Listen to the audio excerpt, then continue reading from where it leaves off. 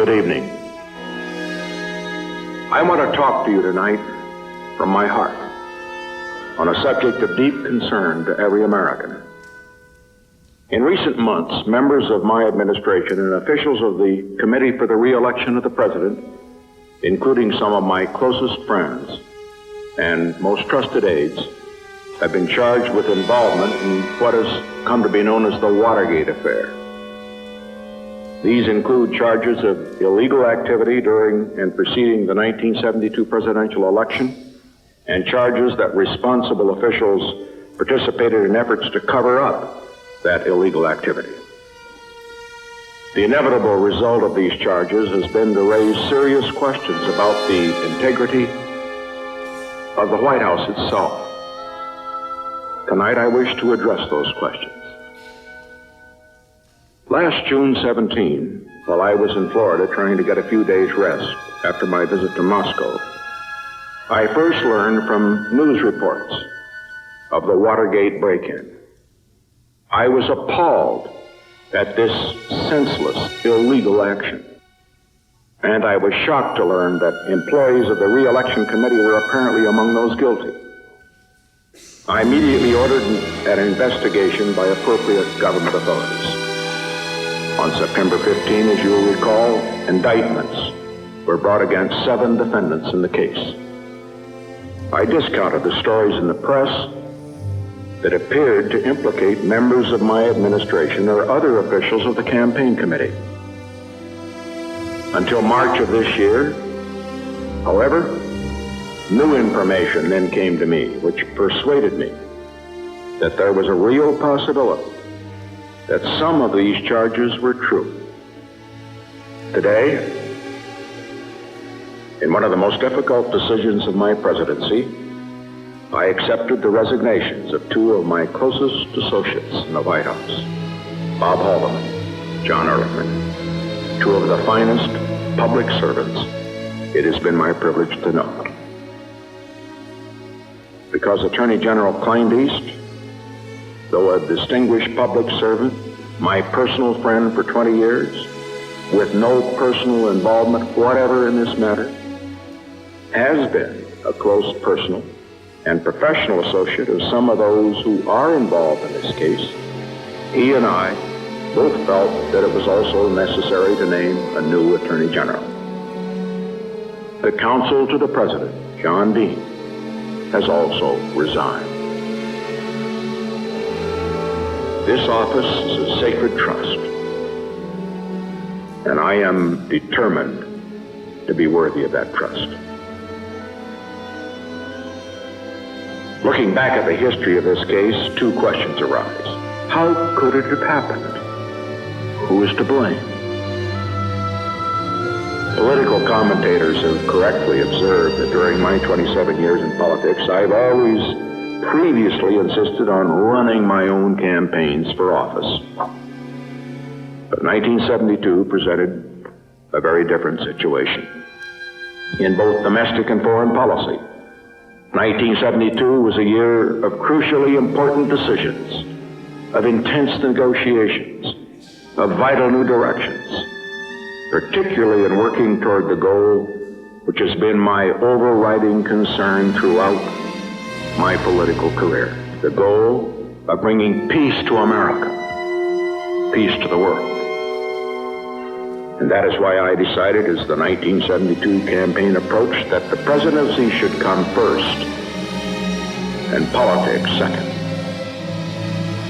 To the maximum extent possible, therefore, I sought to delegate campaign operations, to remove the day-to-day campaign decisions from the President's office and from the White House. I also, as you recall, severely limited the number of my own campaign appearances. Who then is to blame for what happened in this case? The easiest course would be for me to blame those to whom I delegated the responsibility to run the campaign. But that would be a cowardly thing to do. I will not place the blame on subordinates, on people whose zeal exceeded their judgment, and who may have done wrong in a cause they deeply believe to be right. In any organization, the man at the top must bear the responsibility. That responsibility, therefore, belongs here, in this office. I accept it. And I pledge to you tonight from this office that I will do everything in my power to ensure that the guilty are brought to justice and that such abuses are purged from our political processes in the years to come, long after I have left this office. Some people, quite properly appalled at the abuses that occurred, will say that Watergate demonstrates the bankruptcy of the American political system. I believe precisely the opposite is true. Watergate represented a series of illegal acts and bad judgments by a number of individuals. It was the system that has brought the facts to light and that will bring those guilty to justice. A system that in this case has included a determined grand jury, honest prosecutors, a courageous judge, John Sirica, and a vigorous free press. It is essential now that we place our faith in that system, and especially in the judicial system. It is essential that we let the judicial process go forward, respecting those safeguards that are established to protect the innocent as well as to convict the guilty. It is essential that in reacting to the excesses of others, we not fall into excesses ourselves. On Christmas Eve, during my terrible personal ordeal of the renewed bombing of North Vietnam, which after 12 years of war finally helped to bring America peace with honor, I sat down just before midnight. When I think of this office, of what it means, I think of all the things that I want to accomplish for this nation. Of all the things I want to accomplish for you. Tomorrow, for example, Chancellor Brandt of West Germany will visit the White House for talks that are a vital element of the Year of Europe, as 1973 has been called. We are already preparing for the next Soviet-American summit meeting later this year. This is also a year in which we are seeking to negotiate a mutual and balanced reduction of armed forces in Europe, which will reduce our defense budget and allow us to have funds for other purposes at home so desperately needed. It is the year when the United States and Soviet negotiators will seek to work out the second and even more important round of our talks on limiting nuclear arms and of reducing the danger of a nuclear war that would destroy civilization as we know it.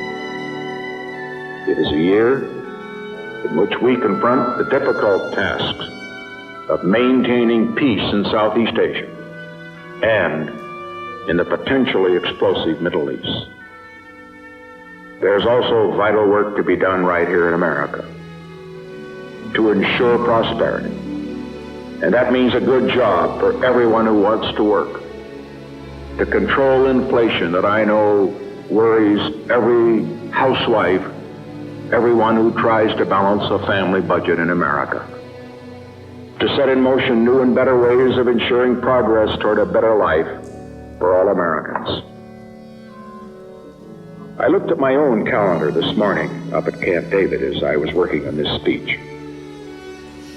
It showed exactly 1,361 days remaining in my term. I want these to be the best days in America's history. We must maintain the integrity of the White House. And that integrity must be real, not transparent. In recent years, however, the campaign excesses that have occurred on all sides have provided a sobering demonstration of how far this false doctrine can take us. Tonight, I ask for your prayers to help me in everything that I do throughout the days of my presidency to be worthy of their hopes and of yours.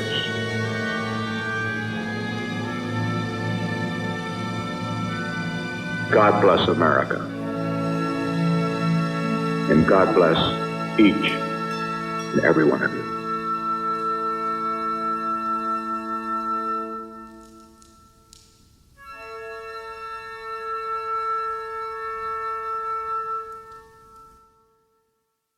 All right, so we're back with an unexpected sequel to our JFK episode.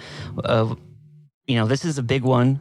I feel like we cracked the whole kind of like mystery of Watergate in a way that, we need to emphasize up front that, people need to kind of appreciate what we've accomplished here, because it is a big deal here. Yeah. What we've managed to do. Yeah, it's Watergate is, this incredible moment, not only in like American political history, but just culturally it sets so many precedents about how we understand the government, but also gave us, myths like the muckraking journalist. It made the Washington Post's career. This is a huge event that has never been really explained properly, I think. No, it really hasn't. That's the whole thing with what Bob Woodward is really guilty of here. And there should be kind of like, I don't understand. There should be some kind of sense of how bad what he did was in kind of creating this myth of Watergate and breaking it all down and doing the journalism and Deep Throat. And it's like, not only is this just a lie. That's not even the main problem of it for me. It's like this has kind of become this huge barrier to understanding how things operate, and also just like it distorts everything, right? It has far-ranging consequences in our ability to even conceptualize so many things. It's just like he wrote this bullshit kind of spy story about himself, basically. Yeah, and it's like straight out of like 3 Days of Condor or something. Like when you go back and you look at it in light of like what we'll be talking about, and it's like his version is completely unbelievable. Like, you got this like secret guy meeting in garages. He's using, this name that's the name of a porn movie, and he's got these, dirty secrets, and these journalists have to, risk life and limb to get them out. And it just, it is a completely fabricated tale. It is, and it just like looms over everything in the way that people understand this. I think that this is probably one of the main sources that a lot of people out there are familiar with in how they, what their base knowledge is about what we're going to talk about. And so there's a lot to kind of clear away, and a lot to also, build up as the appropriate context that we're going to be talking about with Watergate, because this show is going to be way longer than just talking about Watergate. This is a kind of far-ranging enterprise that we're involved with right now. Yeah, it's going to cover about, a 30-year span, I guess, tail end of World War II through the 1970s.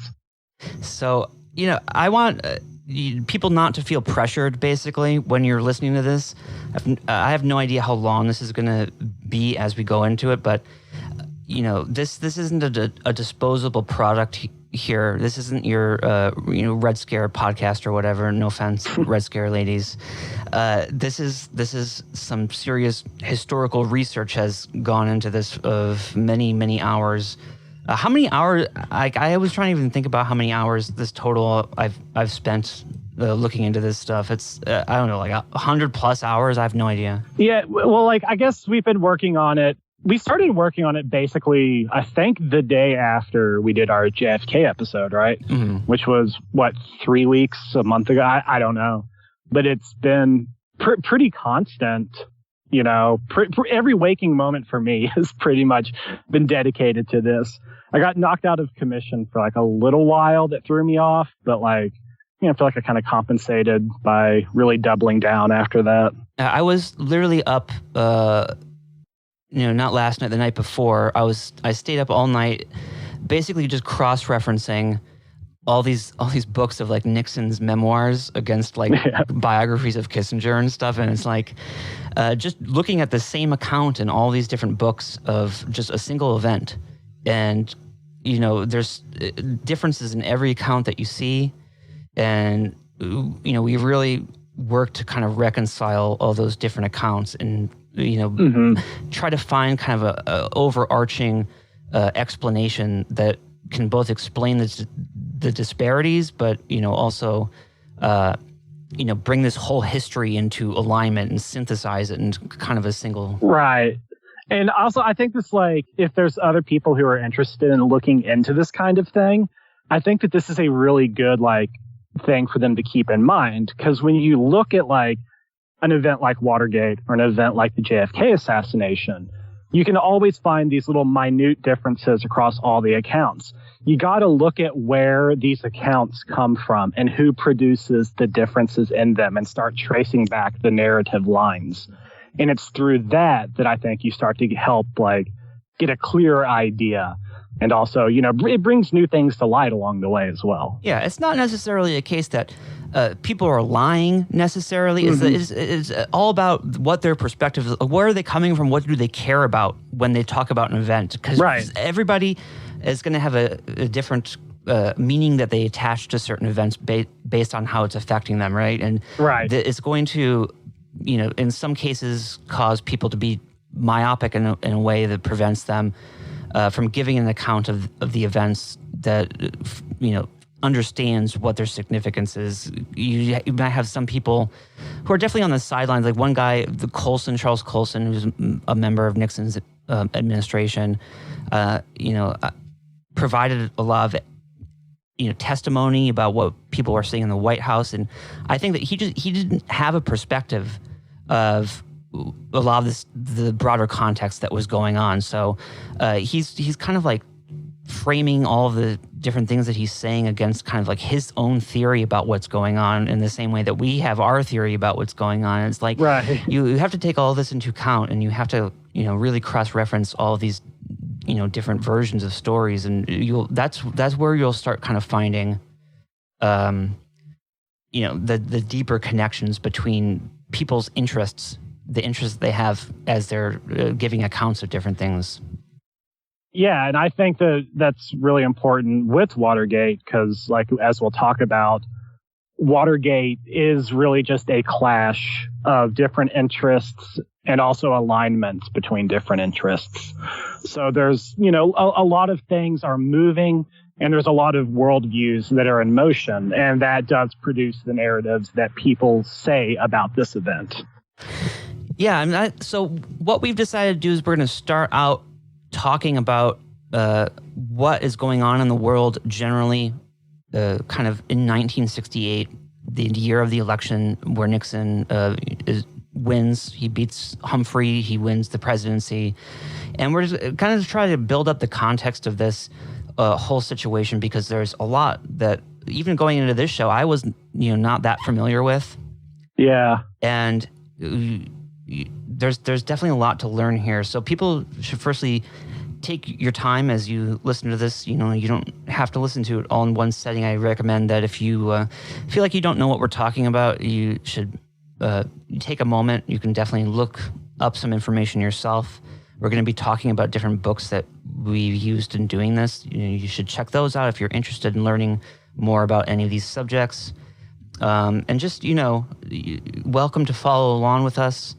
I'm really happy with what we have come up with here. I got to do an advertisement or something, because it's like, I don't usually like to shill for myself in any way, shape, or form. I don't want to make a podcast with Dasha or something, and then go on the whole thing, asking everybody for all their support or whatever, like it's the most important thing in the world. But this is one time where I will kind of stand up for the work that we've done on this, right? And yeah, people, if you like this, you got to share it with people. Send it to your friends or whoever. Give us some love on this one. Repost it, or I don't know. We really appreciate just the great support from just listeners and doing this, because now we got like hookups, like getting us stuff digitized at the Hoover Institution.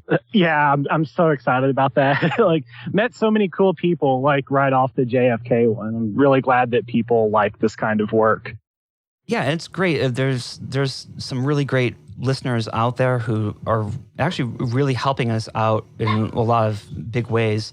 That I love. I gotta give them so much support here, because we just get all these books. People are like scanning these books for us, like getting interlibrary loans and stuff, and they have scanning machines at their house, and they're literally scanning these books and like getting us PDFs. Yeah, I had somebody rip and digitize Hogan's Secret Agenda from archive.org, because they have it now where you can only rent books for an hour, which is like total bullshit. But so like, yeah, somebody got me that PDF off that, and I used that book so much in this research, so that was really great.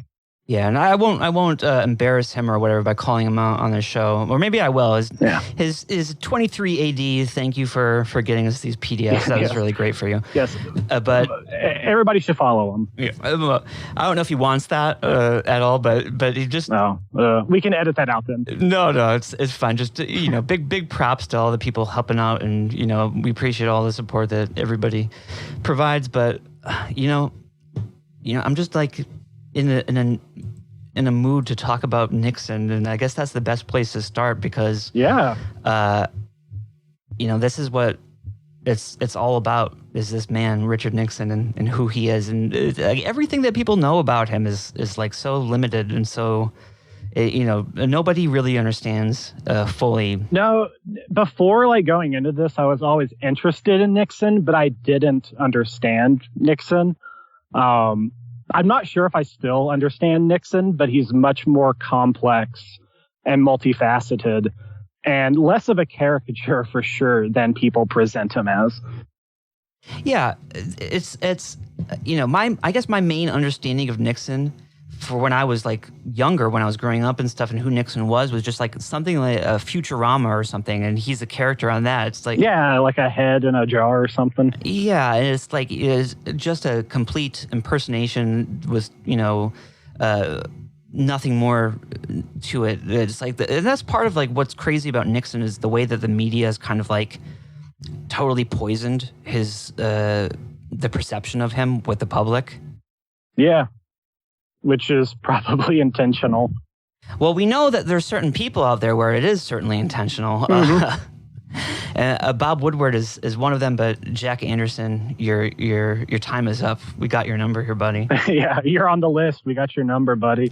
So that's definitely another one. But there are a lot of great books out there about Nixon. People are always asking me for some different good ones of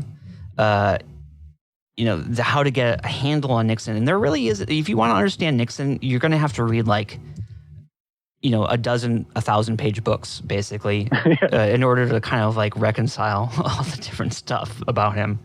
And get like a really clear idea of everything that's happening in that time period. Because it really is a pivotal presidency. It's at a moment of profound change.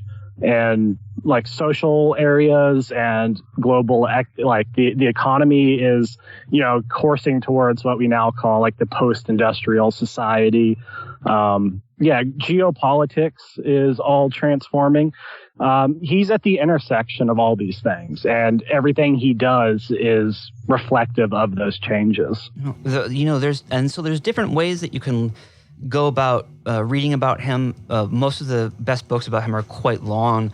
There's one called President Nixon Alone in the White House, which is not really that informative about all the nitty-gritty details of what we're talking about, but it goes through and he uses notes that Nixon wrote to himself, like in the margins of his papers and stuff, while in the White House to kind of like put him in dialogue with himself. That's insane research too. I can't even imagine like doing that. Because this is part of who Nixon is, and what we want to kind of express here is that one thing that you may not know about him is that he really was kind of like one of the harder working presidents that I think that we've had in the modern era. Just in terms of like the research that he actually did for all of his different things that he was involved with. He was a person, he really sat down in a chair and read through all the different resources he could get his hands on and tried to understand them and outline them and wrote them all out and, wrote notes to himself in the margins about all of it and really developed kind of a sense of it and did it for long periods of time. And people don't give him enough credit for that. And then you have all those little margin notes, and you have this. So you get a book like President Nixon Alone in the White House. It's just interesting because you get more of a psychological perspective of him, because he really is an introverted guy in a way that a lot of presidents actually aren't. And it's underappreciated because, like we were just talking about before we started recording, it's like all these presidents like Trump or Obama or Kennedy is that they're very much into the public aspect of being a president. And Nixon is a definite exception to that, where that's actually the part that he hates.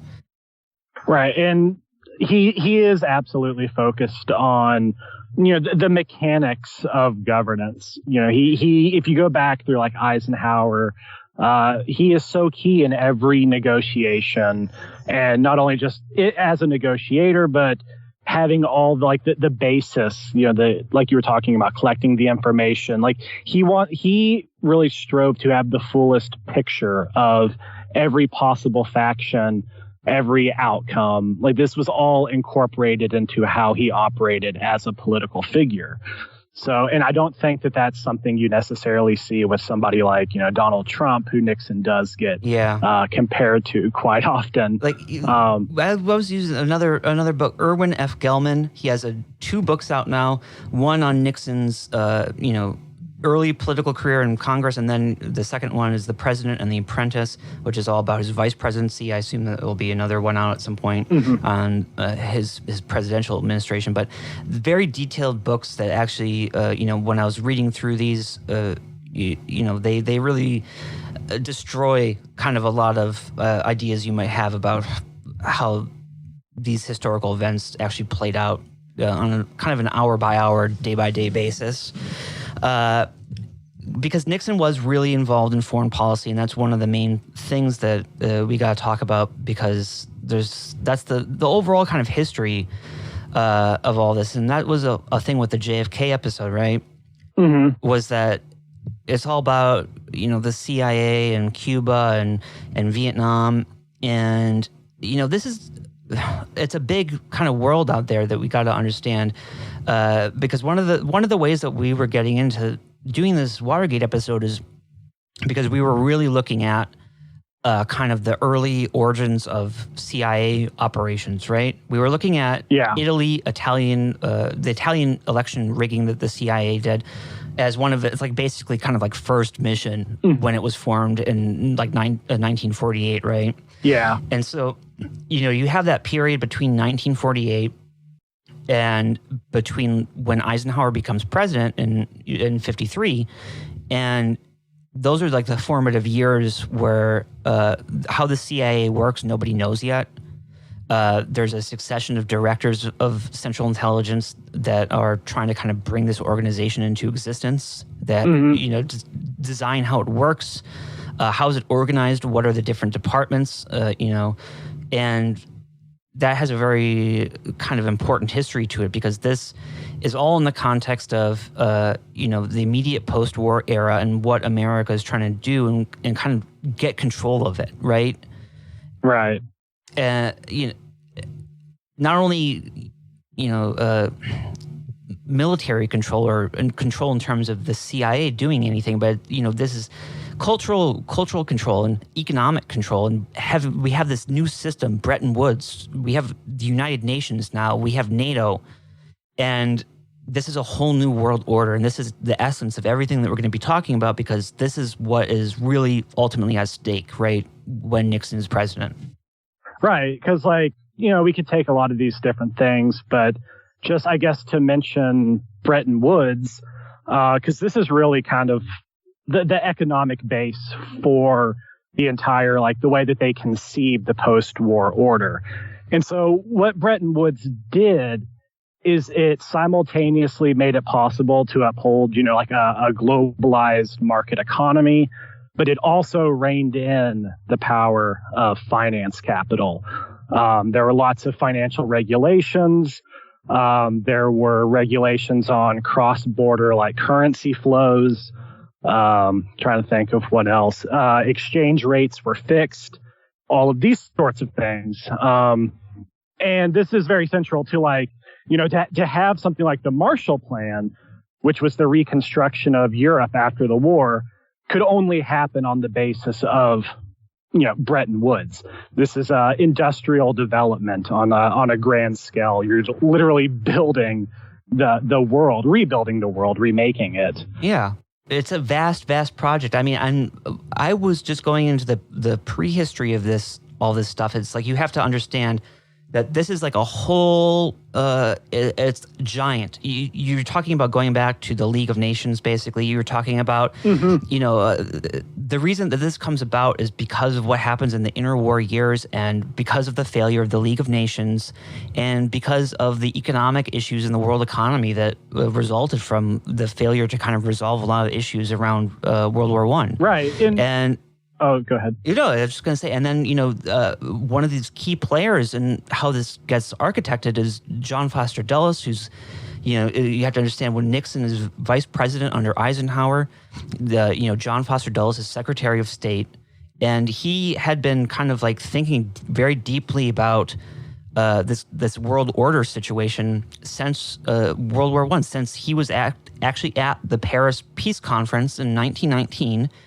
And, you know, his uncle is this guy, General Lansing, who's the leader of the U.S. delegation to Paris. Mm-hmm. And, you know, there's a conflict that goes on between Lansing and between Wilson about, you know, the League of Nations. And John Foster Dulles' like uncle, he falls out of favor with Wilson because he doesn't support the League of Nations. Yeah, and, you know, John Foster Dulles spent decades between the war years very deeply concerned about all these issues of international finance and, you know, the problems of what's going on in the world economy and what's going on in Germany with its war debts. And we're going to have there's this active fear of through all these old guys who had gone through World War II of like the world economy basically failed, and a lot of them felt like that was the cause of this new war, and it was important to them to put into a system into place that was going to make sure that peace was preserved. Yeah, like that's a really interesting point, because the idea that a kind of globally unregulated market led to the wars was common on both, you know, the left, the right, and the center. Like on the left, you have like Lenin wrote his book on imperialism, which argued that, you know, the pursuit of interests by the developed world and the underdeveloped or undeveloped world, you know, there was like a mad race for resources and investments in these developing markets that was completely unregulated. And so Lenin thought that is what ended up kind of like setting off a domino effect that ended up being World War I. But he's not unique in this, and you can find people on other sides of the political spectrum all kind of like, it's a little different, but they're all roughly coming to the same conclusion, which was that you kind of had this runaway system operating on a global level. You had the subordination of industry to finance, and that this is basically what turned into this apocalyptic firestorm that swept across Europe. And it was like, after World War II, you know, there was new energy in revisiting ideas like the League of Nations to try to like get this under control, but in a way that benefited certain interests, of course. Yeah, I mean, and this is basically how World War II is ended. Is people maybe they are familiar with some of these conferences that happened at the end of war, and the famous picture of like Roosevelt and Churchill and Stalin sitting next to one another. But there's a very long list of conferences that basically design the how the world is going to work. Yeah, there was also the Council on Foreign Relations had a series of post-war planning, like boards and panels and commissions and study groups. And these were mainly actually funded by like the Rockefellers, and the Rockefellers were deeply involved in them. But the Marshall Plan, for example, that definitely came out directly from one of these Council on Foreign Relation groups. And the way to manage the economy of like the Pacific economies, your China's and Japan's and whatnot, all that is also kind of drawn out even before the war ends in these study groups. Yeah, and so it's as long, you have like the Tehran conferences, the Cairo conferences, and Bretton Woods is one of those conferences. It's on July 15th, 1944, July 1st to 15th. Mm-hmm. And, it has representatives from 44 different nations who attend it. It's, they meet together and they sign this agreement about how the world economy is going to work, right? And then, following that, right, in August, there's the Dumbarton Oaks Conference, which happens in Washington, D.C. at this crazy mansion. But you have, the representatives from a lot of the kind of the major nations who are going to basically come to be the UN Security Council, right?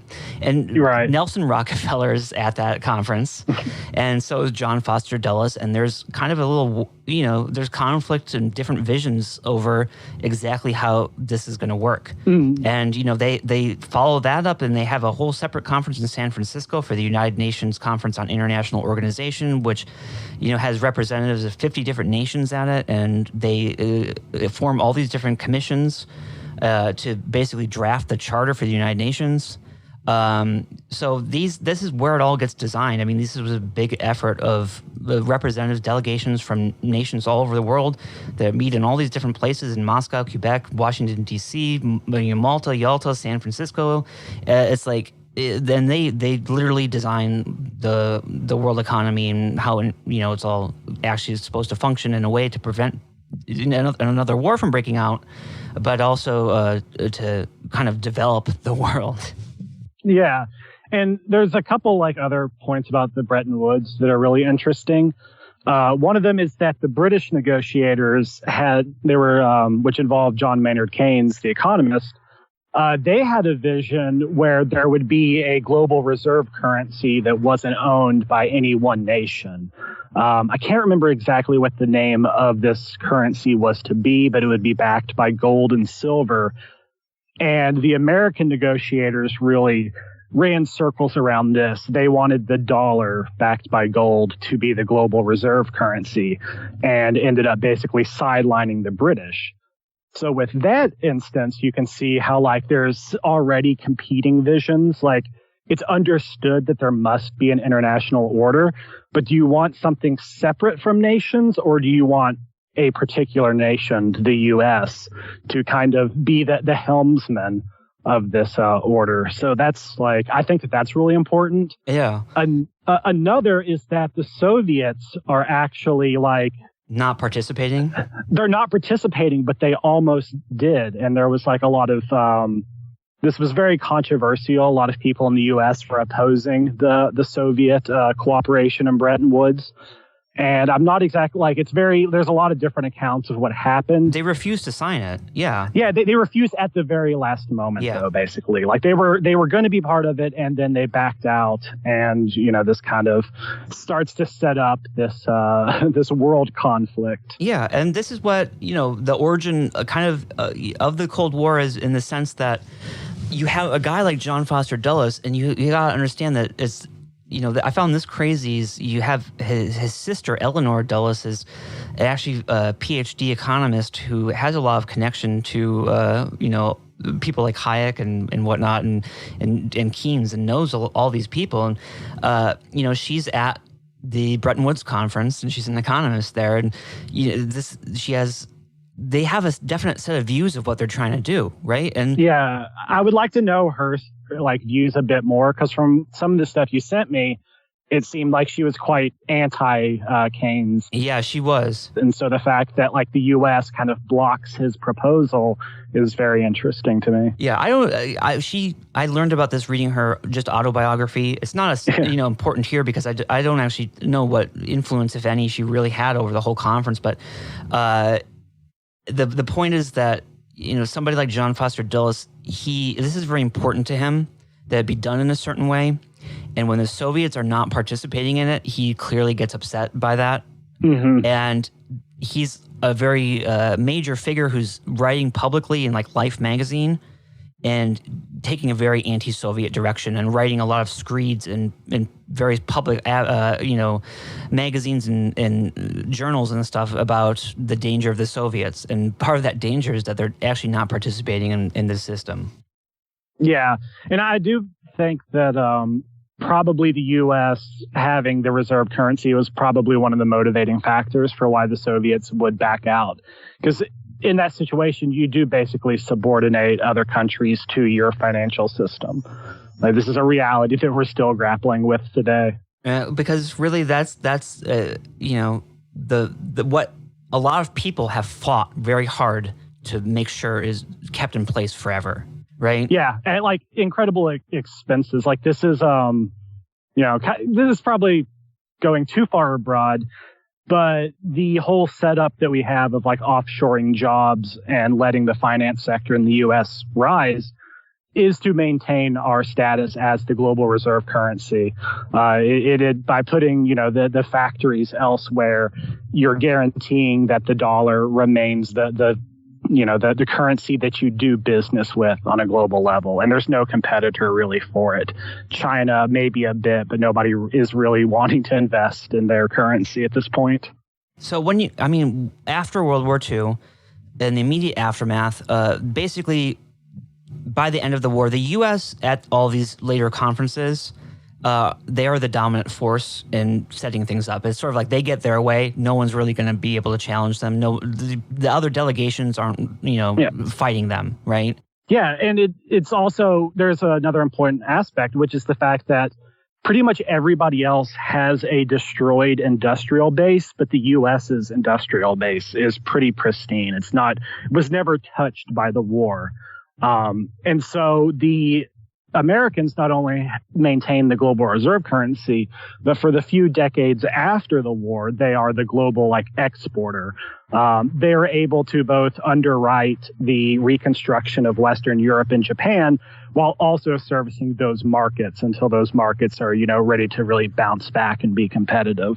And right after the war, even there's no Soviet military threat even. Yeah. We have the atomic bomb. They don't. It takes them until 1950 or 1951 to actually build an atomic bomb. And so in those first years, it's like we're completely really uncontested as the overwhelmingly dominant world power, and we get to design basically how it all works. Right. And so we're setting it all up how we want to set it up, and we have the development of the post-colonial world and France and England and Asia, and they're basically having to cede all their colonial possessions. And you have this huge question up in the air of okay, now we're going to develop all these nations, develop their industrial bases, bring them into the international economy. They're going to be in this system. It's going to, have it's a cycle that they're going to go through where we're going to underwrite their development through institutions like the World Bank, which is put in place, at Bretton Woods, and we're going to loan them the money to do it. They're going to build up their economies. Having a built-up economy, it's going to create jobs. It's going to make sure that the people who live in those countries, they have, higher wages, they have more money, and they're going to be able to achieve higher levels of education by doing that. And having higher levels of education and people, having jobs, and that's going to make those countries, civilized, right? And it's going to, end a lot of the kind of problems that they have there between, pre-national kind of systems of organization that are, they don't even have a nation state, right? Right. And also It's also worth keeping in mind that the IMF and the World Bank at this point do not function like they do today. And a lot of like what they provide to these countries are extremely low interest, no interest loans that allow them to pretty much develop freely. There's not a lot of restrictions that are placed on them. That's very different from today, where they have loans that are like conditional on like deregulation and stuff like that. So, I mean, by the time we get to the Nixon presidency, 1968, we have pumped a ton of dollars into the world economy through the Marshall Plan and through all this financing. It's like we put a huge amount of money out there. And the way that it's set up is that it's backed by gold, so we need to have a certain amount of gold in reserve in order to basically cover what all those dollars are worth. Mm-hmm. And at a certain point, it turns out, well, actually, the amount of dollars out there has exploded way beyond the amount of gold. Right. And I didn't really realize this, but Johnson, apparently there was a budgetary crisis that happened because of the combined expenditures of the Great Society and the Vietnam War. And the reason that there was such a crunch was because at this point, around 64, 65, 66, Western Europe and Japan, they completed their post-war development, and they were actively competing with the U.S. now. And so this resulted in a decline in U.S. exports. And with the decline in U.S. exports, the coffers, the U.S.'s coffers were going down, and suddenly they could not cover the costs of the war and the Great Society. So Johnson started just printing dollars in excess of the gold reserves. Oh, no. And yeah, which if your economy is growing and you print dollars, you're not going to really have an inflationary problem, because inflation is a very key component is how fast money is circulating. The velocity of money does stave off inflation, but the economy was contracting as they're printing dollars. So this starts triggering a rise in inflation around, I think, 67. Yeah, so it really sets up, because the whole thing in the 70s is like we basically go through the Nixon presidency and then we get to the other side, and the world is very different, because at this point it's like you really have the inflationary problems, and you have problems with the growth of the United States economy not being able to kind of keep pace with that. And you have now the oil crisis, which then develops, and because now foreign countries are definitely asserting their control over their industries and their natural resources in a way where we don't have unlimited access to them, and they're raising the prices on us, and we can't afford to enjoy all that as much. And I mean that's kind of like in the 1950s when we're talking about kind of the classic era of the CIA. That's they're an extension of this, and that has to be understood, is that they're not just running around just doing stuff arbitrarily, is that their interests are very much aligned in this, because they're going to Iran to make sure that we have access to the oil there, that the oil stays under the control of British Petroleum, and it's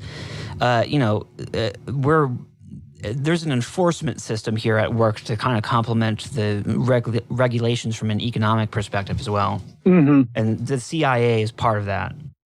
Yeah, and that's also true for Guatemala and probably Cuba as well, natural resource extraction. And, we need all that, in order to fuel all this development. We need it to be flowing in the ways that we need it to be flowing, to the places that we say, at the price that we can afford, so that, this is how we manage everything. So, by the time we're getting into the Nixon presidency, we had been doing this for a couple decades, and it had become a whole system that grew around all of this, right? Right. And it's not really running so hot at this point. Yeah, it's both grown to a certain extent where it's kind of like not as flexible as it was when it was growing. It's kind of monstrosity. Yeah, it's like, we love the movie, the Oliver Stone movie, Nixon. And big thing that they always invoke in that movie, a metaphor that Oliver Stone really likes to use, is talking about this has an organic kind of thing, and that's really the way that you should try to understand it, is that all this stuff is kind of just growing, in different directions according to according to the interests of the people who run them, and they have their own appetites, as the movie says, which I guess is the best way to put it. But it's growing in accordance with that, and conflicts are emerging between kind of the different branches, circling back on one another, and strangling each other. It's like it develops into kind of a gross little, like you said, monstrosity. And that's where some of the problems are really beginning, because in 1968, you really do have a developing sense that it's over, right? That America's done. Yeah. It's an apocalyptic mood. It's a year of global protests. You're kind of there's the summer of love has just passed, and it's quickly souring. Charles Manson's on the horizon. Planet of the Apes is coming out. Yeah, there's like a lot of like early, like this is when you first start to really get like the ecological consciousness. This fear of like, either we're going to overpollute ourselves or there's going to be a new ice age, which is like a really common trope. I think the Club of Rome, which starts putting out like ecological reports, is in this time period. There's just like a lot of different factors that are all kind of pointing at this kind of general like millenarian type mood, I think. Yeah, people are, they have a sense of this. They're worried about what's actually going on. There's just like a loss of legitimacy over Vietnam. There's that. There's, the inflation crisis, which is coming up.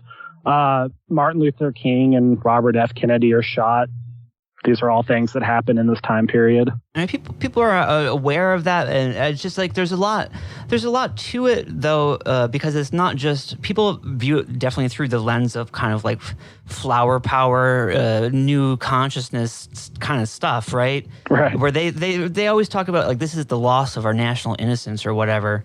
And that's not really exactly what it was at all. This is kind of like we had totally uncontested dominance over the global economy, and in 1968 that's kind of coming to an end. And there's a question of like, what do we do now to preserve that, or to, get into a new phase, recover from this? And so when Nixon is going out there and giving his speeches when he's going to run for president, there's obviously one mood of it is the domestic issues and the anti-war movement, and Nixon's idea of the silent majority, right? Mm-hmm. But he's also talking overall about this whole issue. He's has a great speech like America in the World City, that he gives, and he's talking like in our posture abroad and in our approach to the conduct of foreign relations and our structure of alliances and the terms in which we try to sell our ideas and policies, America is succumbing to a creeping obsolescence. Is a speech he gives in 1967. Ooh. And yeah, so this is a theme that a lot of people are hitting, is that there's no optimism. The theme of the election kind of going into the Nixon years is, well, we're basically on the brink here of becoming, a second-rate power. And we've kind of, we've entered a new phase of the Cold War, is a definite feeling that everybody recognizes and that foreign policy analysts are writing about. Yeah, and it's also during this time period, the 60s, is when the Soviet Union saw its growth at its highest point. Like this was kind of the economic golden age for the Soviet Union, like rolling off Stalin's like industrial mobilization plans. And this is when they start developing like a consumer market. And there's like a little bit of the thaw that we talked about in the last episode. And there's actually like CIA analysts at the time were producing reports saying that the Soviet economic growth was basically on par with the US's in this time period. Yeah. You can contest that, like it might not be accurate, but this was an idea that was, that people had and surely we're reacting to. Because we don't know what's going on over there. I mean, that was always a big problem. That's one of the things we'll be talking about, is our ability to estimate what the Soviet Union is doing. But, to put it in Nixon terms about how Nixon relates to this is that he was a very active participant in the development of this foreign policy, right? Right. So we can go over and look at Asia and what's happening in Asia. Like when Nixon was vice president, is that he's has a lot to do with visiting all these countries. He goes on 2 tours of Asia while he's vice president in 53 or he goes in 54 and 56, and these are very extensive foreign policy tours where he's going to New Zealand and Australia, to India, Pakistan, and Iran. He's going to Laos, Cambodia, Vietnam, South Korea, Japan, Taiwan, and we need to talk in that sense about kind of what happens with China, and the Korean War, and because that's very important to understanding ultimately why Nixon is going to open up China and what that means. That actually has a lot to do with what Watergate is going on about. Yeah, like I think this is the most important and neglected avenue into the Watergate story. Yeah, I was surprised looking into it about how deep it actually goes, because people are familiar with that Mao takes over China, the communists win. I mean, that was obviously a long thing that was going on before even World War II. Was the communists were rising, and World War II kind of staved that off for a while. But then after the war, they come back, and now they're poised to take over the country. So this was a whole crisis that developed in the late 40s. Yeah, and the opposition, the people that Mao was fighting against was the Kuomintang, the KMT, and this was led by Chiang Kai-shek. And the U.S. obviously was not interested in Mao, coming to power. So towards the end of World War II, there was a very active effort to support the KMT. And, obviously this was also key because you also had the question of Japan, which was, moving in through Chinese territory. So you boost the KMT, you hold off both Mao on one side and Japanese forces on the other. Then you can build up China as a counterbalance against Japan. I think these are the various factors that really motivated U.S. wartime policy. And so a lot of this was done through OSS, the Office of Strategic Services. And so you got to say, because this is so crazy about the drugs in particular. Yeah. So the OSS was very active in China in support of the KMT. And it was OSS Detachment 202 or 203, I can't remember which, but it was overseen by a guy named Paul Helliwell. And so if you want to, everybody knows about the CIA's role in drug trafficking. Well, this is really where it begins. It begins with the OSS. It's by the way, it's 202 specifically is the 202. Okay, yeah. Thank you. Yeah. So you had a lot of people in this unit that become very important later. They include E. Howard Hunt. A guy named Lucien Conin is active here. He's not officially part of the unit because he's a French fighter, but he is cooperating with them. Trying to think of some more people who were in it.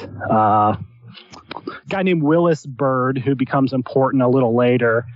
And it's called the Sino-American Special Cooperative Agreement. Yeah. And it sets this up, right? It's related to the U.S. Navy Group China, Chinese intelligence, and American intelligence. And so this is an underrated aspect of all this. This is literally a forgotten history, and it blows my mind because this was such a huge deal. This is really where what becomes the CIA gets a lot of its experience in covert actions. They start to hone the different things that they're doing, including drug trafficking, because Helliwell, what he does to pay people, he pays them in bars of opium at this point. And he starts working with a pilot named Claire Chenot, and they organize what's called civil air transport. And Civil Air Transport is the CIA's first proprietary airline company. It later becomes something called Air America, and then gets replaced with Southern Air Transport. So all these things do ultimately stem from the OSS's operations in China. Trying to think. It goes along with another one they set up ultimately is a sea supply company. Right. And I meant to clarify this because sea supply has a really long kind of history.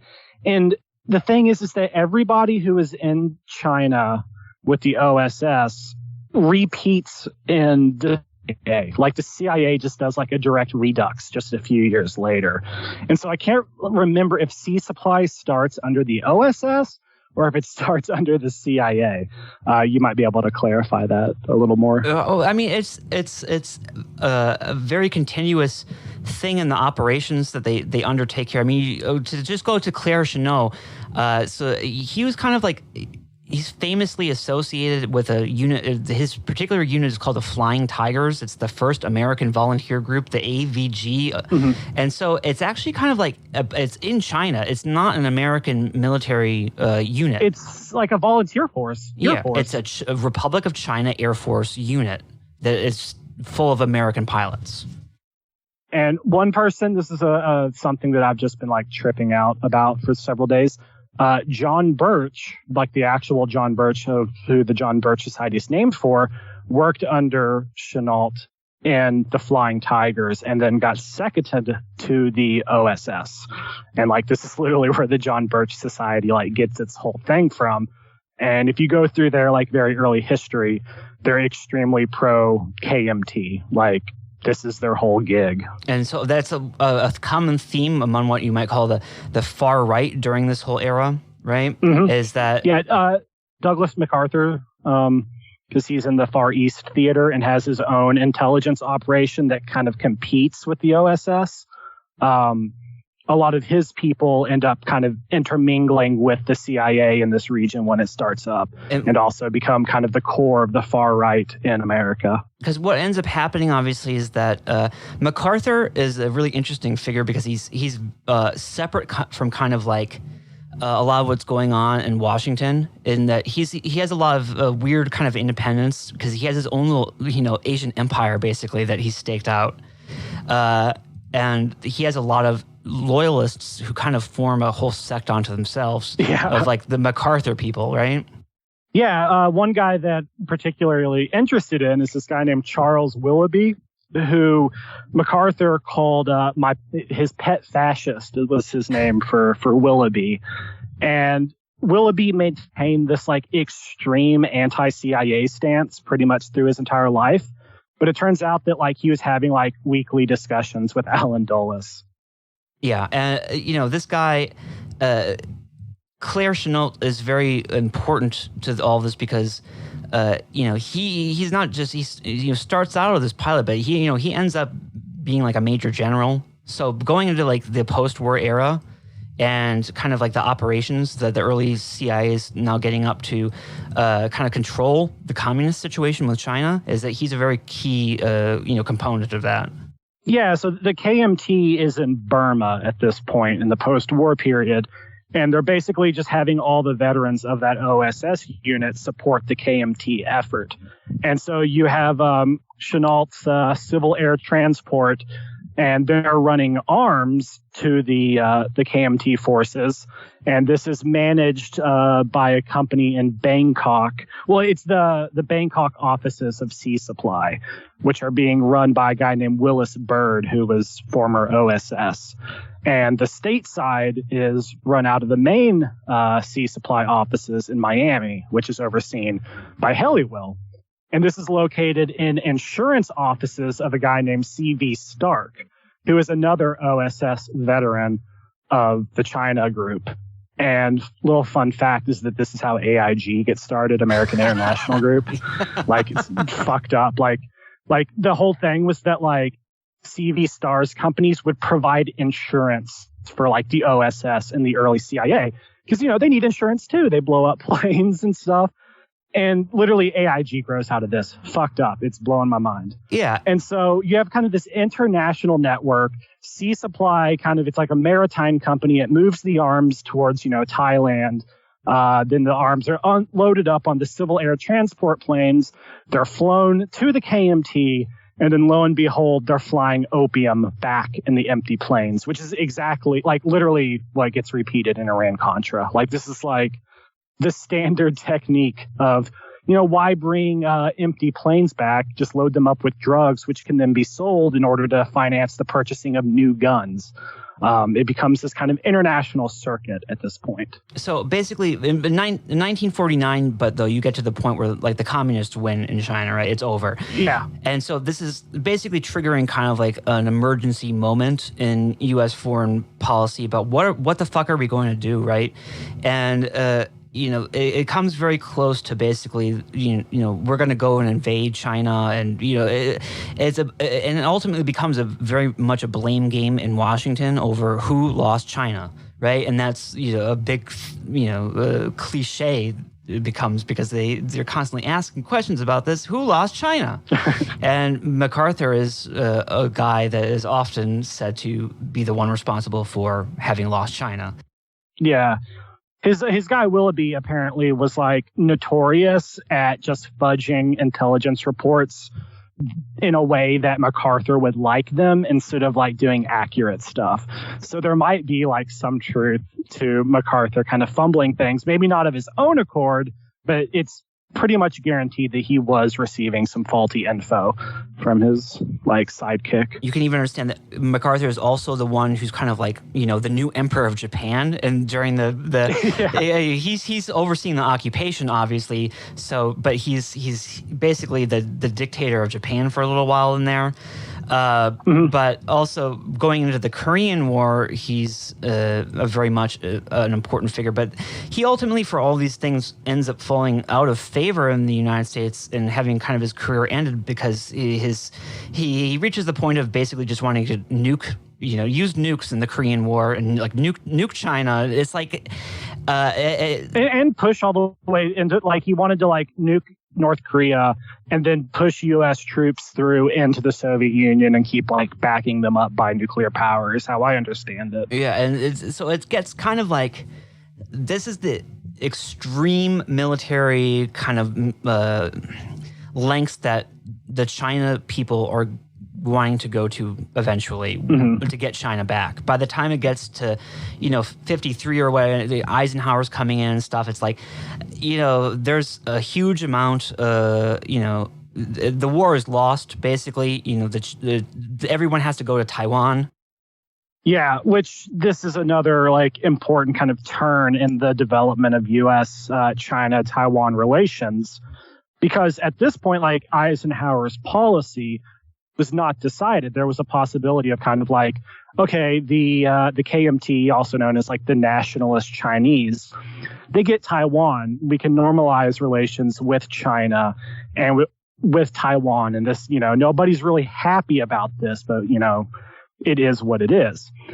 But this guy named William Pauly enters the scene at this point. And you gotta say, first of all, he's also involved in making planes before and during the war. Yeah, exactly. So, yeah, he's very closely tied to the nationalist Chinese cause. Back during the war, he was a plane manufacturer for Chiang Kai-shek. And so he's very close personally, and he's probably the direct intermediary from Chiang Kai-shek to Eisenhower during this kind of moment when relations are up in the air. He was also very close with Claire Chennault and helped organize the civil air transport planes, and probably played something of a role in that whole kind of Burma schema we were talking about a moment ago. Yeah, you were doing the stuff that you were able to get about his whole career. It was, really great the other day. It's just the story, and just as the fun fact is you had the Walt Disney kind of yeah, he gets Walt Disney to paint the flying tigers on the sides of Chennault's planes, which I meant to bring this up when we were talking about that. So Pauly becomes a leading member very early on of this group called the American Security Council. And this group is basically like, it started by a couple of FBI agents. And the idea in the beginning is that they will collect documents on subversives in America and turn them over to the FBI. Very quickly, the American Security Council becomes basically the hub of the military-industrial complex. They actually run a series of conferences that are called the National Military-Industrial Conferences. And this is before Eisenhower makes that speech. So there's a lot of speculation that he's actually directly naming like this kind of network of individuals when he made his like famous speech on the topic. But anyway, so Pauly is a part of this group, and a lot of other key people, such as that Willoughby guy, he's part of it. And we can touch on some more later because they do seem kind of important to Watergate. But Walt Disney... You wouldn't even think that. This is the crazy thing about all of it. Yeah, yeah. Is that this is like, well, how does any of this even relate to Watergate? But this is what Watergate is about. No, it's all going to come around, man. It's crazy. Walt Disney is listed as, like, they put out a document, like, the American Security Council thanks all their benefactors. And this was like, I think in the late 70s, and Walt Disney's listed on it. So the fact that like Pauly's part of the American Security Council and he's enlisting Walt Disney to paint these pictures on the planes, and then he's also a benefactor of the American Security Council. You know, it's all these people do know each other. And he also is involved with Cuba. And this is I think is just one important point to stress here is that when we talk about somebody like Pauly, it's like we're not talking about like just a spy or something, or this guy's a businessman, right? He's an entrepreneur. Yeah, he's not on any kind of like intelligence service payroll. This guy is just literally just a straight businessman. But the businessmen have they're very involved in this. Some particular businessmen that Pauly's one of them we're gonna talk about more, is that they all are very interested first professionally, as they see. They decided basically to go into these places and situations and be entrepreneurs, right? And to make money. They saw markets here to service, and so they set up a lot of companies to make money in these situations. But they also develop a lot of personal relationships with members of the governments of various countries in Asia, and so they develop both a professional and a personal interest in this sense to kind of protect this and to protect their interests over there and their ability to do business and the people that they know, and I got a perfect chance to just bring up the main player here of Anna Chennault, because for Claire Chennault, he gets married to this woman, Anna Chennault, and she is a Chinese woman that he meets over there, and she becomes a very important player going forward and into the 60s and stuff, of a member of what's called the China lobby, right? Yeah, that's with people like Pauly, you begin to form, like you said, personal and financial relations. And this does basically turn into a massive lobby, kind of absolutely comparable to, in its time, to what we would call like the Israel lobby today. This was incredibly wealthy, connected people integrated into mainstream politics and covert operations.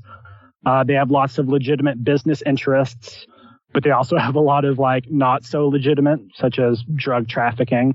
They have ties to organized crime, especially in the Caribbean and the Bahamas, which is facilitated by the CIA.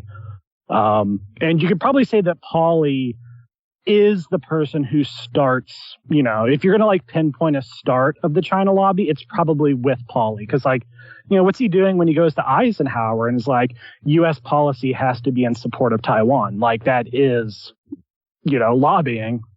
Yeah, that's a crazy thing about it, is because these businessmen is sort of like they are definitely in coordination with the government and with foreign policy making and with intelligence operations, but they're sort of like they don't care. It's like they have this ability to kind of just like set up a lot of stuff in not only in Asia but also Cuba.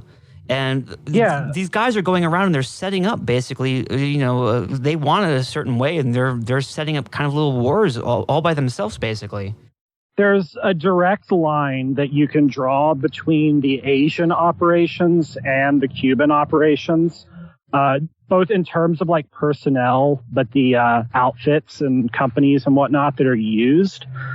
And, we talked about Helliwell. And so when he starts C Supply Company, which is used to like move arms to the KMT. Well, that's based in Miami. So it's very quickly repurposed into like a Cuban support, base running arms to like Cuban exile groups. And at the same time, you have a lot of former KMT soldiers come over and they have them training the Cuban exiles. And I don't know, is this a good part to mention, like Castle Bank or? I'm thinking that maybe for the next episode we'll do like the whole drug thing fully, and I think Logo wants in on that, so we don't have to. Yeah. But focus on the. Yeah, we don't have to go. Yeah, but I feel like it's the financial part of it. But this is where Castle Bank and Trust comes from, ladies and gentlemen. Yeah. So Castle Bank is a CIA bank that is run by a guy named Paul Helliwell. Wait, I already mentioned him. I don't know why I said that. But his partner, a guy named Bruce Cantor. So what this bank does is it starts off, it's moving a lot of like the drug funds that are being siphoned off this whole Taiwan KMT operation. But it's also used as kind of the main conduit for paying for Cuban exile groups. Helliwell is very much like the paymaster for something like Bay of Pigs. And it's all done through Castle Bank and Trust, which I think is based in Nassau, like in the Bahamas.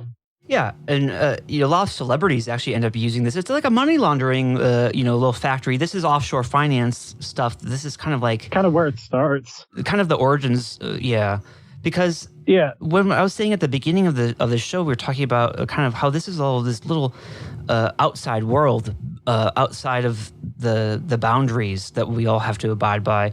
This is kind of what we're getting at here, because it's all integrated in terms of the money that goes into it and how that money is moved around in these shadow banks, and it's the business investments that go into the organizations that get set up. It's like it's not just a little thing where they have a little spy club or whatever, and they go to, what's the guy's name, Mr. Q, and he has little gadgets for them or something. It's like this is legitimately an entire world, basically, that's almost self-sufficient and could be totally independent in terms of like its economic resources, its ability to procure resources and build things, and it's like the way that it has its own mercenaries and military forces that from the U.S. Green Berets to like the KMT guys. It's all like one thing in terms of what they have access to here. Yeah, and it's like it's their own little world here. Yeah, there's a guy that people should really check out. He is I think he's dead now, but he really studied like offshore financing and wrote a bunch of great books on it, named Alan Block. And he writes a lot about Castle Bank. And he kind of sets it up to where it's like Castle Bank, of course it was all one thing, but kind of had two sides, like the CIA side and then kind of like this organized crime dimension. And so like Helliwell really handled the CIA side, and his partner Cantor, who had all kinds of ties to like the Teamsters and the Las Vegas mob, he handled like the more organized crime aspect. And so you saw Go ahead. I'm just like excited to even, every chance I'm like, now talk about like Meyer Lansky, man. Go. Yeah. So they owned another bank. This was actually based in Miami, called like Bank of Perrine. And so the way that it worked is like there was accounts that Bank of Perrine would hold in Castle Bank and vice versa. And then there was a mob bank that was under Meyer Lansky's control called the Bank of World Commerce. And so this also had like accounts that were interlocking with the Bank of Perrine. So you can see how like they would launder money through, you know, basically wire transfers through accounts, through multiple different banks. They're ultimately run by a CIA guy. And that's just kind of like mind-boggling to me. You know, I mean, like it's not unsurprising, but when you peel it back, like that's literally what they're doing. Is that the CIA is running mob money at this point. I think people get confused here. They get dazzled because the names are all in such a way that they're all so generic. It's like people worry about keeping track of, you know, what bank is. That's not the important thing here. The important is understanding how this operation is running at a meta level, where it's like you have, you know, the mob, people like Meyer Lansky, who's this Jewish mafia guy with a very long history, very, very powerful and rich, is that like insanely powerful. He's the boss of Cuba before Castro takes over. And so he's involved with all the Cuban development, right? Yeah. Of the economic aspect of, you know, business stuff going on in Cuba. He loses lots of casinos. So he has his hotels and casino interests there. And, you know, he pays, how much was it? Do you even remember that number? I don't. It's like $11 million or something a month to the... Yeah, which in like 1954 or $58 or whatever. Yeah, it's you know, I think it was like it's like a 1.4 million a month or something in contemporary dollars, and then that was like 11 million or something today. Yeah. But he's like paying that every month to the you know, government of Cuba in order to basically run all these operations out there. This is a big thing, and so he's also then connected to politicians like Nixon, where he's, you know, helping them basically invest in Cuba because they have Cuba in the bag, right? So all these politicians know that because they're setting the Cuba policies and stuff, is that they have a great opportunity here to make money through investing in all of the development that's going on. And, you know, the mob is one of the avenues that they do that through, and then all the money gets laundered through something like, you know, Castle Bank and Trust, moved through this whole financial network. And it's like then that financial network, when Castro takes over, is then used to pay out all the Bay of Pigs kind of operations. And it's like this. So you get a sense of the flow here of how this is working. Yeah, and this is really interesting. Found it in a book called The Great Heroin Coup, which people should check out. It's really good. But it was talking about how Meyer Lansky kind of like, he was on very good terms with the China lobby, and kind of they co-invested in a lot of Florida real estate together and end up really building up southern Florida. So that's also happening. We should do something about that. We should do like a Florida episode. It's something I keep noticing, is that Florida development is just a recurring theme. And then also like Paul Helliwell gets a lot of the land for Disney, for Epcot, when Disney does that. Yeah, I didn't really have a chance to look into that. Yeah. Like, what was the deal with that? I didn't either. Yeah, I'm saying this. We have to do a whole episode on Florida real estate or something. That's true. We'll save that. We got to do more research. But, you know, I guess to turn it to more to what Nixon is doing here and what he's doing as vice president, now that we've set all this up, is that he goes on these foreign policy trips through Asia to all these countries where all this stuff is happening, right? And he meets all these leaders and all these politicians and lobby members. He meets Anna Chennault at a dinner when he goes to Taiwan, right? And so he's going through these countries, and this is something that people may not appreciate. Like, in terms of Nixon's like foreign policy experience when he actually becomes president, when he wins the 1968 election, is that this is the background for his knowledge of something like the Vietnam War, and he totally outclasses somebody like Kennedy or Lyndon Johnson by like a huge margin here, because he goes through these tours. He is briefed on every country that he goes to. He studies each one. He goes to hours-long meetings about each country that he's going through, right? And in every country that he goes to, as he leaves from the previous one, the ambassador for the next one meets him, and then he gets briefed on the plane about anything new going on. And it's like not also a settled kind of situation. It's not a publicity tour. At this time, you have, like we were talking about with Taiwan, is that you have a lot of China exiles who are scattered over a lot of different areas, right? And that they're all getting airlifted out slowly to Taiwan. And, see, Nixon goes to like a place like Hong Kong, and, he's at the fence and looking over into communist China and like seeing the guards on the other side and looking around and like seeing you have all these China exiles hanging around. There's tension, between like, the Chinese exiles who are all over the place, and, in the other areas where they're, waiting to be airlifted, there's tension about that, of wanting to get them out and get them over to Taiwan, right? And yeah. So there's it's kind of like this is an important geopolitical kind of flashpoint situation that they have going on at that right at that stage. And so Nixon's going around and he's meeting with colonial leaders about the post-colonial situation, and they're kind of giving him their perspectives about how they've had to deal with the communists. He goes to Indonesia, he goes to the Philippines. He goes to these kind of remote places that, Ed Lansdale had been involved with, and where he had developed his counterinsurgency techniques, right? Yeah. And so he's hearing all these different perspectives about how they've managed to deal with communism so far and what their advice is and their personal strategies are. And, he's going to Vietnam. He first goes before the French are out, right? And he meets like the Emperor of Vietnam at that time. Mm-hmm. So he is going way back through all these,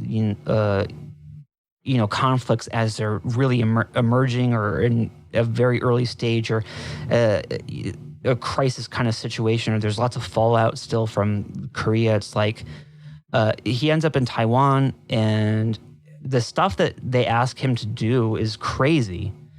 I told you, it's like he meets with the leadership in Taiwan, and they're like, we gotta fucking get China back. We want to go and launch a full-scale invasion of mainland China from Taiwan with 300,000 troops to do an amphibious assault. Yeah. And we want full support from the U.S. Navy and the U.S. Air Force, right?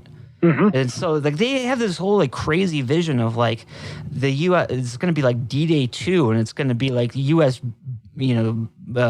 Fighters and bombers and stuff flying in, and the battleships and shit. It's like they envision an immediate kind of like full scale military operation to get China back.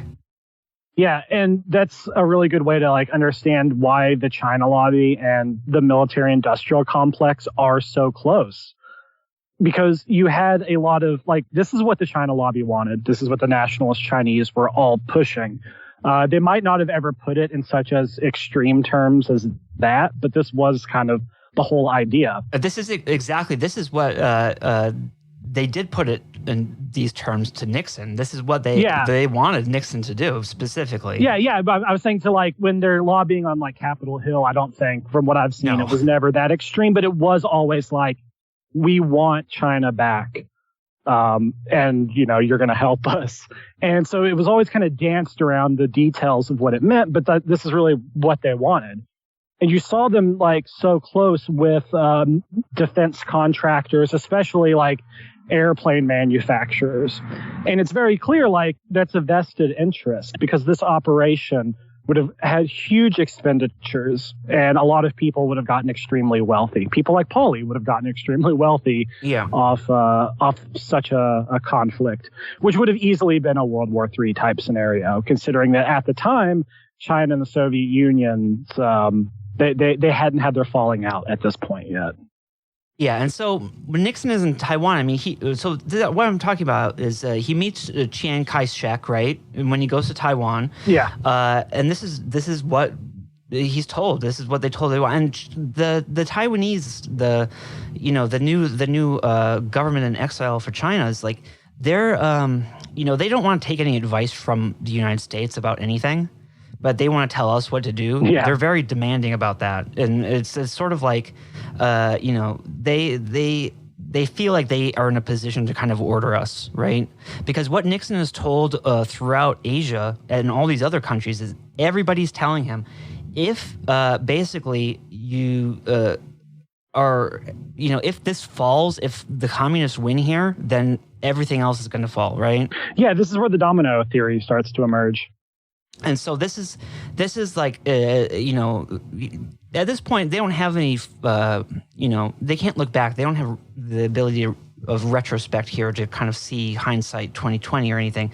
Is that, you know, they're dealing with trying to predict this chaotic situation it has a lot of moving components. It's like, if this happens, if we let this country fall to the communist forces or communist rebels, it's like it could really spiral out of control over the whole region. And, you know, so by the time Nixon gets to Taiwan, which is later in the trip, and meets with the leadership here, is that, you know, what he says, it's actually not even, I said 300,000. He asked for 600,000 to invade South China. Great. Insane. Absolutely insane. He said, if it is the desire, this is exactly what he says, quote, if it is the desire of the United States to avoid a third world war and at the same time to defeat communism, the only thing to do is to help us launch a counterattack on the mainland, which is going to consist of 600,000 troops trained by the United States with air support and naval support. It's a bizarre thing to even think of, especially today where Taiwan just is kind of a side thought in so much. But you're right. It's like the Israel lobby today. Yeah. I mean, yeah, these are the exact kinds of demands that are made. You know, it's in both cases, it's a client state that is originally set up, you know, by external interests. You know, the CIA basically sets up Taiwan. You know, you have British and American interests that really help facilitate the rise of Israel. And they take over Taiwan. I mean, there's already people living there, right? It's like, yeah. This is like their own, it is literally like a one-party dictatorship that rules very brutally over Taiwan until I think 1986 is when they allow free elections. Which is crazy to think about. I mean, that's one of the points here is that the U.S. is trying to tell these people, you can't do that. You have to kind of be nice to the people who were already in Taiwan.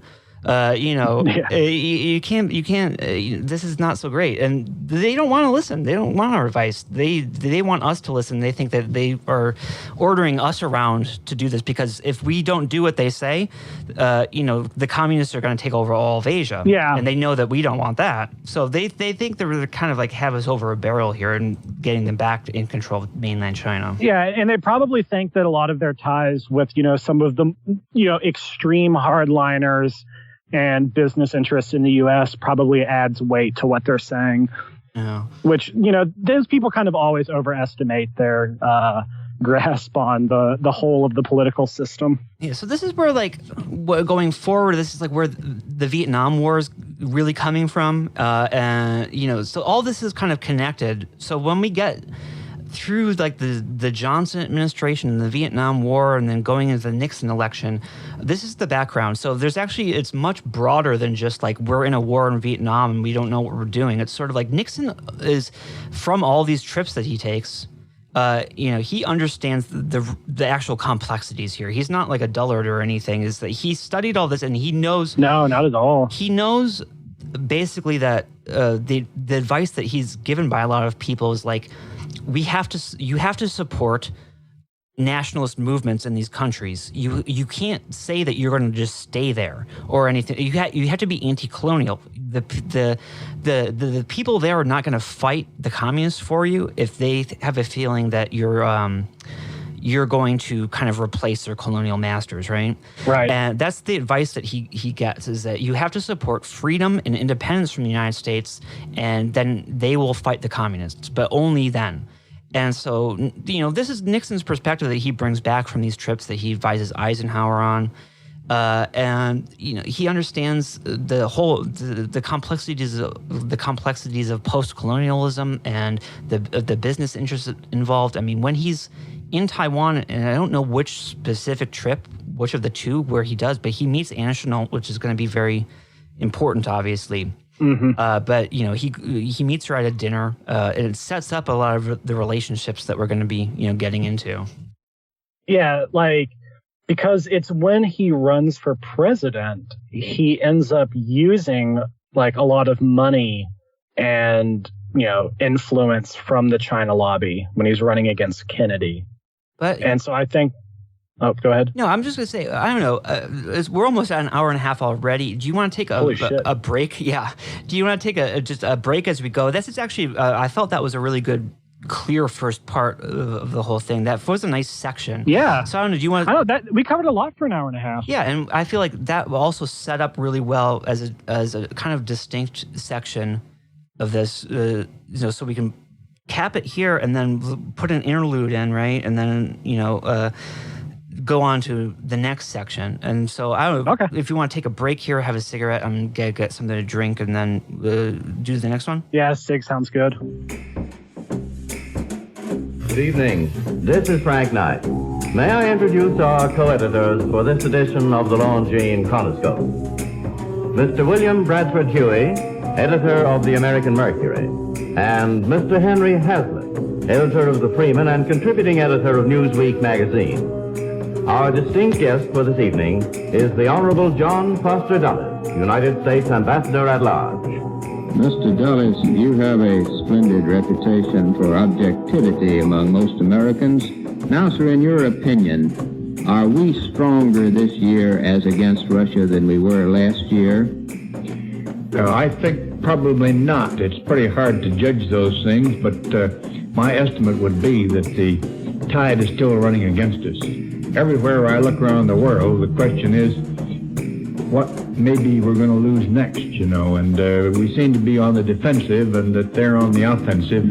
The question is, what are we going to lose each year more than what are we going to gain? You can look around the whole circle of the world, and you find one spot after another, after another, after another, where the question is, are we going to lose this bit of the free world? Is it going to be Iran, or is it going to be Egypt, or is it going to be Indochina, or is it going to be Korea, or what's it going to be? Yes, sir. Now, our people have been in this position for so long, and it seems so hopeless, and there's been so much negativism. Now, sir, do you see any way by which we can reverse this process so that we can gain hope again in America? I absolutely am convinced that we can do it. And how can we do it, sir? Well, we've been entirely negative in our approach. We've lost the good old-fashioned American dynamism. When we were a little nation and just were getting started, we stood for something that was so vital and so dramatic and exciting in the world that everybody everywhere wanted to follow our example. We were the dynamic force in the world. And then the despots were all wondering what they were going to lose next. And then you had a terrific despotism, again led by a Russian leader, Tsar Alexander. Was the great, most powerful potentate in the world, and his went into Mexico, into South America. And what happened then? The question was what they were going to lose, and they finally were driven back, and we can recapture that American spirit. Well, Mr. Dulles, what specifically would you recommend doing, let's say, in China? Take a specific example. What do you think we ought to do concretely now? The first thing is to make clear, as I said, testifying before the Senate Foreign Relations Committee, that we have a positive policy that we do not accept as permanent this communization of the Chinese mainland. A good many people out there wonder about that. They're not quite convinced as to what our really intentions are. Many people who would be with us are lying low because they don't really trust our intentions adequately. We must clear up that doubt and make clear what our intentions are. Then opportunity after opportunity will be created, in my opinion. By such actions as sending help to the guerrilla forces on the mainland and giving further help to Chiang Kai-shek? I believe that we should give help and comfort to people anywhere who are resistant to communism. Okay, that actually was a good first part. That kind of like broke down the whole foreign policy and situation and how all this stuff develops. I mean, this is the context of how all this gets in. And this is one thing that I think is one of the most important things to stress is that you have to think about this in a particular way. It's that a lot of people, when I talk about stuff on Twitter, they get kind of like knee-jerk mad in response to this.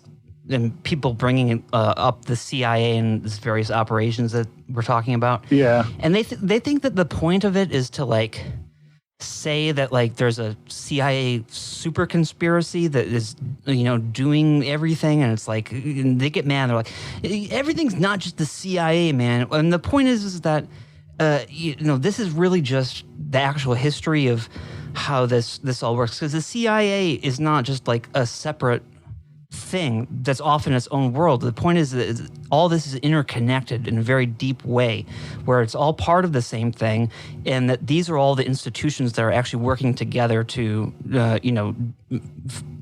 enact kind of the vision of, certain people and how the world should operate. Right. Like people, when it comes to the CIA, it's kind of strange to me, actually, because there's kind of a disavowal of the existence of like covert action, or like it's treated as like kind of a negligible, maybe it's just an accessory thing or it's aberrant, but that's not accurate at all. And you can examine these things without doing like a full-blown like conspiratorial view of history, where you can recognize that they are acting in concert with all these other forces to advance a much grander vision of the world order. You're not QAnon for like acknowledging that. Yeah. And if you dig into it, like it's very like they say that that's what they're doing, and it's clear on every level. That's what the law that like is creating the CIA is saying that they're doing.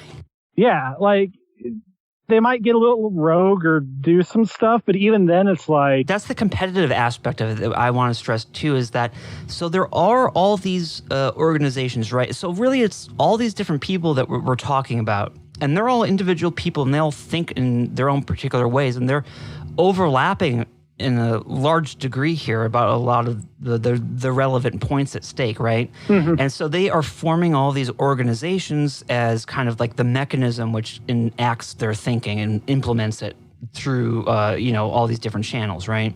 Yeah. And so, but there's a competitive aspect to it where, they all have their own respective turfs. They don't want necessarily to give up the power that they have acquired for themselves to other organizations. So they're working together in a large degree, but it doesn't mean that they're totally in union. It's not harmonious necessarily. Is that there are times when and Watergate is one of those times. So this is what we're going to be getting into, is that all these organizations is that sometimes they kind of have competing interests or competing visions that develop, and they end up getting into conflict with one another. Yeah, like I think that after the post-war, you do have, or after the war, I should say, a lot of these forces are still somewhat antagonistic, but there is a lot more unity in the world order and how they're envisioning it and how they're working together, that I think starts to break down when you get to the 70s. Yeah, because like what we said earlier with the World War II conferences is that you have all these people at them, like Nelson Rockefeller is there and John Foster Dulles is there, and they each have their own things that they want to do, right? And so they each do their best at these conferences, and along with a lot of other people, to kind of like get all of the measures and actions and everything that they like put into place. And some of them win on some issues and some of them lose on some issues. And, for a time, they're satisfied basically overall and willing to, they want to work together to maintain the overall thing. But,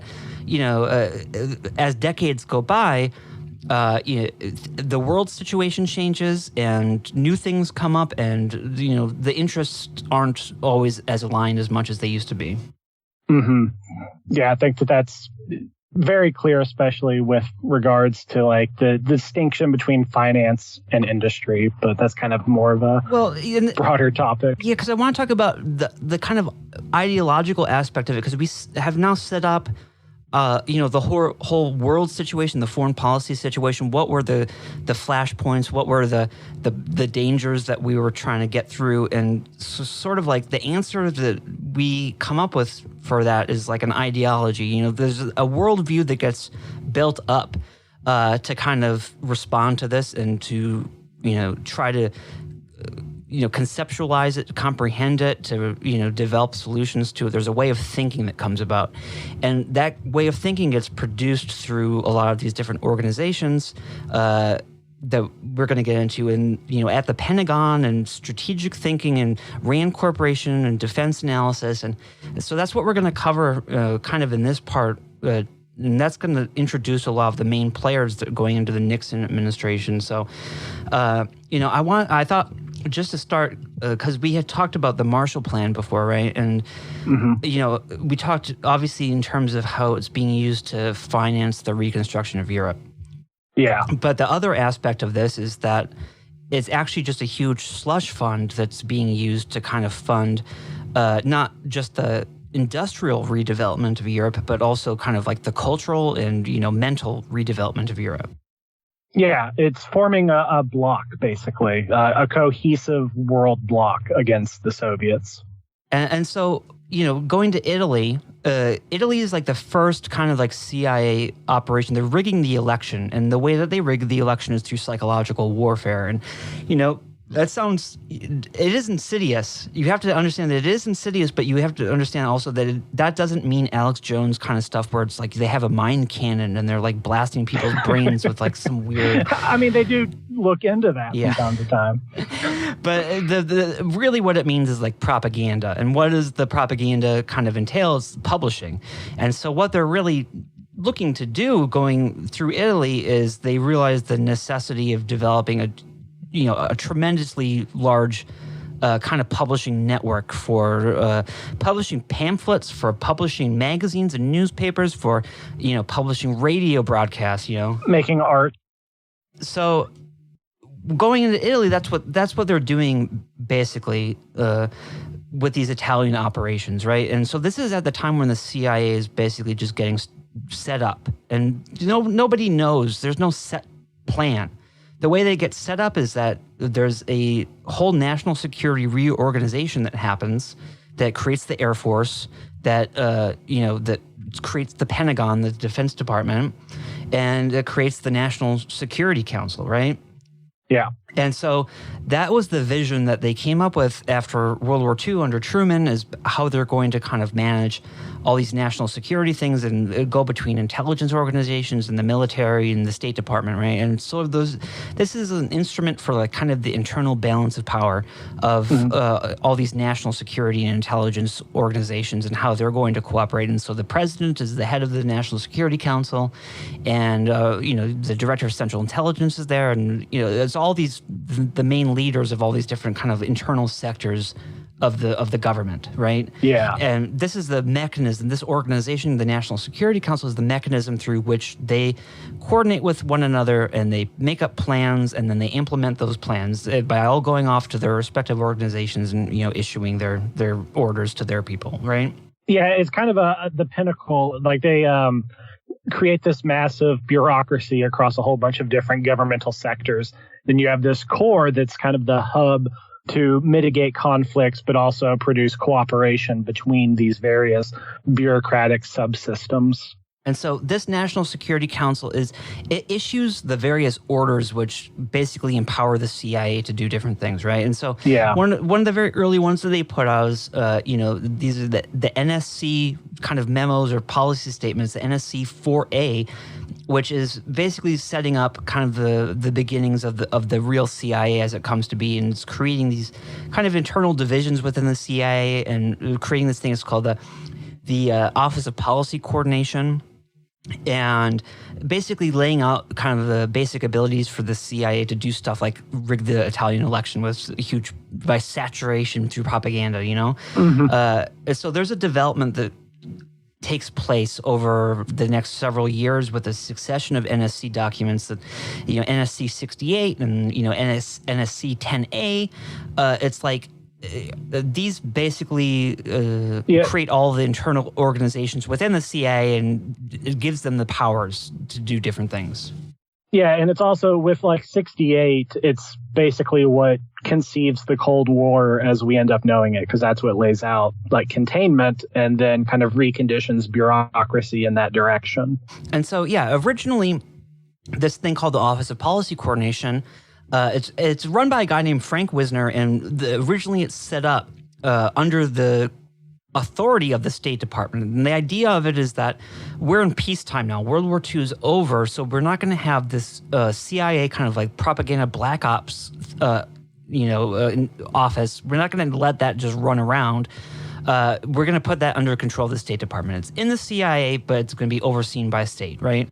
Yeah, it's a little bit detached. And so the idea then with NSC 68 is that they changed that whole philosophy. They reconceptualize what's going on in the world to basically be a permanent war happening everywhere. And they empower the CIA to basically operate at its own discretion. The Office of Policy Coordination gets put back under the CIA chain of command. And basically they're told that they have unlimited powers to run black ops all over the world. And it's a state of war going on all the time everywhere. Yeah, from what I understand, the CIA had basically like paramilitary capabilities prior to this, but this is really what produces like an astounding growth in that division of the CIA, which basically creates the CIA into like a secret military organization. And so this document, and this is what we want to focus on, is that these documents are written by certain people and that they're drafted by study groups and working groups and panels and committees that are set up over the years, and that there are some very important names that you're going to see on these panels that is important to keep in mind. The NSC 68 is actually drafted by a guy named Paul Nitze. Is it Nitze or Nitz? I always call him Nitze. I don't know if that's right.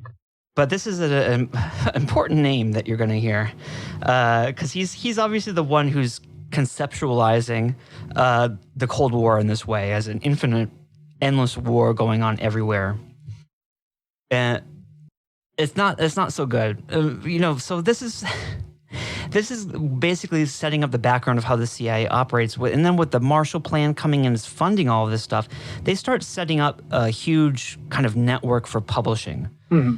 And this goes by the name of the Congress for Cultural Freedom, right? Yeah. And this is a very weird kind of organization where they're bringing in all of these intellectuals from different backgrounds.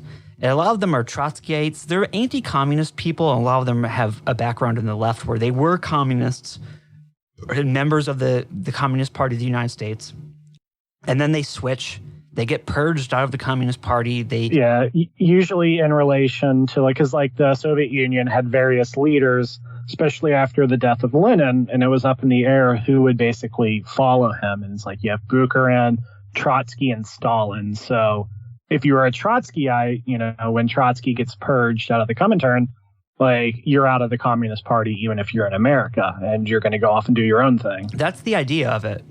I don't know if people know what the Comintern is specifically, but that's the idea of it. Is it's the world governing organization for communist ideology. Right. So all of the communist parties, basically in theory, on all the different countries, they all belong to the Comintern, and then they all send delegates to the Comintern, and the delegates on the Comintern is they basically develop or set official communist ideological policies, right? Right, and that flows back to all the respective communist parties in the various countries, and this ostensibly is supposed to advance the world revolution. Yeah.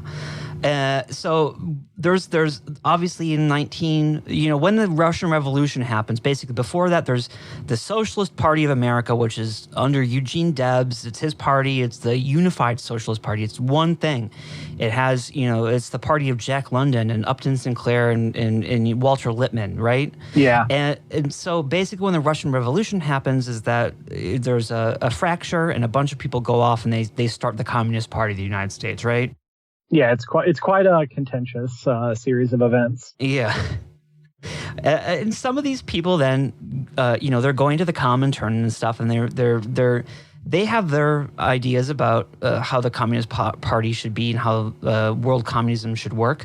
And a lot of these people get purged out of the Communist Party and the Comintern, and they get kicked out of the Communist Party of the United States.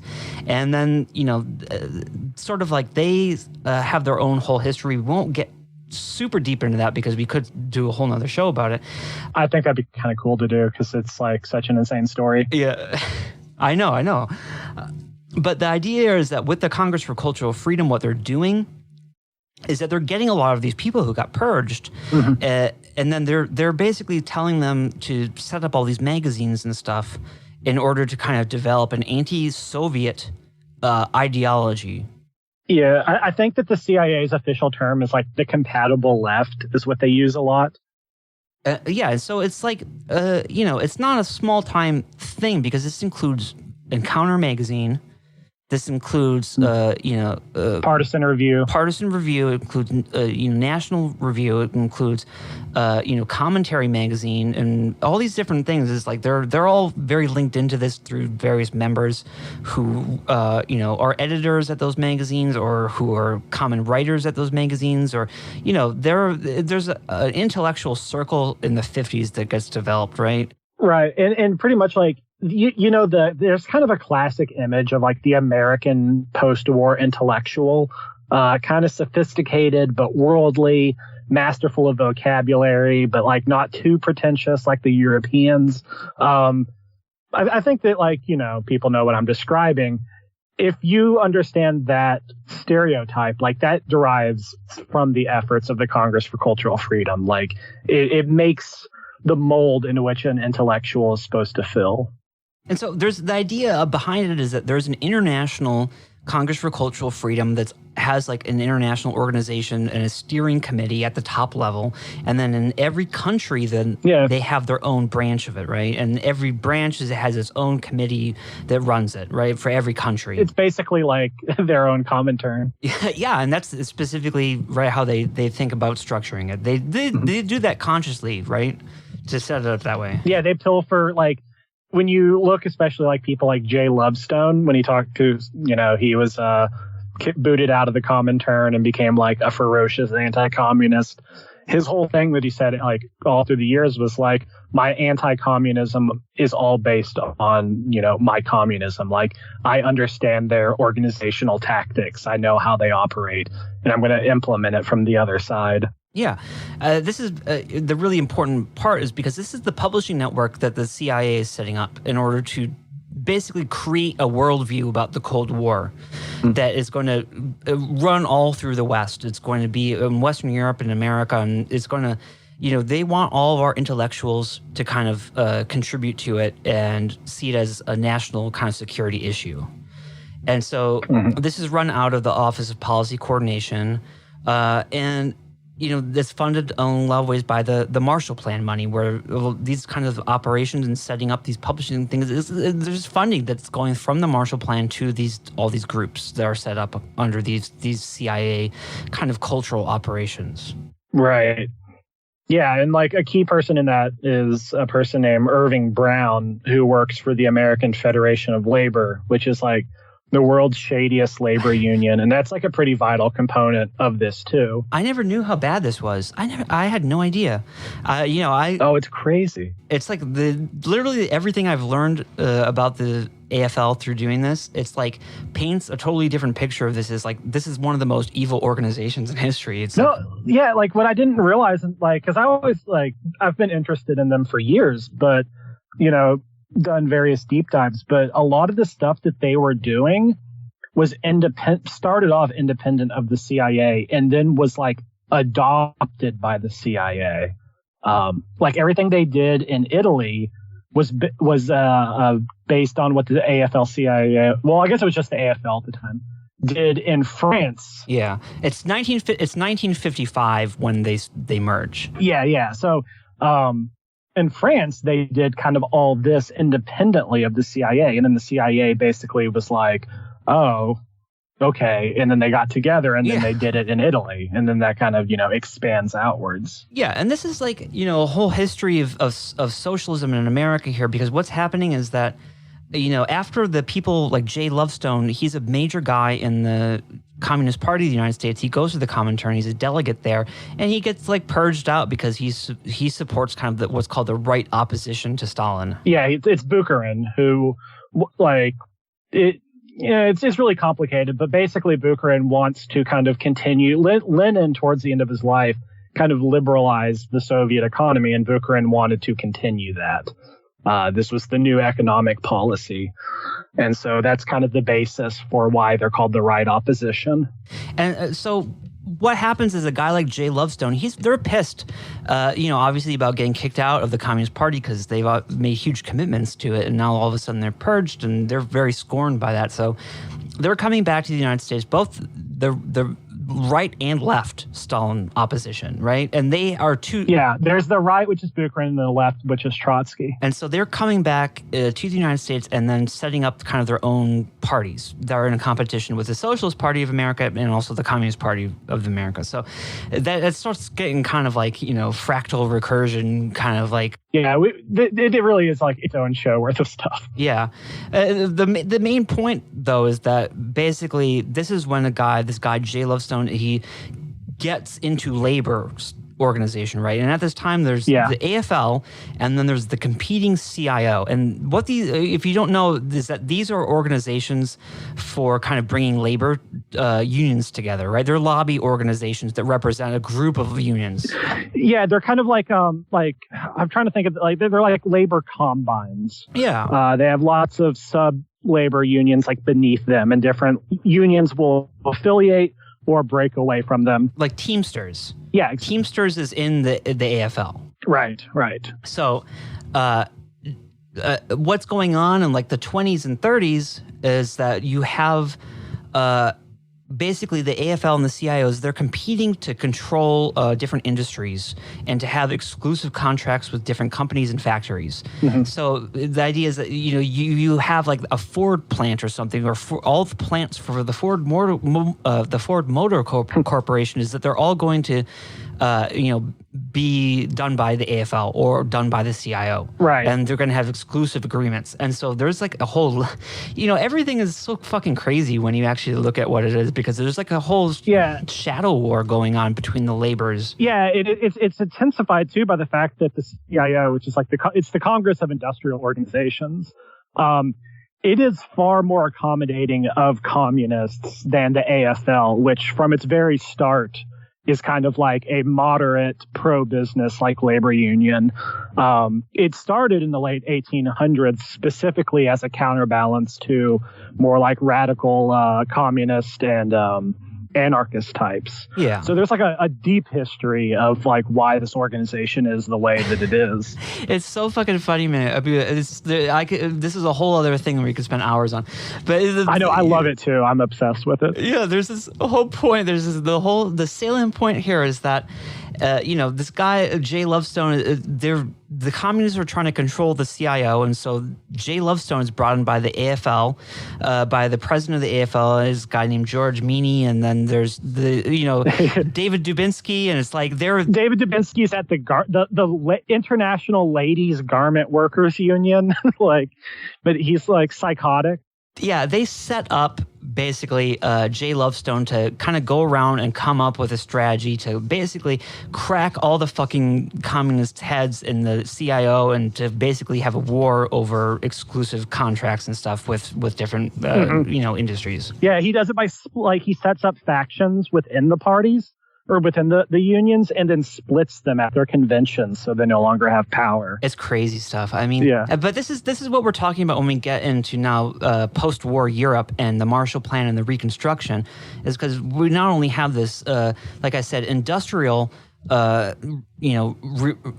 reconstruction that's going on, but we also have this cultural reconstruction going on. So all the laborers and stuff they have their labor movements in Europe, and we're just taking a guy like Jay Lovestone and just turning him fucking loose in Europe, basically. Him and an old sidekick, Irving Brown, who was like in the Communist Party and purged with them. They just basically rampage around Europe, breaking unions in half. Because there was, it's the WFTCU, I think, is a international European union that allows communists, and the CIO joins that union. And this is seen as a threat to the Marshall Plan because, obviously they think that the Marshall Plan is like an anti-worker kind of developmental program. So they're opposing it. Which it is. So it's like, to advance U.S. interest, you have to break this union. And so you drop in your like basically hatchet men to like dissect this union to pieces. From the AFL, you bring them in, and this is what the AFL has always actually turned out to be since like 1900. Yeah. It's like they've always had kind of connections to big business and also to some different politicians, and it's a whole history. But this is what the CIA is doing in Europe, and so you get actually in the White House under the Secretary of Labor, he has his own little program, and Jay Lovestone goes to the White House and goes to these meetings, and he reports directly back as CIA point man to the guy Cord Meyer, who you may remember from all the JFK stuff. Yeah. But Cord Meyer runs that. He reports to Cord Meyer, and he's empowered to basically go around Europe and put labor attaches that he picks from his people at all the U.S. embassies, and they infiltrate all the unions, and it's like a whole fucking thing. Yeah, which are all people that are recruited from his previous war with the CIO. And so then this is all hooked in through the CIA, and then at the same time they're doing the Congress for Cultural Freedom stuff, and that's run by all the Trotskyites that are the other end of this. They're the left, opposition to Stalin, and so they're the intellectuals who are kind of developing the ideological aspect of it, of the what's the philosophy of this new worldview, right? That's going to complement the Marshall Plan and what Jay Lovestone is doing. And so that has all these other guys in it that are writing, and like the guy who leads the American side, the American committee for it, is a guy named Sidney Hook. Mm-hmm. These are some very important people, because one of them is the editorial director of Random House. One of them is this is serious. It's like one of them is some kind of like important. Irving Kristol. Yeah, Irving Kristol is one of them. It's all these kind of people. A lot of them are from City College. That's a major hub of kind of what we're talking about. Yeah. I don't really know. I haven't looked into why City College is like that yet.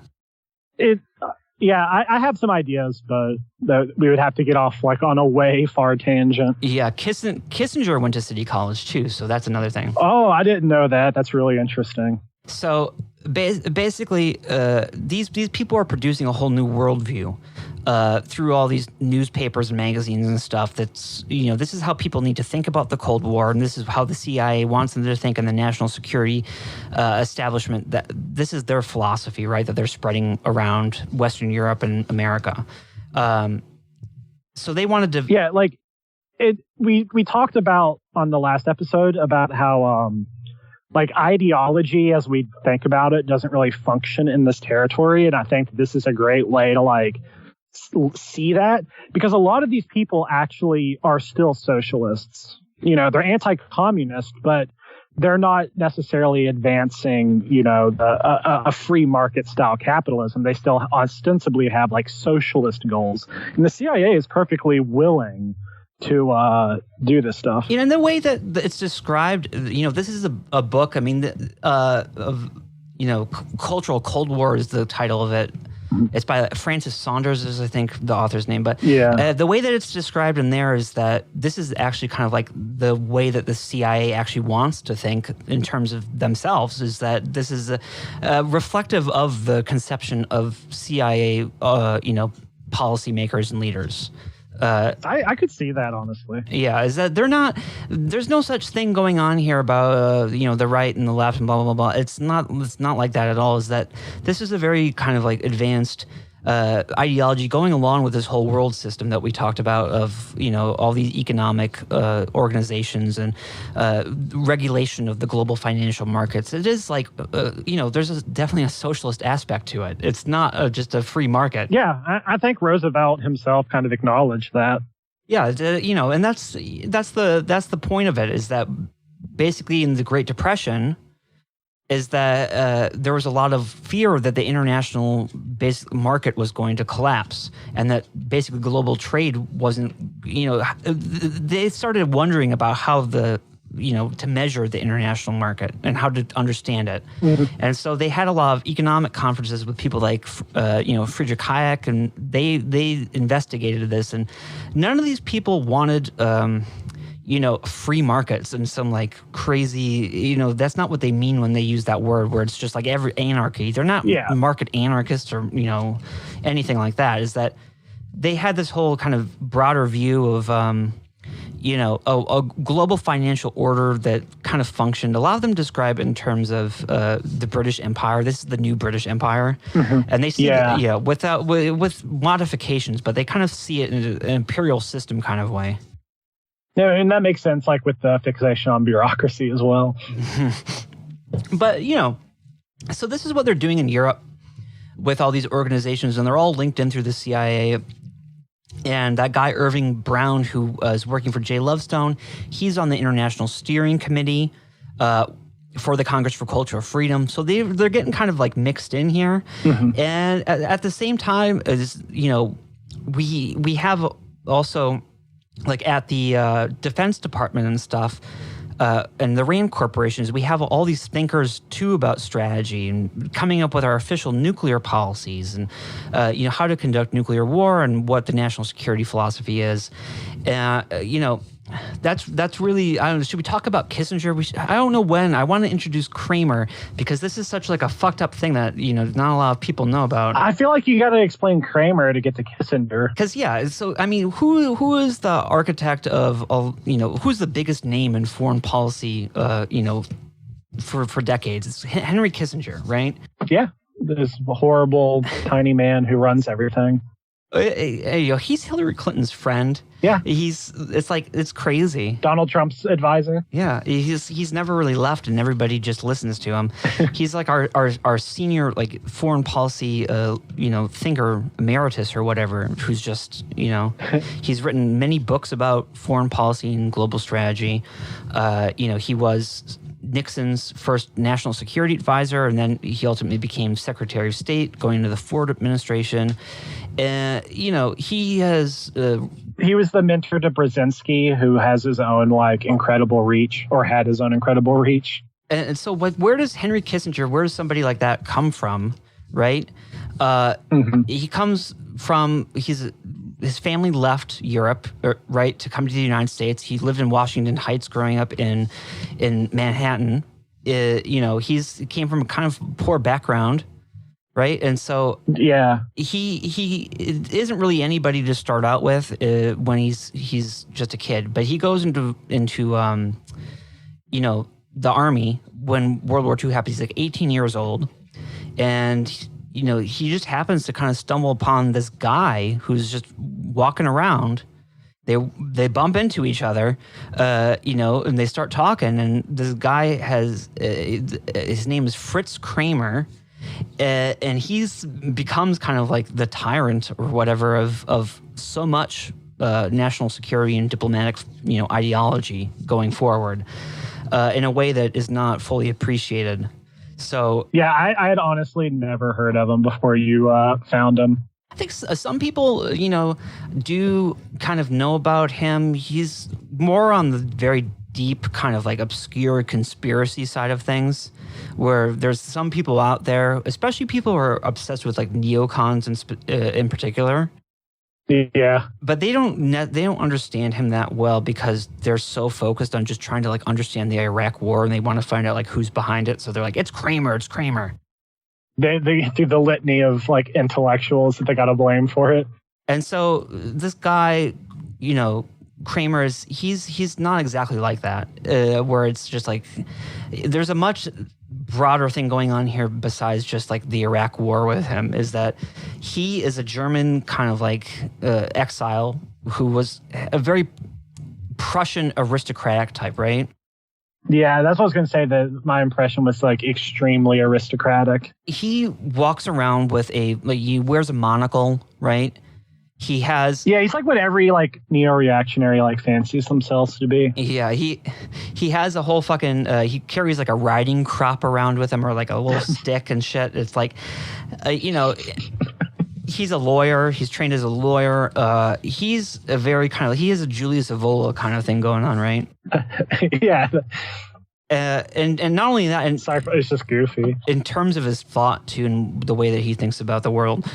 I was not able to find a lot of information about him yet. There's one book out there that I did find, the 40 Years' War, which is about neocons, which does kind of like, present itself as kind of discovering some of this stuff. But it's out there. In Niall Ferguson's big Kissinger biography of Kissinger's early years, he comes up, but that book is awful. I wouldn't recommend reading the Niall Ferguson one, but it does come up in a few places, but a lot of people haven't linked it all in through all this history yet. Yeah. Right.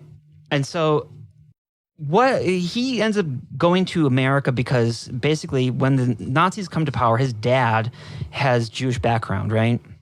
Mm-hmm. And he obviously can't stay in Germany because of that, but he doesn't mind fascism so much, right? So he goes to Italy instead. And that's telling because, Italy doesn't have the anti-Semitism aspect of it that Germany does. That comes later when the Germans take more direct control and they're like, okay, you guys basically have to do the Holocaust now. Right. You have to do that too, right? But initially, Kramer is able to live in Italy and continue his legal career without issue. And he definitely does not mind fascism in that respect. He just wants to go to like the version of fascism where he's not the one getting genocided. So yeah, that was like, from what I saw, my impression was just like a very rigid, like hierarchical order of society was like what he was all about, right? Yeah, he's very into all these like classical kind of diplomacy and negotiation and Metternich and the Congress of Vienna and Cardinal Richelieu, right? Yeah. And so that's his thinking. He's diplomacy deep lore. Yeah, and so basically he comes back to America after he's forced to leave Italy once the Germans kind of begin to kind of take over there. And, he ends up in the army, and this is where he meets Kissinger, right? The OSS will not even take this guy, right? Because they are able to recognize that he's still decidedly pro-German, yeah. And that he's not really even that not anti-Nazi. I mean, he just doesn't want to get, killed because he's a Jew. That's the only thing. This is the only problem with the whole thing is that he has Jewish background. And the thing is that like, the OSS was really not picky about people's attitudes to like Nazism, so that kind of tells me that Nate, like, he might have been pretty extreme, actually. I think he was pretty extreme. Yeah. Because this is the guy who ends up being Henry Kissinger's like main mentor, really, right? Yeah.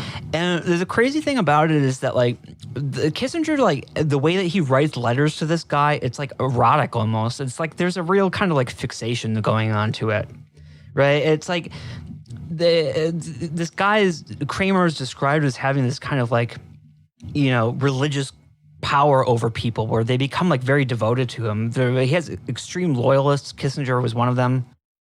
Didn't he say that the reason that like he felt so like aligned with Kissinger was because of Kissinger's letters to him? Yeah, he's very devoted. Kissinger becomes very quickly very devoted to this guy, right? Yeah. And so, after the war, Kissinger, he goes to Harvard, he gets his master's degree, and he writes his master's degree about, Spengler and Kant and like world order.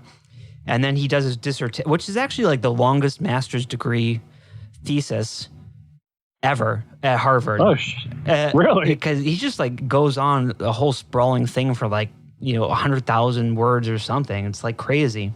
Whew. And the bits I saw were pretty interesting. Yeah, it's actually, you can't really get it that easily, from what I understand. Mm-hmm. I was looking for it too. I couldn't find just like a PDF of it or something. It's kind of surprising. I don't know, it's weird stuff. But, then for his dissertation, he writes a book about Congress of Vienna and the diplomacy of Metternich. And so, like, Kramer picks these topics for Kissinger, right? He, like, outlines Kissinger's kind of, like, intellectual development for Kissinger, and it sort of, like, guides him through, his academic career and, like, teaches Kissinger how to think about things. Yeah. It's kind of messed up. But at the same time, the Kramer guy is, like, he gets set up as just having an office in the Department of Defense after the war. I don't really understand what he did, what his official duty was or job, or, he just is given this office basically and just allowed to kind of sit around and read a magazine or read the newspaper all day. And then he kind of like wanders around with his monocle and his stupid little stick and shit and goes around the Pentagon and just like checks shit out, right? And just sees who is an interesting kind of looking kid who's around, who he can who he can like mold and shape. He likes being a mentor. That's his big thing. He loves being a mentor, I guess, because this is what he really does over the years. So he's at the Pentagon kind of doing this and shaping people, right? And so Kissinger is kind of like his first kind of protege. But then when he gets in the Pentagon, he starts developing other proteges, and some of these are going to end up being like people like Donald Rumsfeld. Another guy that we need to talk about, Scoop Jackson. Oh, yeah. Yeah. So a lot of thinking about, this stuff is coming from this guy Kramer. And another person that is going to be very important to this, Alexander Haig, right? Right. Has Kramer written any books? I don't think so. The only thing that he's written, because before, we still need to look into this guy and find more information about him. Yeah, he's very mysterious. Like, you definitely have a better handle on him than I do. I haven't been able to find much. I was able to find like an article about him in the Washington Post, and then there's like this one book about him. It's like there's not, it's not even about him. I mean, obviously it's like the first chapter is, but there's not a lot out there.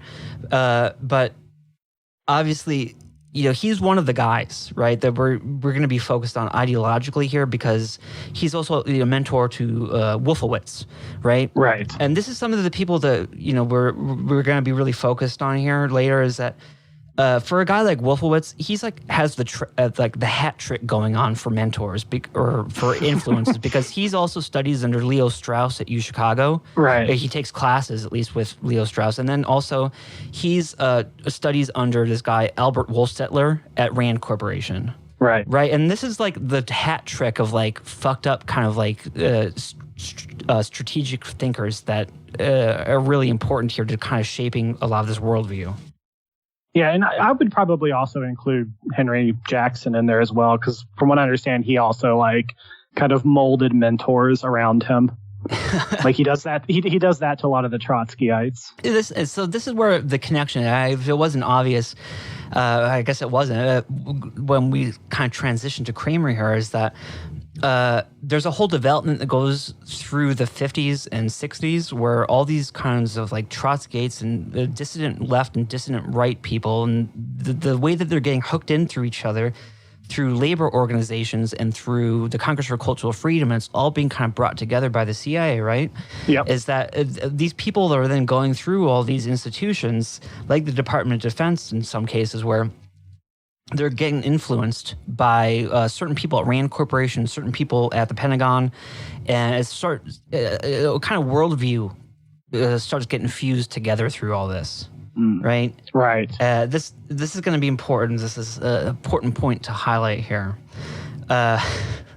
It's so fucked up. And I just to put like a little bow on it, like we talked a little bit earlier about the American Security Council, they're tied into this as well, because it's people like Wolstetter and Lovestone are also like attached to the American Security Council at various points, as well as Henry Jackson. Kramer, at least in this book, The 40 Years' War, it does say that two of Kramer's closest associates, I guess at least in the 50s it must have been, were J. Lovestone and James Jesus Angleton. Right. Yeah. And apparently they shared they were considered to be a trio of like the three fiercest kind of anti-communists around, right? Right. I guess we should have mentioned this previously, but like James Jesus Angleton is the guy who officially recruits Lovestone for the CIA. Yeah. So, I mean, this all really does. It might seem like we're pulling a lot of different threads, but it's pretty cohesive. And we're that's the point as we're wanting to move into Watergate, and this is the context behind it, because this is the way that all this kind of thinking happens about the world. Mm-hmm. Is that there's an ideology here that's has its own history and its own development, and that this becomes very important as kind of the background for what happens during the Nixon administration. Yeah. Especially with someone like Kissinger, who has such a huge influence on this. Right. You have to understand also that Rand Corporation is very much responsible for doing a lot of the wargaming for nuclear, security reasons. If you're going to have a nuclear war, how are you going to play that out? Because it's not exactly, it's not like if there's a nuclear war situation developing, they don't just go and take the president aside and they decide what to do based on the fly, right? It's all planned in advance. Is that they try to predict a certain number of set scenarios that they see as the most likely they were going to play out, and then they come up with a strategy for each one, and they get those ready to go, and they basically build all of our weapons and stockpiles based on those strategies in order to go along with them.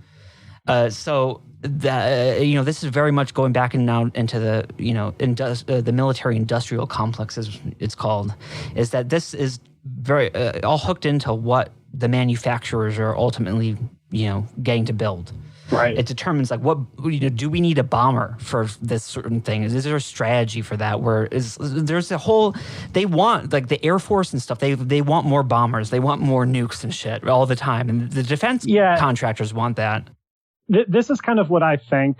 This is my impression of how the American Security Council itself works, because it kind of brings these elements together, but it also is what spearheads like lobbying campaigns and like public relations work on behalf of these defense firms. So you get like all these like intellectuals and stuff in the organization, and it like bolsters, the claims about like we need X amount of bombers. And Paul, another one to mention is Nietzsche was Paul Nietzsche was another really important player of all the ones that we're saying here. He's a consistent member of these things and contributor to this kind of strategic thinking. Yeah. But this also goes into the kind of the competitive side of it as well, of these organizations competing with each other, because, you have the Air Force and they control all the nuclear weapons, right? And so there's an interfaction competition between like the Air Force and the Army, and it's all done through the DOD. There's the Joint Chiefs of Staff. There's the Secretary of Defense. There's a National Security Council, and they're all trying to. They have their own views on things, and it gets complicated, right? The Air Force wants to have more bombers, right? They love bombers. They want to influence the direction of nuclear strategic thinking about nuclear war. They want to influence that policy, right, to create situations in strategic thinking where a bomber is going to be necessary so that they can justify to Congress getting a bomber, right? Yeah.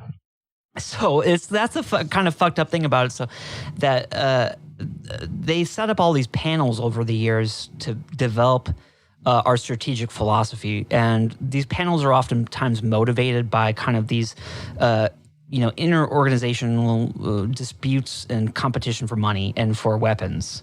So and just all kinds of interlocking vested interests that piggyback on those.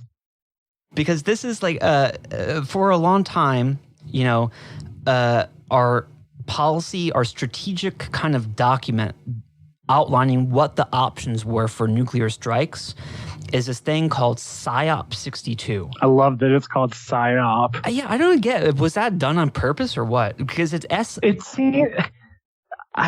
too on the nose, but I feel like it's a coincidence. SIOP 62, right? Yeah. I don't get why I don't know how it ended up with that name, but that's kind of. What does that stand for? Actually, I don't know. I should look that up, but but I just know the acronym for it. That's how everyone refers to it. But basically, this document was made in part by Daniel Ellsberg, right?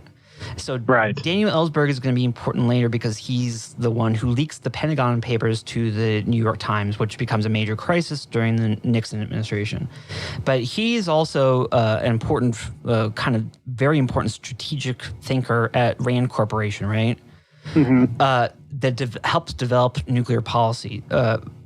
And he creates in part this document that outlines like what our strategies are. And number one on the list is the idea of limited first strike capability.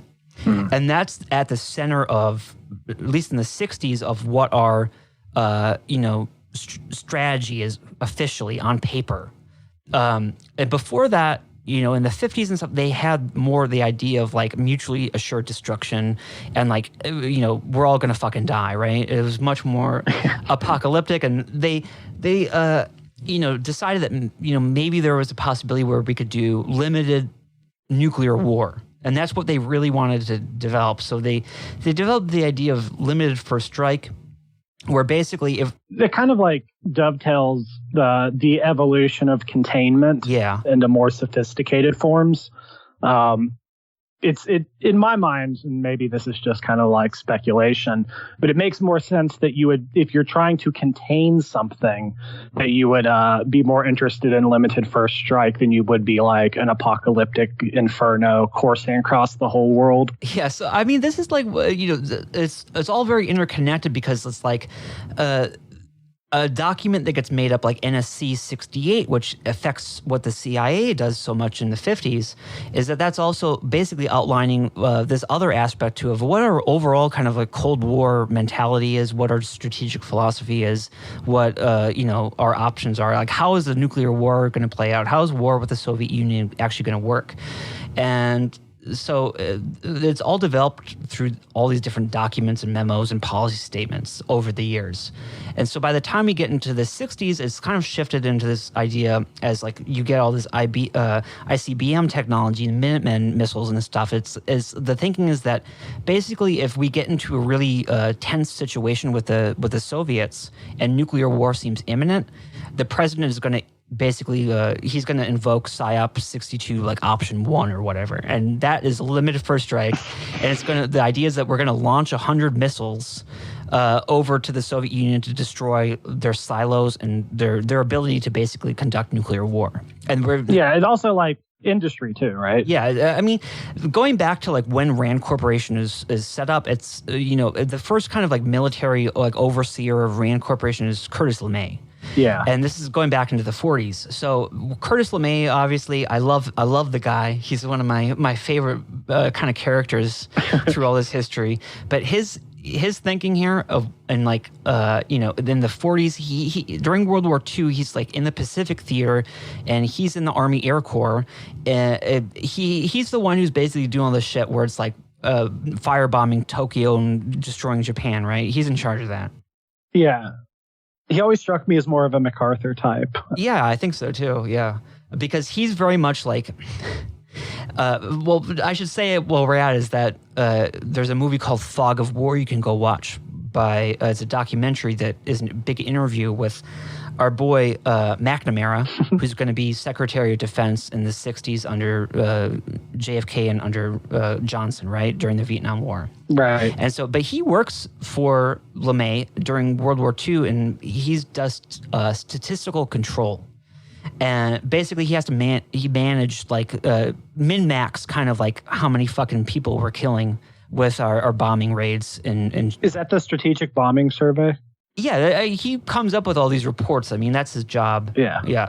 So he's the one who kind of like develops like min-maxes, like the fuel ratios to the number of bombs, to the altitude of the planes, kind of stuff.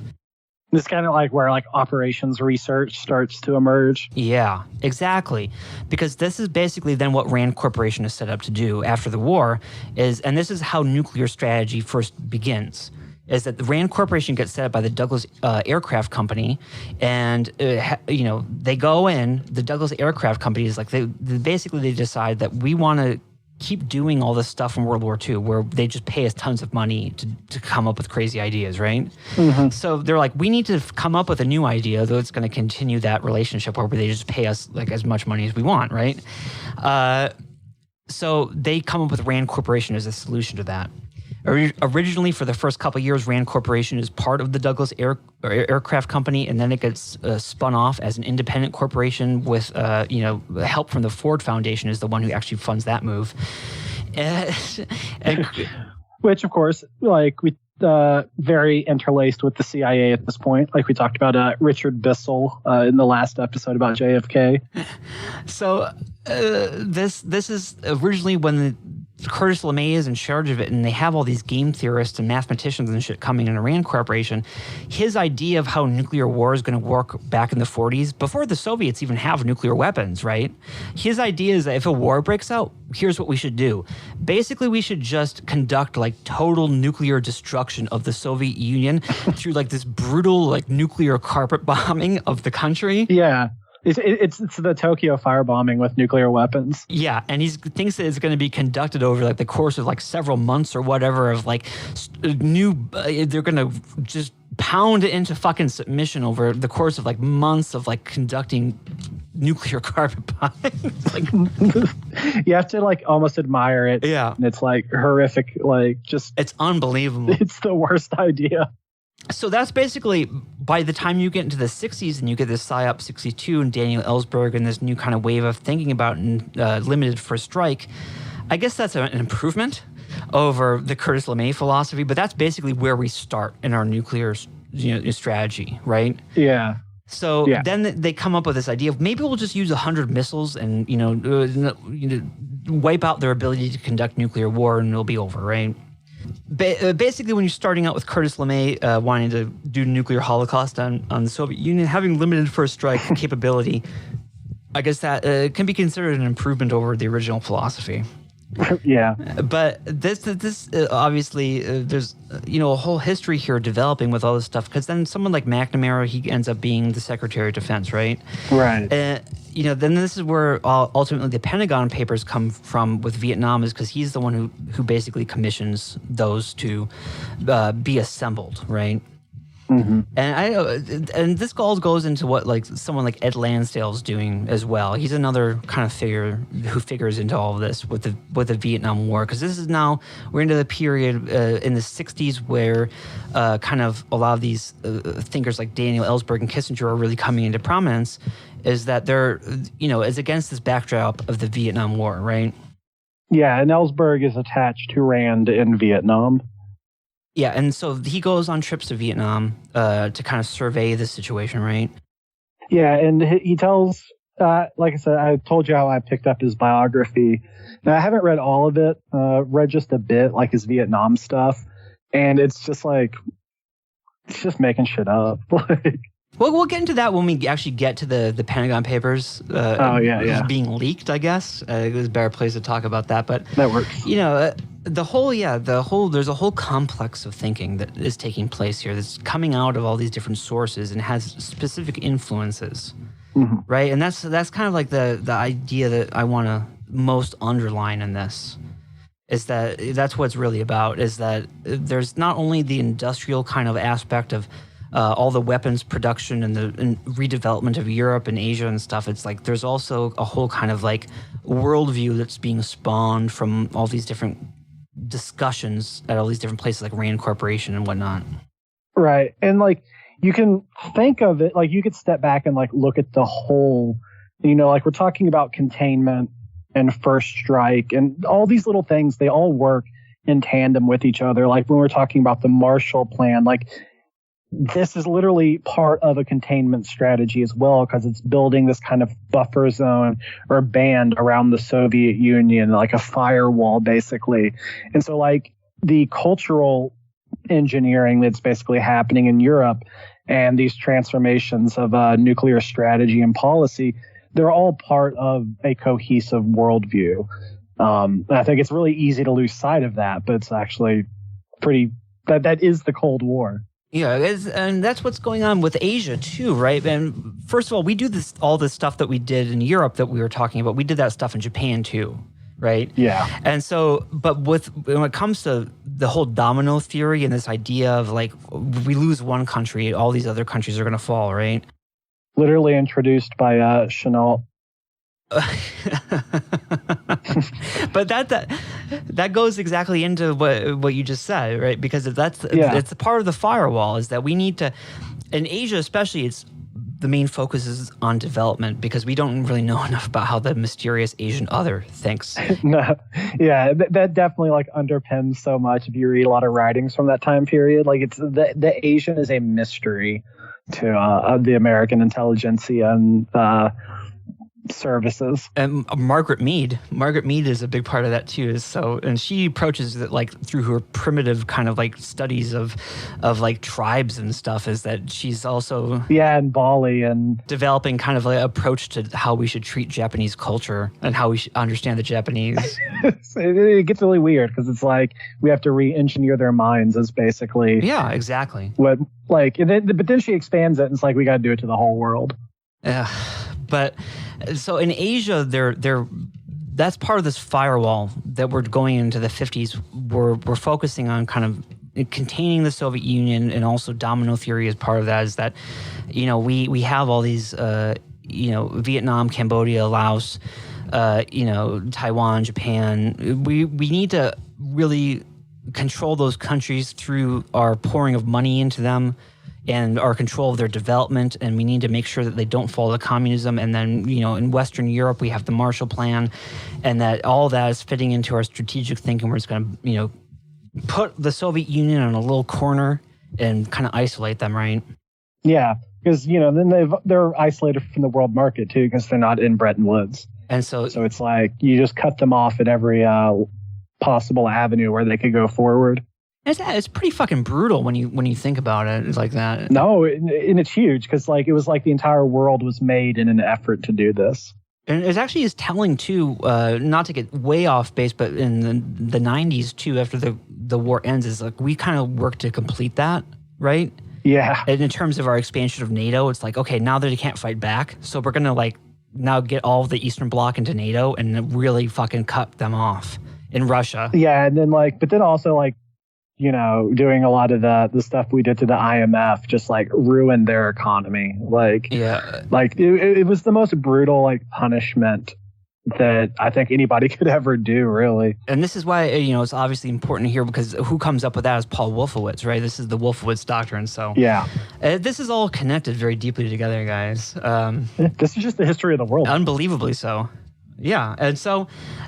But going back into the 60s and going into the Nixon administration and the Vietnam War, and that's the whole background of the crisis that's going on, right? Mm-hmm. Of Nixon is trying to solve or whatever, is the Vietnam War situation.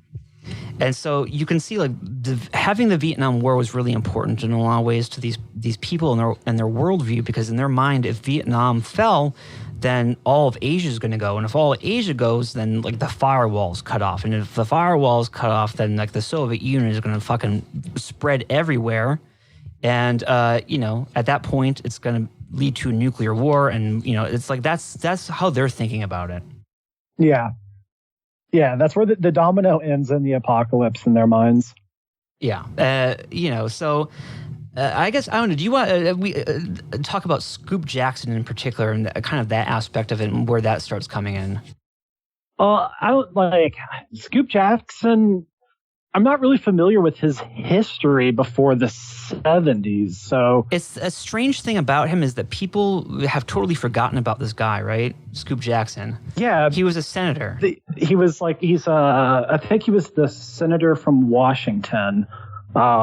And he was also known as his nickname was the Senator from Boeing, because he was so aligned with the interests of the Boeing company. He was he was a Democrat, but he was the most hawkish possible Democrat that you could basically conceive.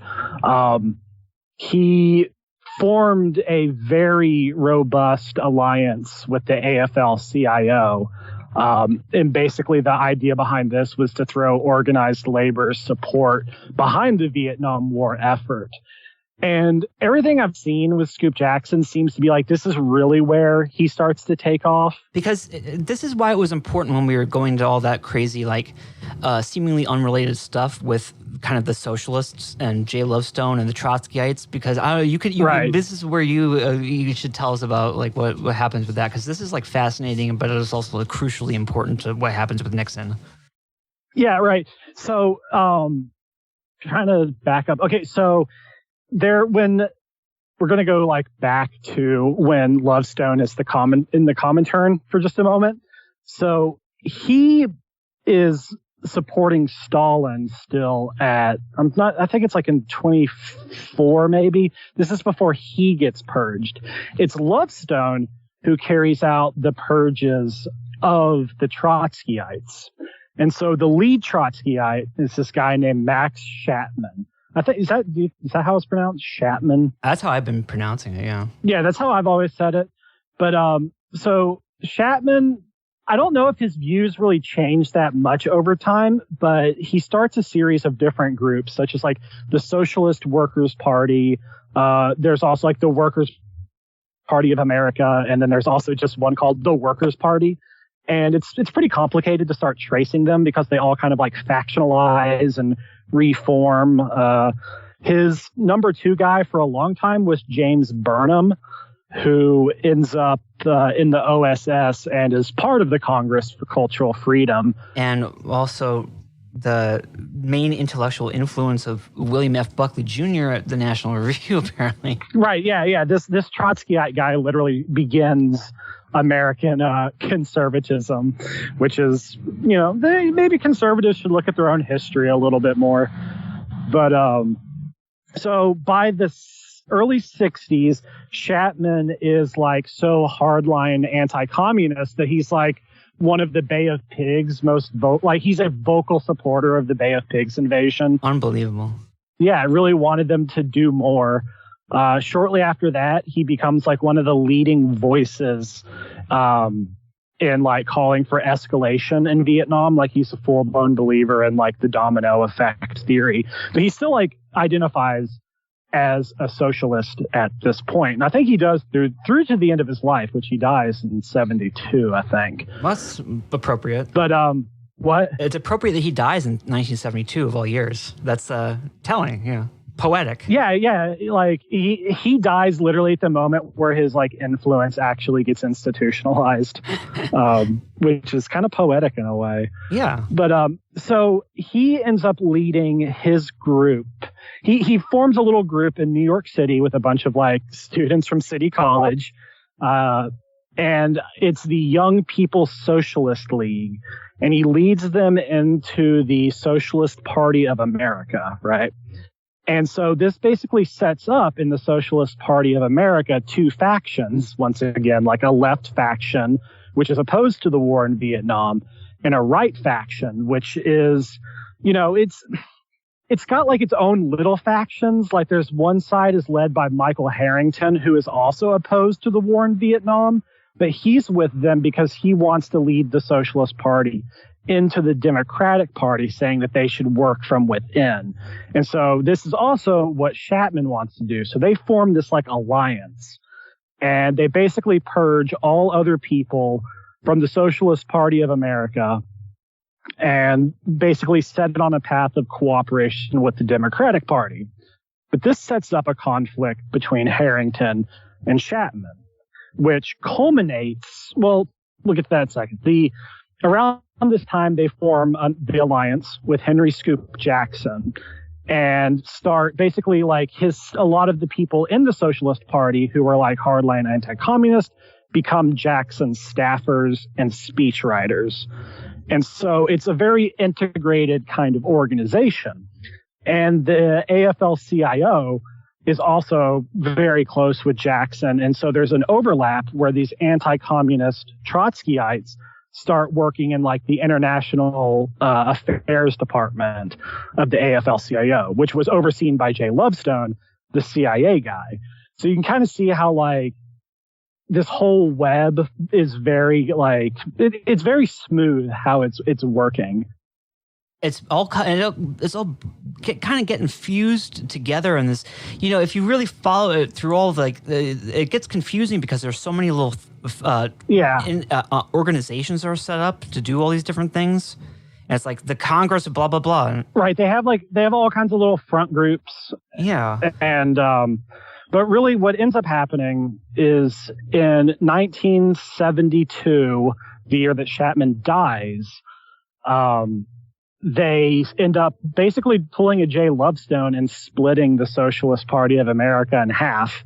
And so one half, the half led by Harrington, literally ends up becoming the DSA by the 1980s, which is really funny. And then the other half becomes what's called the Social Democrats USA. And the Social Democrats USA are basically, this is the intellectual core of what does become like neoconservatism. And they basically form a political support base for Henry Jackson. And the idea is that they have to basically take the Democratic Party back from the New Left, which is taking it over. And they have to basically restore this kind of pro-labor, anti-communist, very hawkish foreign policy position. And this is right now. This is like the key background here is that this is the same shit that Nixon is dealing with at this point, because this is they're against the anti-war movement. They're against protesting and activism and mass organization and like complaining. Basically, is like what that guy what's his name Rustin, right? Yeah, Bayard Rustin. Yes, is a leading figure in the in the SD USA, Social Democrats USA. It's interesting because he is like a civil rights hero at this point. All these people were key organizers of the famous 1963 March on Washington. So like literally the people who organized that march, where King did his like "I Have a Dream" speech, they end up becoming like, or probably always were, like very hawkish proto-neocon types. So they're opposed to the New Left. They want a more hardline foreign policy against the Soviet Union. And they're attached to the AFL-CIO's, like, at its most CIA spooky, international stuff. And they end up starting this thing called the Coalition for a Democratic Majority, which is all centered around Henry Jackson. And this is their base of operations for like both lobbying for defense buildup, but also retaking the Democratic Party. Yeah, and this is like the, they're trying to basically, this goes into like George McGovern, right? And he's Nixon's opponent in 1972. And obviously a lot of Watergate is concerned with what Nixon does in terms of, his kind of like little fun and games that he does to try to sabotage the McGovern campaign. Yeah, the Coalition for Democratic Majority is, I think, pretty much formed as like a McGovern opposition, because McGovern is seen as the New Left of the 60s having overtaken the party. Yeah, so it's like the New Left and the anti-war people, and these are like this is the so-called professional managerial class or whatever, the new class. The new class is the term they use. Yeah. It's unbelievable that you just log on Twitter all day and you see all these people just talking about that, using it's like the same thing that is going on right now. And it is 100% like the exact same thing, because like when people complain about the professional managerial class, that term is actually in itself a left-wing term that was Barbara Ehrenreich who coined that, but it was kind of like trying to advance a quote-unquote non-reactionary understanding of the new class. But the new class itself enters into political lexicon through Irving Kristol and these groups. And so there's a direct line when people talk about the PMC today. They're literally just reiterating this like Cold War fault line between like hardline anti-communist socialists and then like new left type socialists. Yeah, and this is like the main divide that ends up sprouting up here, because it's like they want, for a guy like Rustin, like his vision basically is that everybody's racial integration is going to happen through labor unions and through whites and blacks working together in the unions, right? The AFL-CIO unions, right? And so this is how he sees all these people from the SD USA is how they see kind of the future of the Democratic parties, and this is exactly how a lot of these people like Amy Teresa and Angela Nagel and all these guys, they really focus on like they're the supporters of labor, right? And you have these other the social justice people or whatever, and they're all college students, and this is the same divide. But it gets even more like on the nose, given the fact that like literally this in 1972, when the Socialist Party of America splits into like the SD USA, and then there's the Harrington people. they accuse, like, I found some writings from 72 where they accuse Harrington and them of being like new class stooges, right? Yeah. And so Harrington literally is the founder of the DSA. So it is literally the exact fucking like argument, because they're describing the DSA as the new class. And that's just, you know, hot takes on Twitter in 2020. It's a little bit both uncanny, disturbing. I don't know. It's sad. It's just like this weird stuff. But so I mean, you can see how all these kind of things that we're talking about kind of get linked together. Where it's like the Congress for Cultural Freedom and like kind of the Trotskyites is that they're supplying a lot of the intellectual ideology here behind it. Yeah.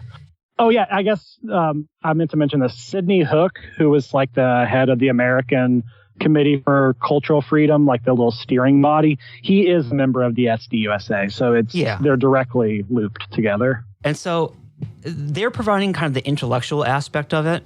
But then at the same time, you have the AFL-CIO, who's like providing all this support with the labor unions and stuff. And then you have Scoop Jackson. And Scoop Jackson, remember, he was one of the guys, a protege of Kramer, of Fritz Kramer. Mm-hmm. So you sort of start seeing it to come together, and you look at the list of the members for the Coalition for a Democratic Majority. It's Daniel Bell is one of them, Charles Krauthammer, Nathan Glazer, Seymour Martin Lipset, Daniel Patrick Moynihan, Richard Pearl, Norman Podhoretz, Paul Wolfowitz. It's like these are some kind of significant names here in terms of the future of the conservative movement. Yeah, all these people, and the like a lot of those people actually themselves were in SDUSA. Like the overlap between the two is massive. They're all very interconnected here. In terms of forming kind of the basis for the conservative movement going into the late 70s into the 80s.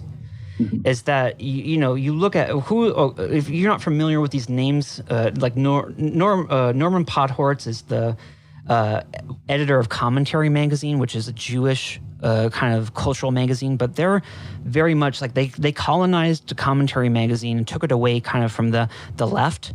Of the old school left. Yeah, because it did start with like pretty socialist. But they turned it into a very kind of Zionist kind of thing, right? Of being very pro-Israel is very much part of their shit, because Ben Shapiro like writes for Commentary magazine today.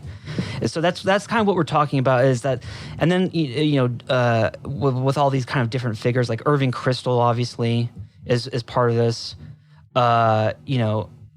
This is where a lot of the future of the conservative movement is coming. And then you look at a guy, Paul Wolfowitz is, I don't know, I never knew how important Paul Wolfowitz was in this. Yeah. But he's definitely a very significant figure in the events that we're talking about. Yeah, because he is a staffer, him and Richard Pearl, and Pearl becomes quite a prominent neocon as well.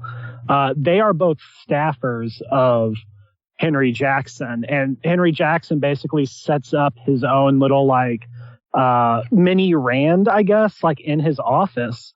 And he gets these two staffers, both of whom are former proteges of Wohlstetter. And so he has them running like Rand style analysis on Soviet capacity, like in his like, Senate office. Yeah.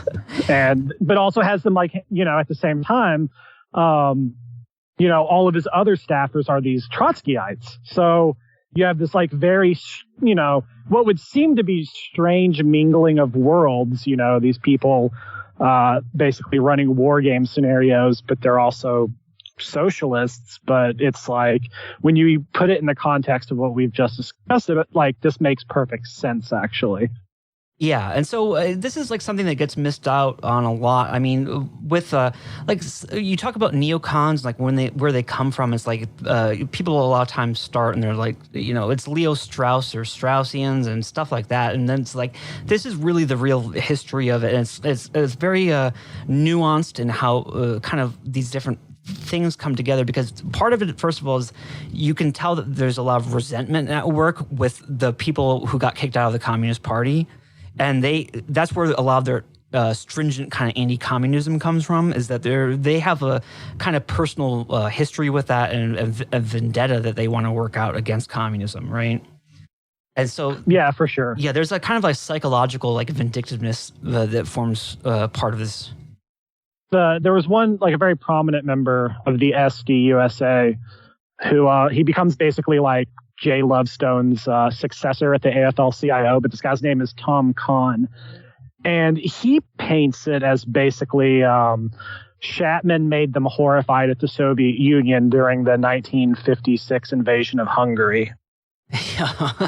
So, like, it's resentment, and then basically, like, impressionable kids who get mentored through subsequent events. And then it's like, so that's part of the kind of emotional aspect of it, but then at the same time there's a kind of a defense, national security thinking part of it, where that's being influenced by some guys who are alumni of Rand Corporation and studied under people like Wolfstetler, and then those guys are coming in and have their view about like the military dangers of the Soviet Union and the ways that our national security policies not geared well to kind of confronting that. Yeah. So then that's like a whole other kind of side to it as well. And it's like, then you have these moderate kind of right-leaning Democrats who are trying to get control of the party back from somebody like McGovern and kind of get rid of the New Left and the anti-war people. And so you kind of start to see all how all this gets fused together, and how you have these supposedly kind of right-wing sentiments that all of a sudden are in the Democratic Party and in the left, and then how those resonate with something like the China lobby and kind of like almost John Birch level extreme anti-communism of like that sort of thing. Yeah, they put aside their differences and kind of move in tandem, I think. Yeah. Especially towards the late 70s. Oh, and this is basically now we're set up now for Nixon at this point, because this is exactly where Nixon is coming in with his silent majority kind of speech that he gives, and that concept. And then America, there's all these riots in 1968, and Bretton Woods is over, and all this transformation is happening, right? And this, right. There's riots, there's anti-war demonstrations. It's like this is the immediate background for how Nixon gets into office in the 1968 election, by working this kind of whole situation, and this is who he's trying to appeal to with all his rhetoric and his speeches and stuff. He's trying to address this kind of situation that all these different organizations that we're talking about, they're all caught up in. Right. It's like everything is very uncertain, the outcome of it. And so it's pretty remarkable that like Nixon is the one who comes to the helm at that moment.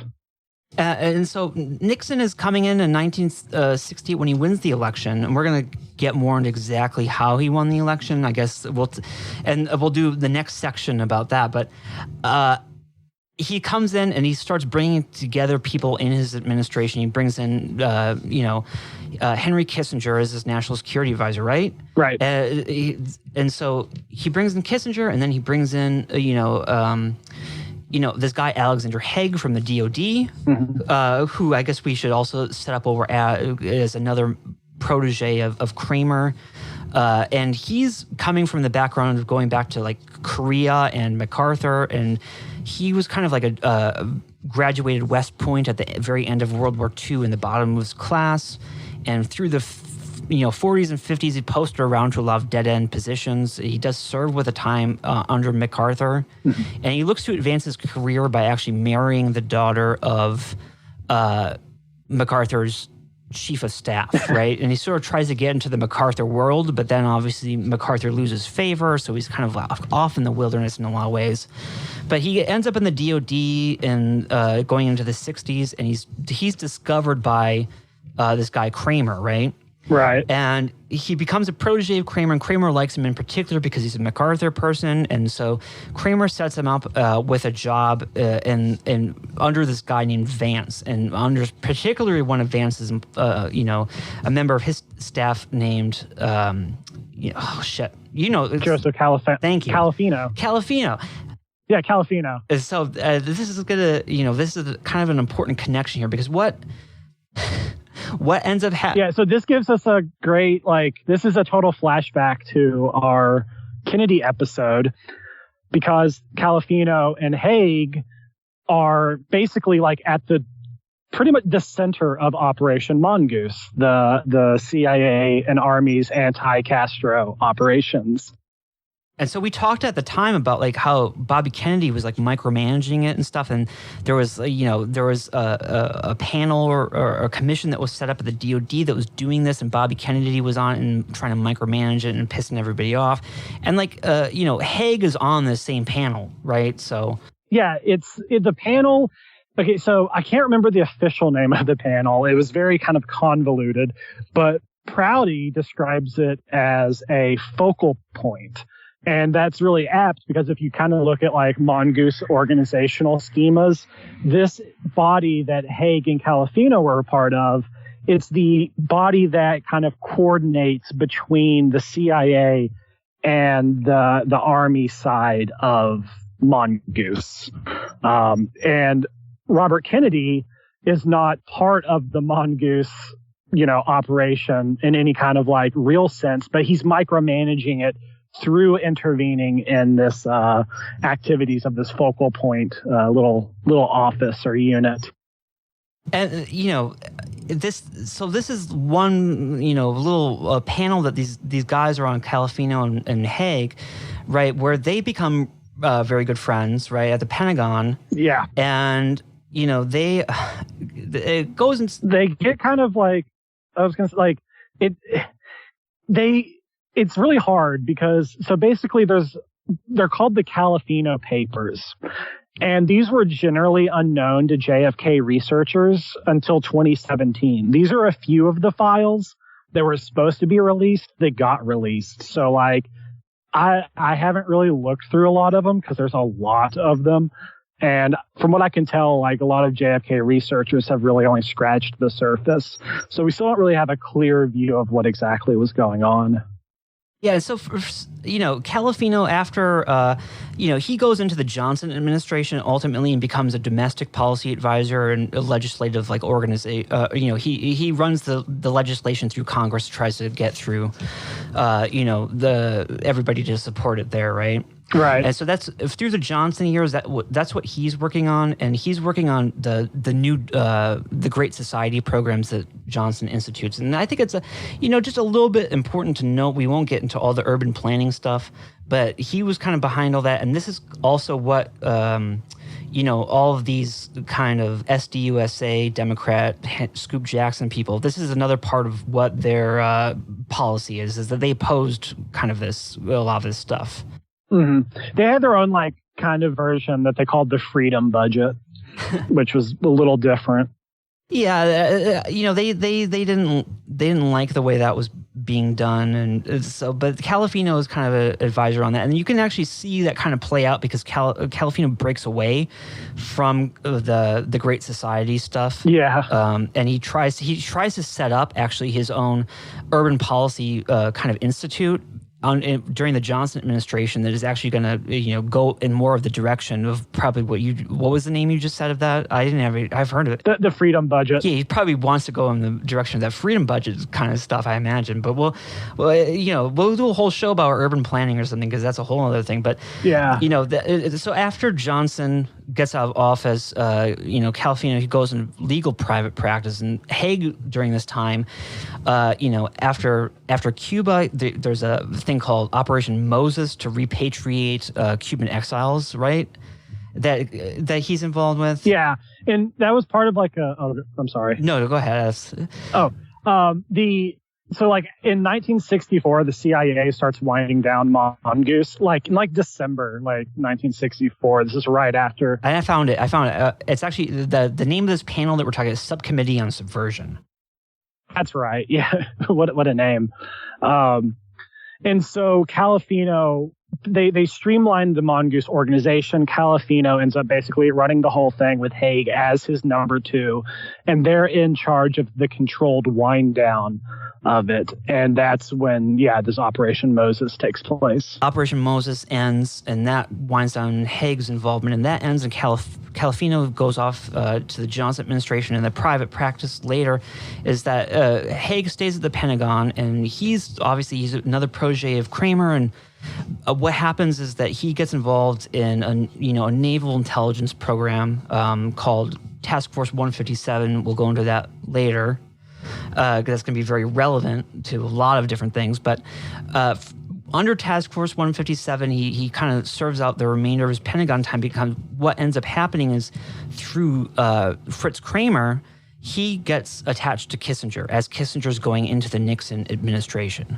And this is what we want to get into. We're going to take another break here and then go into the next section where we're going to cover the actual election and what's called the Chenault affair, and how Nixon gets into office and how basically Kissinger and that sort of partnership gets formed, because that'll be very relevant. What we want to stress here is that Alexander Haig is coming out of this whole kind of system with all this stuff and being mentored by Kramer and, all this hardline stuff. And he gets linked in through Kissinger, linked into Kissinger through, Kramer. And Kramer has Kissinger hire this guy to be his aide as Kissinger becomes national security advisor. So, we'll take a break here. Cool. I think we did a good job on all kind of the strategic thinking of it. It's a complicated subject, and it is important to understand how kind of there's all these intellectual threads that are running through all this, right? Right. I agree. So, we got that out of the way, and now we're going to get into the 1968 election and Anna Chenault, and we're going to cover a whole new can of worms. And I mean, this is a great show, but this is going to be a fucking long one, but we'll take a break here. Thank you all. Please be seated. And welcome. The Medal of Freedom is our nation's highest honor for those outside the armed forces. It acknowledges discipline, courage, high standards, and moral character. The three Americans we honor today have contributed, among them, more than a century of public service. They have been personally involved in answering the great questions of war or peace in a nuclear age. And today we underscore their impressive contributions with a token of appreciation from their fellow countrymen. Paul Nitze brought unmatched experience and expertise to his current responsibilities. He has served so long and so faithfully in the highest councils of state that his presence has been almost taken for granted. Today, we acknowledge for all the world that Paul is indeed an exceptional individual, a great man and a great public servant. Paul H. Nitze. In a career spanning 9 presidencies, Paul Nitze has made enormous contributions to the freedom and security of his country. Paul Nitze exemplifies the powers of mind, commitment, and character needed to fulfill America's world responsibilities. He was present at the creation of the strategy that has kept us at peace for 40 years. His deep understanding of the issues of war and peace, his discharge of high public assignments, and his advice to those in authority have been invaluable to our national well-being. He remains the most rigorous, demanding, and independent of analysts and the wisest of counselors. Albert Wohlstetter is a brilliant man with enormous strength of character. His intellectual integrity is renowned, and his analytical standards have been increasingly and unceasingly rigorous. He's been a steady hand in an uncertain time. His understanding on many levels has been indispensable to the well-being of the free world. In these last 30 years, Albert has been influential in helping to design and deploy our strategic forces, an awesome task. He's sought ways to make our forces safer from attack, less destructive, and thereby less dangerous to us all. Many of the basic concepts and requirements for deterrence in the nuclear age, analysis on which we've operated, can be traced to this outstanding individual. And his work on the problem of nuclear proliferation gave us the insight we needed to better curb the irresponsible flow of sensitive material and technology. Albert has always argued that in the nuclear age, technological advances can, if properly understood and applied, make things better. But his point, and Roberta's, has been a deeper one than that. He has shown us that we have to create choices and then exercise them. The Wellsteaders have created choices for our society where others saw none. They've taught us that there is an escape from fatalism. Participants in the nuclear era's most momentous events have shaped the ideas and deeds of statesmen and have helped create a safer world. Over 4 decades, they have marshaled logic, science, and history, and enlarged our democracy's capacity to learn and to act. Through their work, we have seen that mankind's safety need not rest on threats to the innocent, and that nuclear weapons need not spread inexorably. Their powers of thought and exposition are in themselves among the free world's best defenses. Thank you. Thank you all. Please be seated. And welcome. The Medal of Freedom is our nation's highest honor for those outside the armed forces. It acknowledges discipline, courage, high standards, and moral character. The 3 Americans we honor today have contributed, among them, more than a century of public service. They have been personally involved in answering the great questions of war or peace in a nuclear age. And today we underscore their impressive contributions with a token of appreciation from their fellow countrymen. Paul Nitze brought unmatched experience and expertise to his current responsibilities. He has served so long and so faithfully in the highest councils of state that his presence has been almost taken for granted. Today, we acknowledge for all the world that Paul is indeed an exceptional individual, a great man and a great public servant. Paul H. Nitze. In a career spanning 9 presidencies, Paul Nitze has made enormous contributions to the freedom and security of his country. Paul Nitze exemplifies the powers of mind, commitment, and character needed to fulfill America's world responsibilities. He was present at the creation of the strategy that has kept us at peace for 40 years. His deep understanding of the issues of war and peace, his discharge of high public assignments, and his advice to those in authority have been invaluable to our national well-being. He remains the most rigorous, demanding, and independent of analysts and the wisest of counselors. Albert Wohlstetter is a brilliant man with enormous strength of character. His intellectual integrity is renowned, and his analytical standards have been increasingly and unceasingly rigorous. He's been a steady hand in an uncertain time. His understanding on many levels has been indispensable to the well-being of the free world. In these last 30 years, Albert has been influential in helping to design and deploy our strategic forces, an awesome task. He's sought ways to make our forces safer from attack, less destructive, and thereby less dangerous to us all. Many of the basic concepts and requirements for deterrence in the nuclear age, analysis on which we've operated, can be traced to this outstanding individual. And his work on the problem of nuclear proliferation gave us the insight we needed to better curb the irresponsible flow of sensitive material and technology. Albert has always argued that in the nuclear age, technological advances can, if properly understood and applied, make things better. But his point, and Roberta's, has been a deeper one than that. He has shown us that we have to create choices and then exercise them. The Wellsteaders have created choices for our society where others saw none.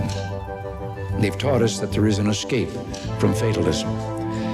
Participants in the nuclear era's most momentous events have shaped the ideas and deeds of statesmen and have helped create a safer world. Over 4 decades, they have marshaled logic, science, and history, and enlarged our democracy's capacity to learn and to act.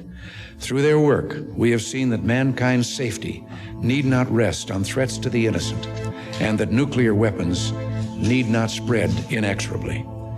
Their powers of thought and exposition are in themselves among the free world's best defenses. Thank you. Okay, we're back for, we've done 3 hours already. We have not talked about Richard Nixon's presidency at all so far.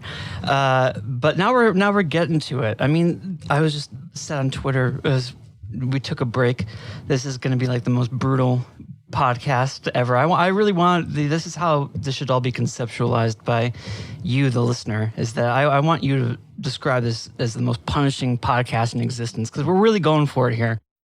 Yeah, this takes a toll on us. Yeah, it is tiring at this point. I mean, Chapo isn't doing this, all right? Nobody's doing this. We're really getting to the bottom of things, and I promise you everything that we were talking about previously, this is important stuff that we're setting up here, because this is where we're gonna start actually getting into the Nixon administration and tying this kind of together, because we've all been working up towards this point, because we're going to be discussing something called the Chenault affair, right? Right. And this is kind of like the start of the Nixon crises, of all the controversies that his administration ultimately gets caught up in. This is the first one before he's even elected, right? Right. For those who don't know, there's a traditional kind of view of it, a conventional understanding, and basically the idea of this is that Lyndon Johnson, he obviously is the one who set up the Vietnam War. He got it going officially, right? Right. That's an important point to make, that prior to Lyndon Johnson sending in the Marines anyways, that it was all under, CIA control. But this is the point where, like, the Pentagon, especially, the Marines are there, and it really becomes like an actual military operation. But this is what Lyndon Johnson does, and Lyndon Johnson, he runs for president to he in 64 to start out with, but he's eligible to run again in 68. Right, but he doesn't. He keeps it open for a while, but ultimately doesn't, because, part in fact, because the Vietnam War is so unpopular. And basically, this guy Humphrey runs as a Democrat instead, right? And so, right, the whole thing that Lyndon Johnson wants to do is he wants to kind of end the Vietnam War before the election, in an emergency kind of rush to help Hubert Humphrey get elected, right? Because it looks like Nixon is going to win.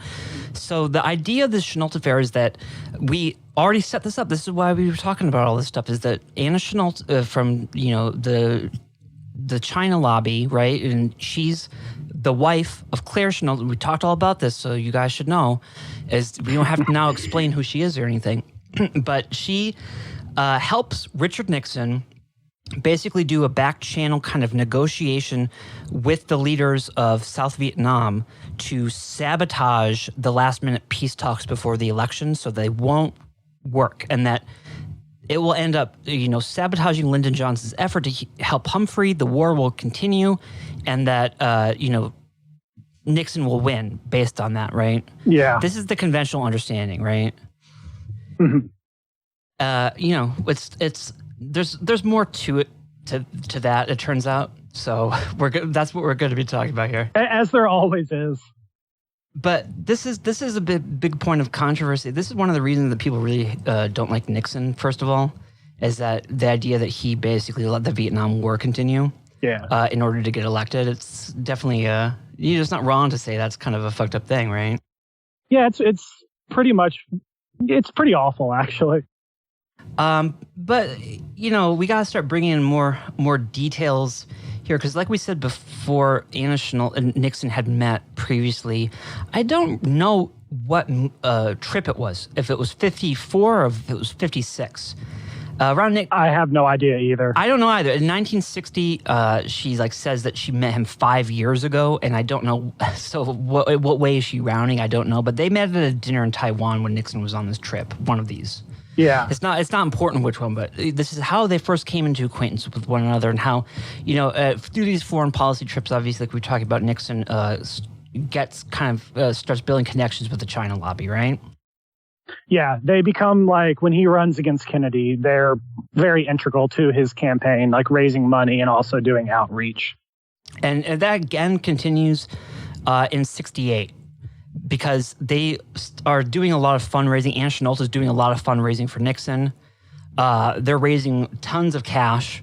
Anna Chennault is like she's with I guess Mrs. Eisenhower, and they're kind of like she's an important part of Republican fundraising, just in general. She has been through the 60s. She has her own penthouse, in Washington D.C. She entertains all the elite politicians and everything, and it helps them raise money. And she's a member of the China lobby, so she obviously does this in expecting it to be returned in kind with a support of the cause of Taiwan, right? Right. And I'm going to interject a historical figure here that most people aren't really familiar with, named Robert Keith Gray. And Robert Keith Gray was a major kind of bundler for Nixon in his the campaign that we're talking about. He was a huge Nixon supporter, pretty much going back through the 1950s. And Gray was also very central to the China lobby. He was very close with the Chennaults and also had meetings with Chiang Kai-shek multiple times. And he worked for a PR firm called Hill and Knowlton, which was known for, it was like one of the biggest lobbying institutions in D.C. for a long time, that had also provided cover for the CIA going back through the 1950s. And I don't know. I need to look into it and see if Hill and Knowlton was actually retained by the Nixon campaign. But I kind of suspect that there was probably some dealings there. But Robert Keith Gray and Anna Chennault start this place called the Georgetown Club. And this is like a place where Washington, D.C. Wheelers and dealers can meet. But it was also kind of like an outpost of the China lobby. And it was so close to Gray's whole enterprise that they actually would have their leadership board meetings in the Hill and Knowlton DC offices. So that's another kind of integral part of this.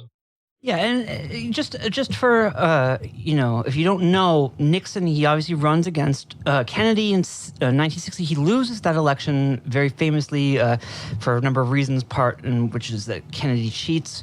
And then for the next election, the next presidential election against Lyndon Johnson is running.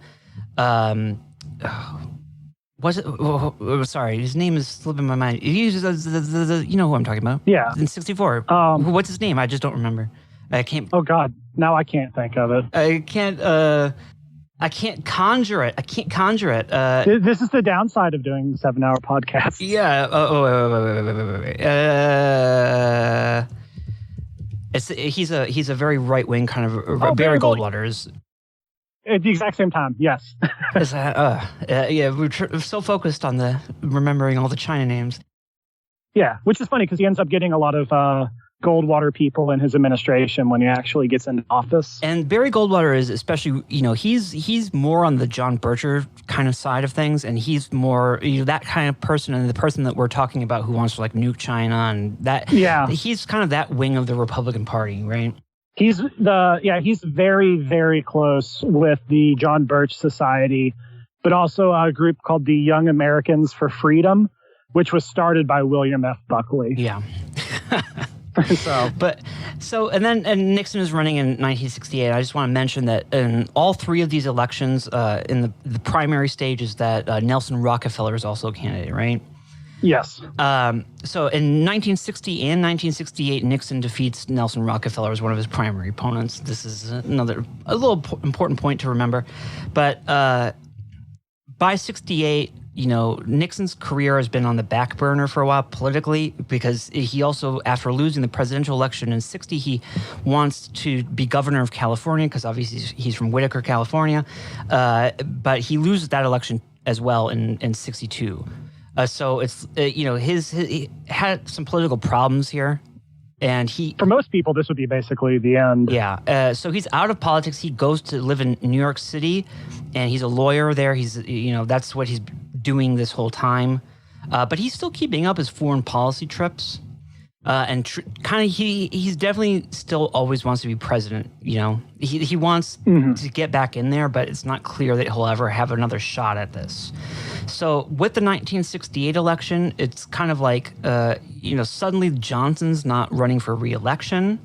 And it's, Bobby Kennedy's out. He obviously gets, blasted. So all of a sudden, Nixon feels like he has a chance to kind of swoop in here. And yeah, he's announcing his candidacy. This is in 1968. He's announcing it in end of January. Around that point is when he's basically saying, "I'm going to run for president." That's crazy. That an actual election was contained to a single year. Apparently in 1968. That's really impressive. I wish we had that now, but obviously this is the start of the Nixon campaign, and this is what we're going to be talking about. So Nixon, his kind of like main people that he has with him at this point is he has Bob Haldeman and he has Ehrlichman, right? Yeah. And these are two of his really loyal guys, especially Haldeman. There's always a joke kind of that goes around. I don't know if this is actually true, but people treat it as being true, is that Nixon didn't even know the names of Haldeman's kids, which I don't know if I believe that, but people have said that because basically it's a funny picture. I know, because basically Haldeman and Ehrlichman, they're totally with Nixon because they didn't go through any kind of overall political machine. They got into politics purely through Nixon, and they've always been with Nixon, right? Right. So with Haldeman, he's very loyal. He's going to become Nixon's chief of staff. And the chief of staff in the White House, he's the guy who runs the office of the president and all the, you have the cabinet level members of the administration. They have to get appointed. But with the actual staff in the White House, these all are people who work directly for Nixon, and there's different rules about them. They don't have to testify under orders of the Senate. I mean, it's not, they're his people specifically. They're not, the cabinet members. So with the Nixon administration, he definitely underemphasizes the cabinet and tries to move a lot of stuff over to his personal office as president. And Haldeman is the guy who's really the enforcer and runner of his office. He's an extension of Nixon purely. They're like one being, Yeah. It's like he's very devoted to Nixon. He takes extensive notes on everything that Nixon says to him. He gets Nixon's business done. This is the kind of guy that Nixon has with him. So it's like Haldeman and Ehrlichman, and a guy Murray Chotiner is not important to any of this, but this is an old hatchet man that Nixon had with him for years. And then another very significant member is going to be John Mitchell, who is ultimately going to become the Attorney General under Nixon. And these are kind of like the really core Nixon people who are working in... Yeah, they're the names you always associate because there's no other context for really talking about them. Yeah, and so... which is unique for presidents. He had his own people that he really liked, and they were his people, and they didn't know politics beyond working through him. And the other person that is going to be important to this, who's not so well known, is a guy named Allen, Richard Allen. And this is one of the things that really got us into this was me trying to figure out how Allen actually got, his job and where he comes from, because this is a whole mystery that I think is key, right? Because he becomes Nixon's foreign policy advisor on the campaign. And he's originally, the campaign is first getting started before it announces its staff and everything. Allen is on a fellow at the Hoover Institution, right?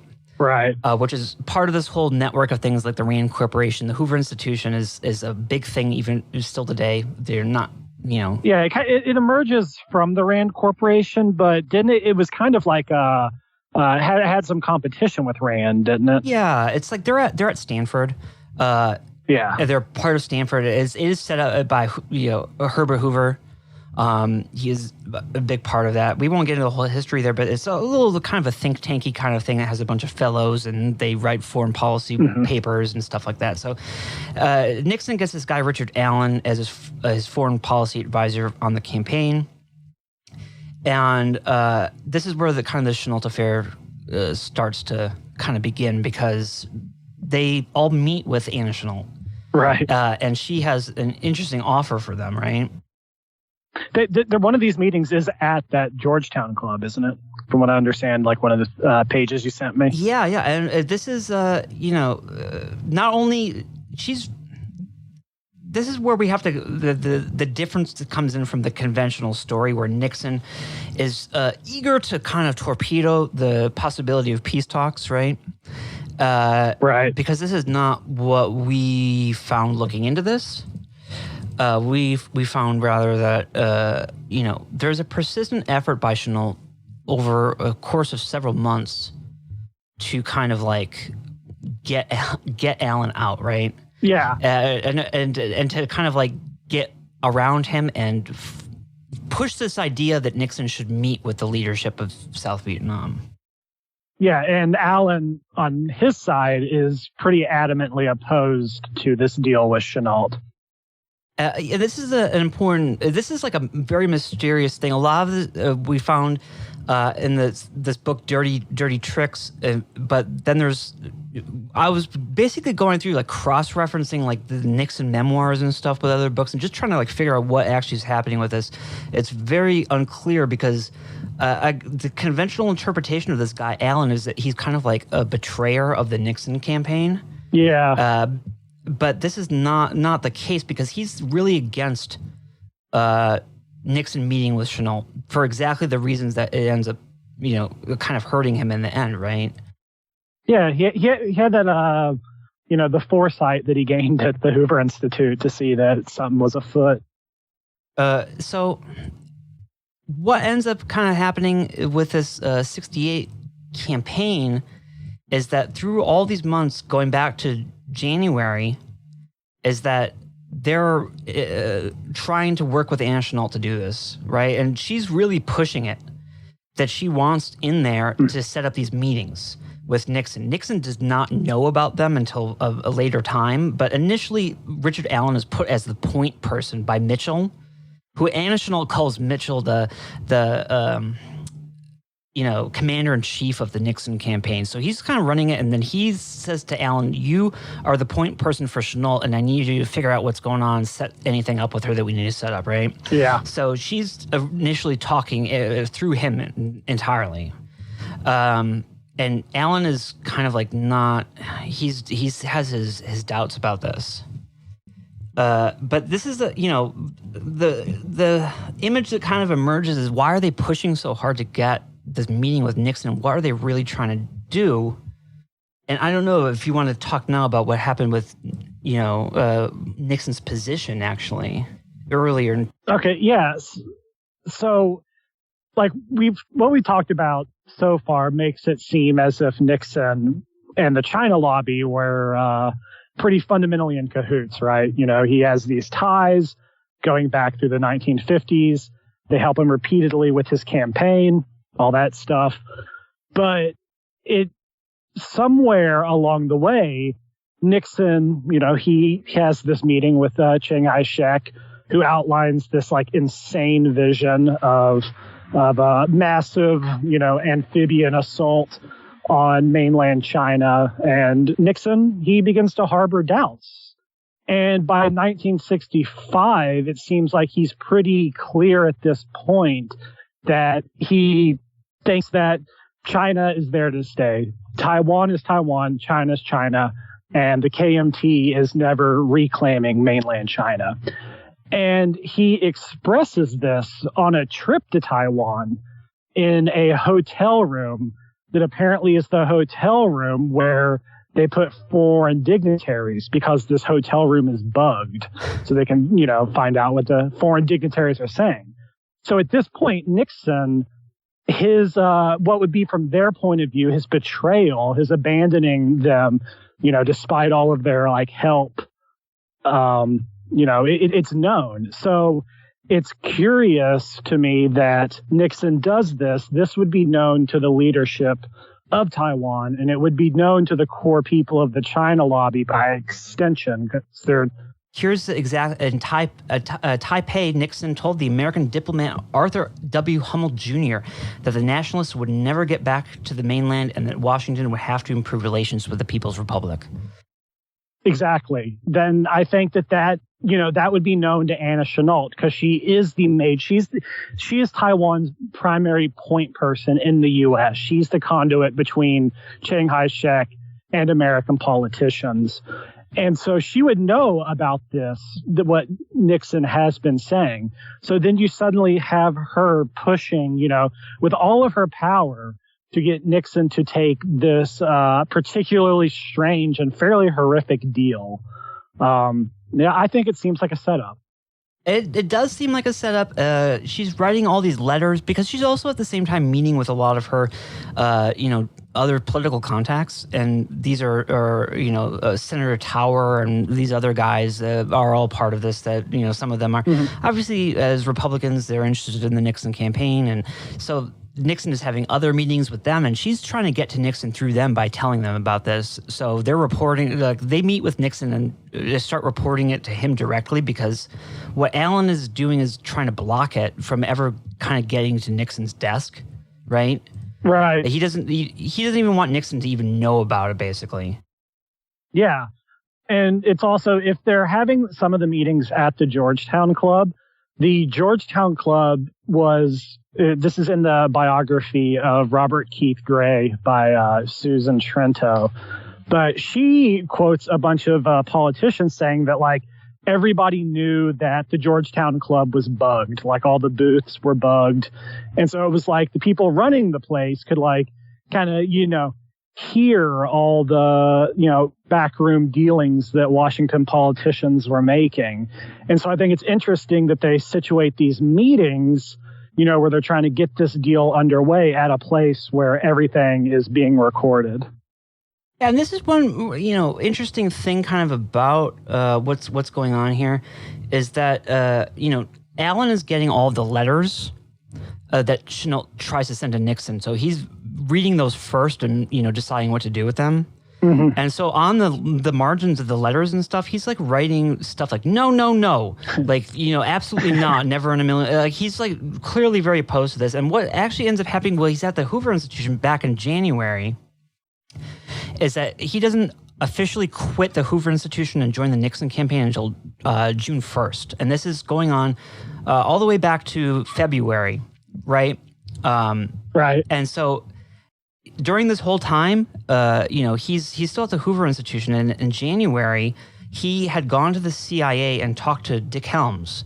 And he had basically, because obviously the Hoover Institution runs a yearbook, basically, an academic yearbook of about world communism or international communism. So the idea was that he went to this meeting with Dick Helms because he was trying to request some kind of low-level classified information to basically check the Hoover Institution yearbook against.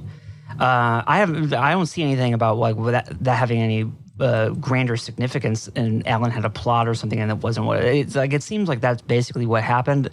But he got the documents and did what he had to do, and then all of a sudden, months later, the CIA suddenly taps Allen and starts kind of, putting him under surveillance. And this is the question is why did this CIA just start to do this? Yeah. All of a sudden, it's March 27th. It's March 27th.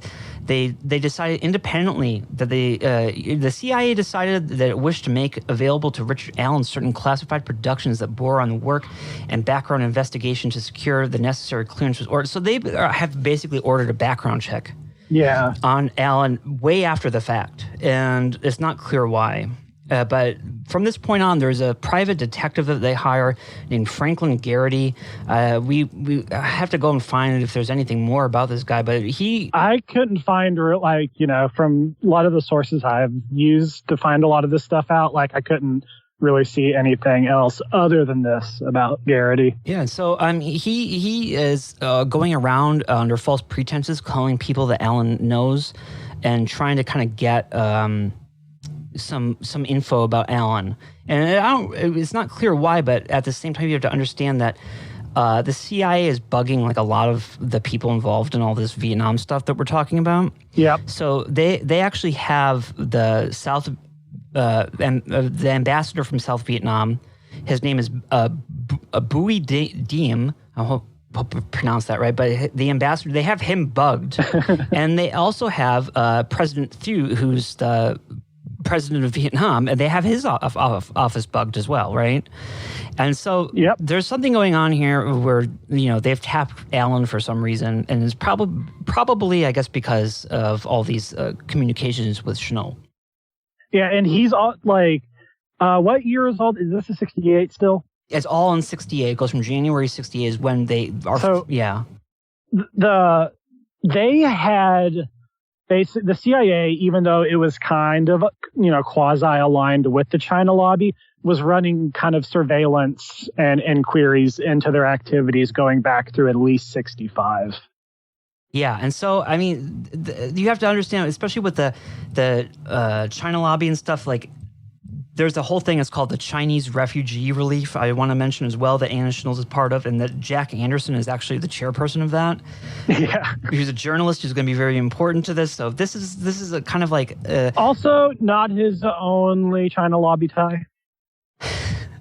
I can't believe Nixon was right to want to wipe out Jack Anderson. And I know, he is sneaky. I almost dislike him more than I dislike Woodward. But...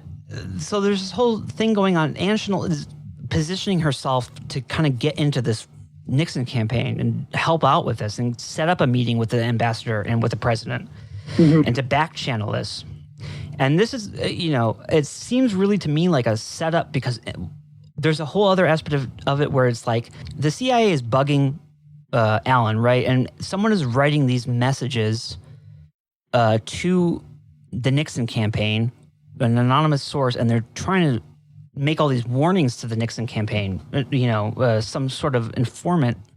And it's not really clear who it is. And people have always suspected Allen. And it creates this whole kind of weird situation. It's like, why is Allen, and he's the foreign policy advisor to Nixon, and he's the one who's the point person for Chanel, and why is he writing these weird letters, secret memos, to the Nixon campaign that he's in? Why is he doing that to tell them not to, have this meeting, right? Yeah, that is really weird. It's like, and it's sort of like my impression from all this is that because the guy who we just talked about, who's kind of trying to get information on Allen and calling around about him, he gets caught doing this by Allen's banker, and Allen's banker informs him that somebody's basically trying to spy on him.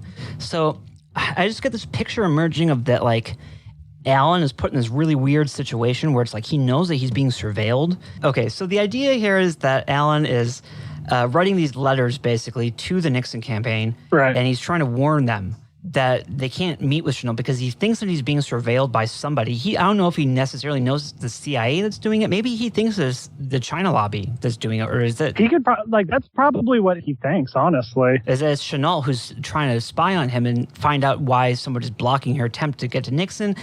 There's something going on there with what Allen is doing. It's always caused a lot of suspicion. People... they think that he betrayed the Nixon campaign somehow, right?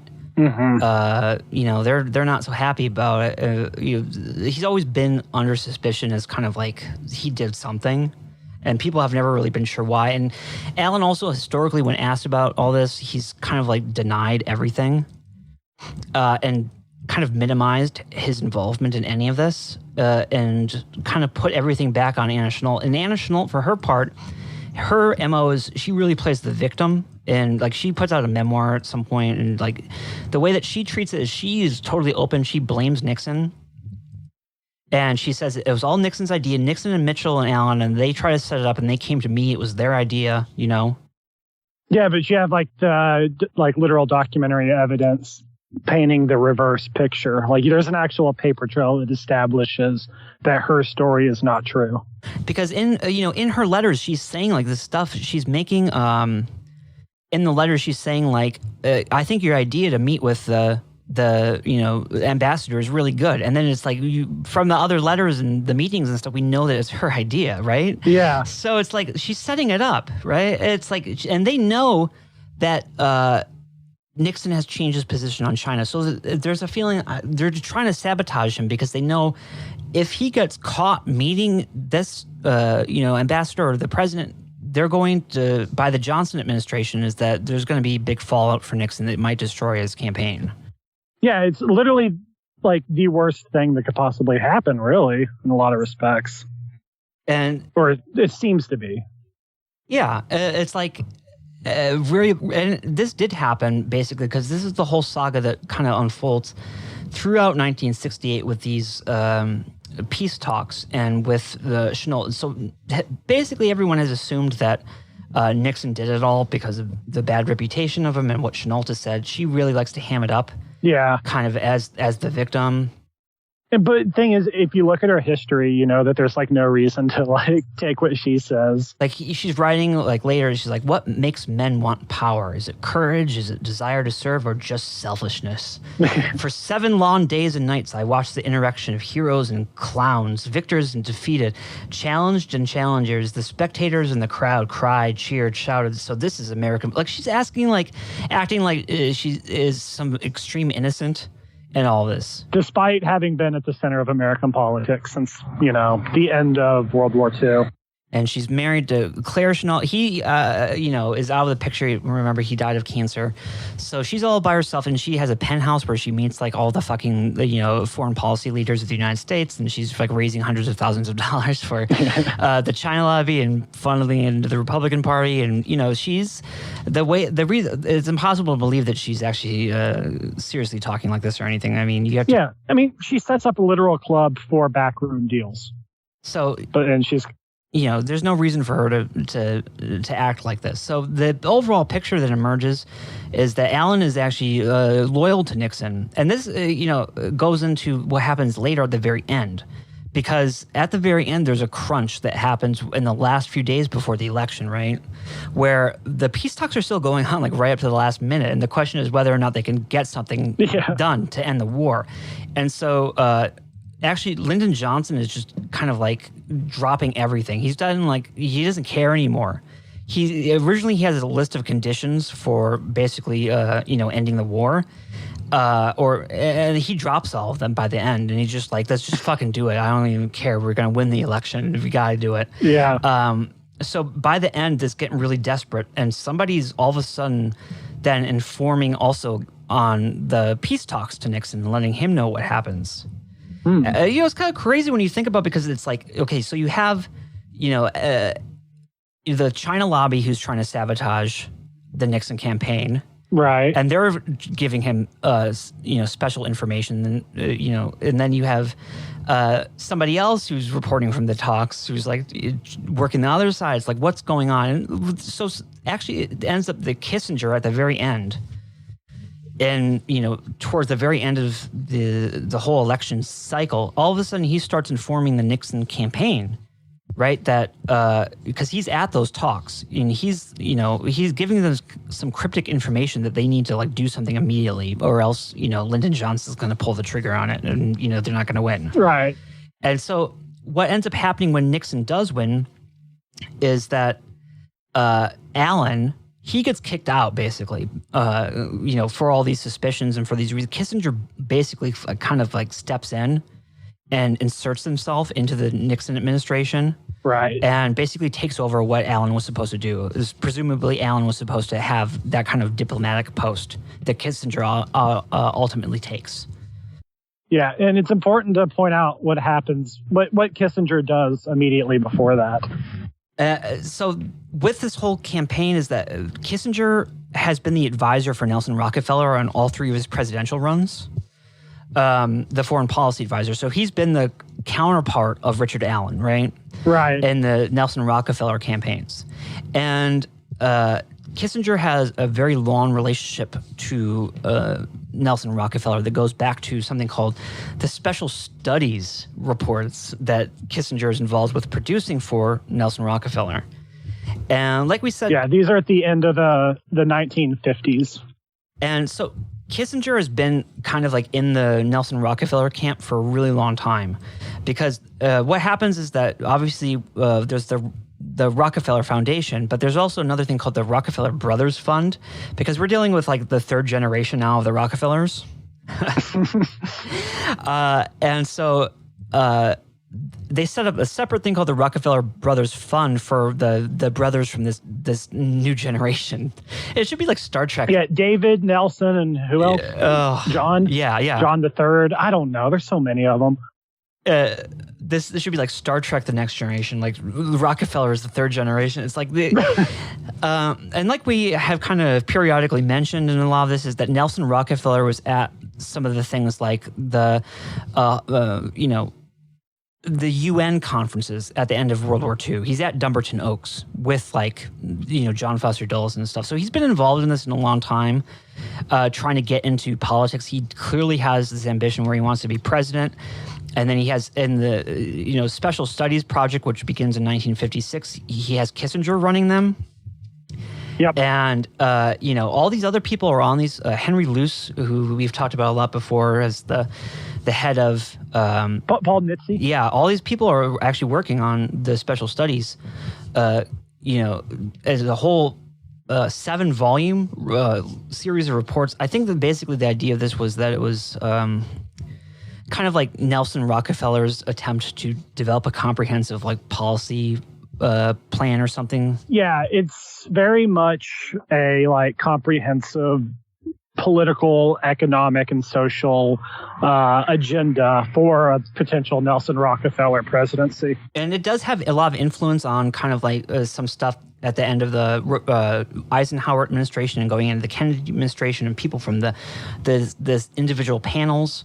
They all go on to be in these administrations, and Kissinger is he's a very important kind of asset of Nelson Rockefeller. He's in the Rockefeller camp, and it's a Republican internationalism, I guess. And so, I mean, like we said also before, he's also the first guy who kind of becomes the protege of Fritz Kramer. And, Kissinger, he's not I don't know what people even think about him, generally what their perception is.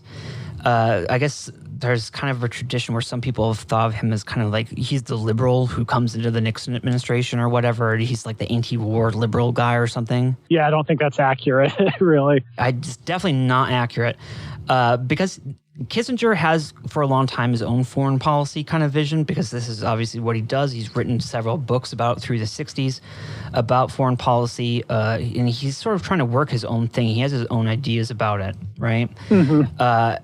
He's on the Council for Foreign Relations, the Atlantic Council, which are all very heavily in the kind of Rockefeller international camp. He's writing these books like Nuclear Weapons and Foreign Policy is a big one in 1957.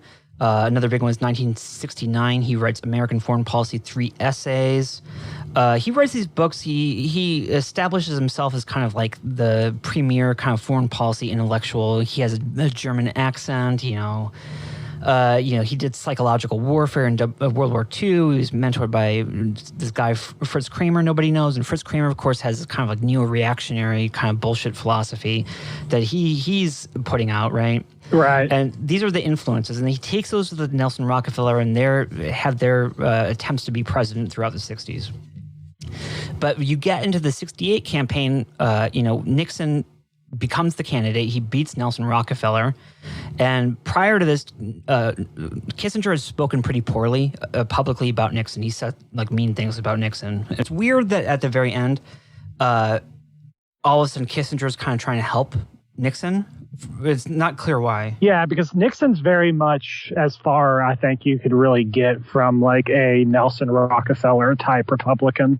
Because mind you that, of course, famously, Nixon is from California, as a Quaker. Whitaker, California is my father died without a cent in his bank account kind of guy, right? Yeah. And Nixon's also a person who uses the term Eastern establishment as a sneer and an insult. And, who would really personify the Eastern establishment in foreign policy more than Henry Kissinger? And so that's a big mystery there about why that happened. That Kissinger is switching sides on that. And our theory, I guess, that we've come up with here is that basically Kissinger and Rockefeller have decided that after Rockefeller loses the nomination, that they have a choice, basically who they want to win, right? They have either Humphrey or Nixon. And what is the better option for them? Because they're in the Republican Party. It's through the Republican Party that Nelson Rockefeller has had his influence traditionally. So it's better for Nixon to win because, in that case, they can get Kissinger in the Nixon administration and they can have more influence over what's going on in the Nixon administration. And then, that's they have more control that way. They'll have more options, right? Yeah, and I think also that Humphrey was pretty much like a no-go. Yeah. Like he was not going to win. So, they want to, help, Nixon win. They want to have influence there to, keep Rockefeller kind of in the game somehow. I don't know exactly. I think that's basically my theory about why this happened, why Kissinger flipped sides. Also, Kissinger's just a very ambitious guy on his own that has kind of some sycophantic tendencies. He wants to be in power, and this actually goes back to what Fritz Kramer his kind of deal is, because he has his own theory about the role of diplomats, obviously with like Metternich and Richelieu and stuff, is that there was a time, I guess, when he wanted to kind of occupy that position in some administration after World War II. High intellectual statesman. Yeah, and I guess it just never came through for him. He was never able to do that. So he transfers it over to Kissinger, basically, and that becomes Kissinger's ambition. And so Kissinger is basically locked on to Rockefeller as the guy who's going to make that happen. And so this is sort of like my feeling, my interpretation of kind of the motivations here of why this switch happened. Yeah. Because it's not a complete abandonment or betrayal or anything of Nelson Rockefeller. I assume that it was done with his approval. It surely was with his approval because Kissinger still stays in the Rockefeller orbit, well after this point. And Rockefeller gives him a gift of $50,000. Yeah. When he goes, to the Nixon campaign. When Kissinger leaves the Rockefeller, when he gets into the Nixon campaign, it doesn't represent a change for Kissinger because he immediately is compensated. It's called severance, I guess, is what Rockefeller puts it as, but a $50,000 gift. Smells like a payoff to me. And obviously, when Kissinger ends up getting to be Secretary of State, Rockefeller is one of the people at the ceremony, and it's like, they're still deeply connected. Yeah, and this is also a very kind of interesting dynamic because up to this point, we've really talked a lot about China lobby, hardliners, and, those circles. These are antithetical tendencies. The very hardline John Birch, American Security Council, China lobby, they're directly opposed to this Rockefeller wing of the Republican Party and consider the Rockefellers to basically be communists. And so you have two distinct factions that are circling around the Nixon administration at this early state. And it's sort of like, it's very interesting because Kissinger is kind of poised in this weird way where he has this DOD kind of like, link through Kramer, where he's kind of like, he has a realism to him in his thinking, and he has an understanding from Kramer of like the power of the military and force, and that's the only way you can actually secure peace is if you have force behind it, right? Mm-hmm. And so he has that kind of outlook, but then at the same time, he's trying to do that through the Rockefeller campaign. Yeah, and so he has kind of a divided loyalty being set up, right?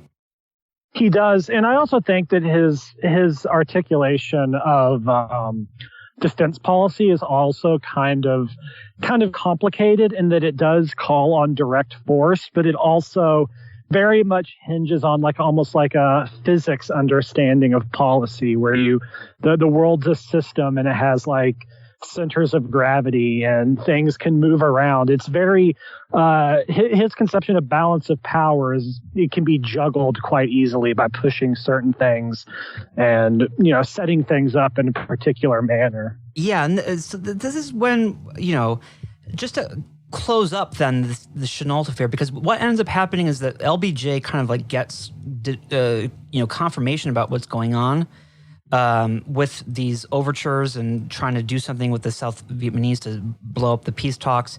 He kind of gets wind of that through bugging Nixon. Yeah. That's how he kind of confirms it.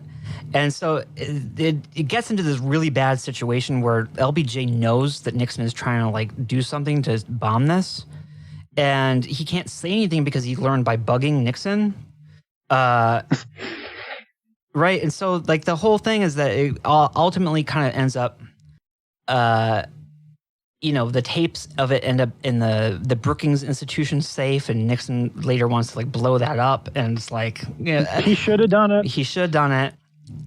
But in terms of like culpability or anything or what actually happened, the overall picture that's emerging is that kind of like it was a setup by the China lobby to sabotage Nixon, and that Nixon, it didn't really work out or have that much of an impact. It seems like that there really was no possibility of this peace talk working, especially with Lyndon Johnson being so desperate to get it done. Yeah. In the time that he needed to get it done.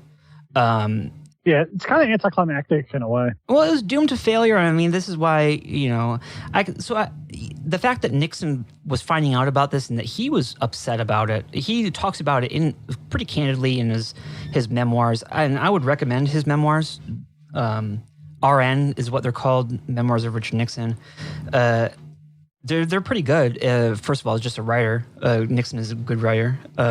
He wrote 8 books, but they're also pretty candid. Obviously, they're not like super honest in terms of the detail that they go into. He's not like exposing all the secrets or anything. Yeah. But they're candid in the sense that like, he does talk about stuff like this, and he does say kind of like his feeling about it, which I get the impression that he's trying to be like, these are authentically kind of his perspectives about this and the best way that he can put it given the limitations he's under because of the secrets involved, Yeah. So it's a good read. I recommend it because I was using it a lot for this part, especially because we were really interested in basically why Allen gets forced out at the end, why Kissinger comes in. What ends up happening is that Kissinger and Nixon have a meeting at a hotel right after the election, and basically Nixon sounds him out. And they kind of come to a conclusion or whatever that they can work together and that Kissinger can help with foreign policy. Yeah, Kissinger later says that he was surprised at how much he and Nixon saw eye to eye on various matters.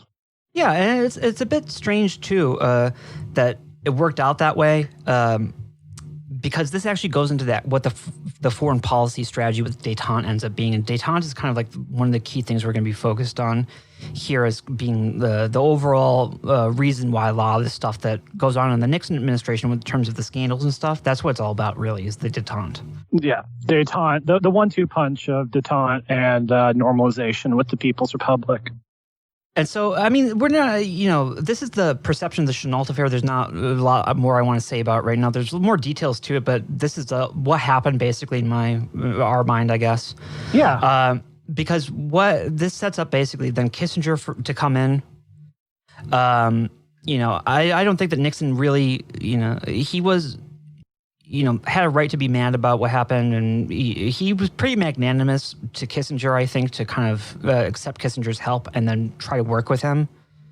Mm-hmm. Which is what... Does he go into any details about his thoughts on Kissinger in his biography? He gives Kissinger credit in his biography. He's like, this is what I mean when I say that he's candid and that he's magnanimous in his biography, is that like, it's not really, you have that perception of Nixon as like, you're not going to have Nixon to kick around anymore kind of stuff. But yeah, really his memoir is very magnanimous and kind of like nice to a lot of people that I don't know, given what we know about what happened, I don't know if they deserve that. No, I don't think so. But, this is how Kissinger gets in. Allen does not get in. Allen is forced out. Kissinger becomes national security advisor, and this is kind of where the plan starts to get into motion. One of the things that happens here is that Alexander Haig is brought in from the Department of Defense because they make Kissinger national security advisor, right? Right. And that Kissinger's military aide then is going to be Alexander Haig. And Alexander Haig is recommended to him by Fritz Kramer. Right. And this is a hugely important kind of dynamic between Haig and between Kissinger that ends up, is at the heart of all of this. But this is, Nixon he has a plan, as we've seen, going back to like 65 about what he wants to do with China, right? Right. Yeah, he's gonna normalize relations with them because he realizes that there's no other way for this world order to work. But you were telling me about how Kissinger's thinking was actually changed by talking to Nixon. Right. Yeah. So from what I understand, and this is based on some of the stuff that Kissinger himself has written. So Kissinger, he had the idea of détente, which is a quasi normalization of relations with the Soviet Union, right? So kind of putting an end to the arms race and having an arms reduction program. And so this is, right off the bat, that's a pretty abrupt shift from all the containment strategies that we talked about previously. So this is what Kissinger's going into it with this idea. He doesn't really have a firm plan on China at all at this point. It's Nixon that brings the idea of normalizing relations with China to Kissinger. And so Kissinger then begins to reevaluate the whole kind of structure that he's conceived in his mind. And so what Kissinger's ultimate plan is to normalize relations, quasi-normalize relations with the Soviet Union, probably a more intensive normalization with China. And then once the U.S. is kind of, can kind of ease itself out of the Cold War stance, let China and the Soviet Union kind of bounce off each other and weaken each other. And in this kind of triangular strategy, the U.S. kind of sits back and rises up from it. And so, it's, this is what Nixon says. He said it's a meeting at November 25th. It's at the Hotel Pierre. Nixon says, for my administration, he said, I had read Kissinger's book, Nuclear Weapons and Foreign Policy, when it first appeared in 1957, and I knew that we were very much alike in our general outlook and that we shared a belief in the importance of isolating and influencing the factors affecting worldwide balances of power. Exactly. And, no, go ahead. I have more to read, but Kissinger said... I was just going to interject that this is a pretty, major point. A huge shift has just happened in terms of Soviet-Chinese relations. They've gone from being allies to being pretty, hardcore enemies at this point. And, the Cultural Revolution, we're still kind of in the aftermath of that. And so people have this narrative about what the Cultural Revolution is, that it was like a way for Mao to kind of consolidate power for himself. And that's probably true. But what it was really about was expunging all traces of Soviet influence in China. Everything that kind of was in a Stalinist mode had to go. And so it was overthrowing the kind of Soviet-esque bureaucracy that was at the heart of it. And so all this is happening in the immediate aftermath of this breakdown of relations between China and the Soviet Union. This is where it gets really, really interesting, I think, because basically what had happened over the years is that the way that this is why we did all these other parts, is because now the National Security Council becomes really important, because that had fallen by the wayside since it had been set up, and it was not really working in the way that it was, intended when they came up with that law. All these factions had developed between the different kind of departments that the NSC was supposed to, centralize, mitigate. And so what Nixon is writing here, that Kissinger said he was delighted that I was thinking in such terms. He said that if I If I intended to operate on such a wide-ranging basis, I was going to need the best possible system for getting advice. Kennedy had replaced NSC strategic planning with tactical crisis management, and Johnson, largely because of his concern with leaks, had reduced NSC decision-making to informal weekly luncheon sessions with only a few advisors. Kissinger recommended that I structure a national security apparatus within the White House that, in addition to coordinating foreign and defense policy, could also develop policy options for me to consider before making decisions. They do a thing here where they kind of like are really in a position to upset the internal balance in the government that had developed between the Department of State, between the Department of Defense, between the CIA, Joint Chiefs of Staff. Yeah, it's like they're kind of like revamping the NSC to kind of do this, and this is why Kissinger. Yeah, they're circumventing the bureaucracy. Yeah, and so this is why Kissinger is made national security advisor, right? And the way that they actually end up trying to negotiate all the detente stuff is that they're negotiating independently with China and the Soviet Union, and that it's all back-channeled through Kissinger, and that he has his own link-ups to like Moscow that he's running through to circumvent the Department of State and to circumvent the whole kind of like the CIA. Yeah, and Nixon actually chooses his Secretary of State based on this whole idea. He doesn't want the Secretary of State to be even a guy who knows about foreign policy. He said, it actually becomes to his benefit that he specifically picks somebody who doesn't know about foreign policy to be Secretary of State. Incredible. Yeah. But this is huge. This is a really big change. It's also a really big challenge to the way that these organizations through the 60s have developed to work kind of in the balance between their different spheres. Yeah, it instantly kind of creates an environment of simmering resentment and, outright opposition in a lot of quarters to how Nixon and Kissinger are handling things. And this is where I want to now talk about Haig, specifically in the task force, because this is where it starts becoming important, because Haig starts out, he's put into the White House under this recommendation from the mutual mentor that he shares with Kissinger, right, and Kramer. Kramer sets him up to go into the White House from the Pentagon after having done all this stuff that we previously talked about. He becomes the military aide to Kissinger, and he basically, in the same way, this is like the Kramer way of doing shit, because they're both sycophants, and they both know what to do, because in the same way that Kissinger knows that to fawn on Nixon all the time and like give Nixon a lot of praise, Haig does that to Kissinger. Yeah. And yeah, Haig makes himself indispensable to Kissinger and like does all his errands and everything and is like a super kiss ass to Kissinger, right? Yeah. And he takes over from everybody else in Kissinger's office and establishes himself as like top dog, and like Kissinger's like, right?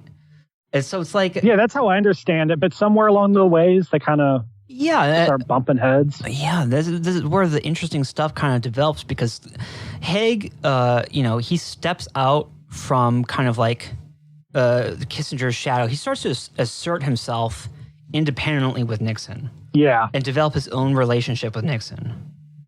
And I just think this is, it starts setting up this really fascinating kind of like, web. Yeah. And this is what we want to really start to outline. And this is where it gets into Naval Task Force 157. And so if you want to. Yeah. I'm trying to think, what did we say about Task Force 157 earlier? Did we go through We hadn't said much. We haven't said much of anything. We wanted to save it until now because this is really the best point to kind of bring it in. Right. Okay.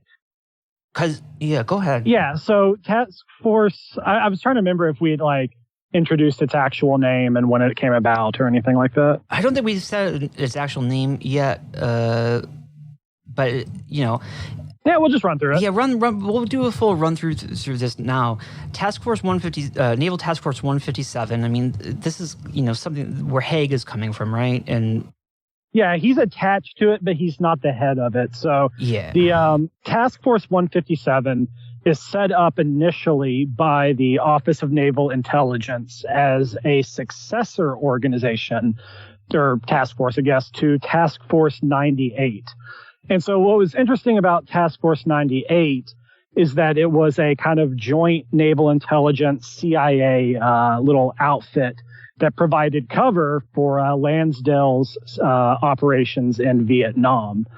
But when you get to Task Force 157, it's more autonomous from the CIA in that it has kind of a literal global reach in terms of its operational capacity. And under it, it does quite a few different things. It infiltrates maritime unions, which is very interesting to me given what we've talked about with the AFL-CIO. But its main task is to monitor Soviet ship movements.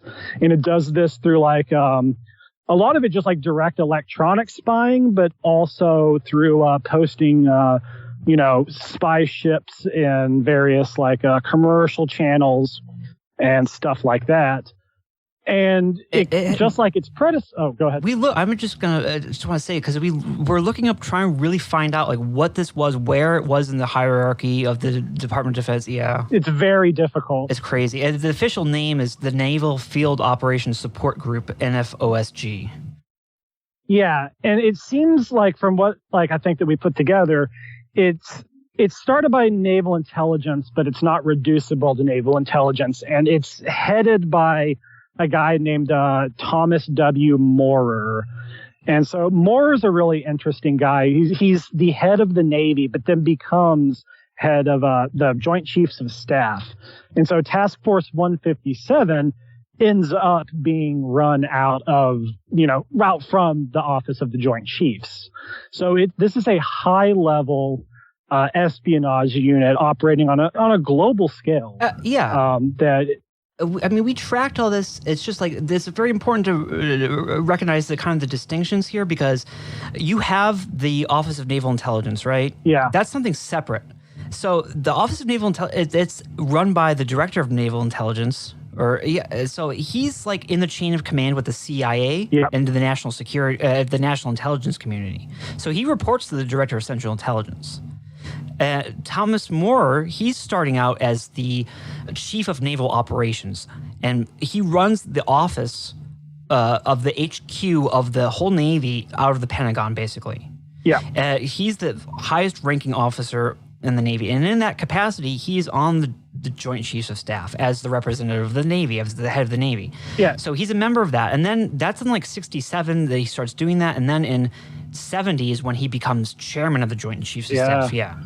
So the head of the Joint Chiefs of Staff is running this global intelligence network, is what it really boils down to. Yeah, it's different though, because it's like set up specifically in this naval office, and it's set up at the Pentagon, because the Naval Intelligence, that's a really old organization, the Office of Naval Intelligence. That goes back to like the 19th century, and that's in a separate place.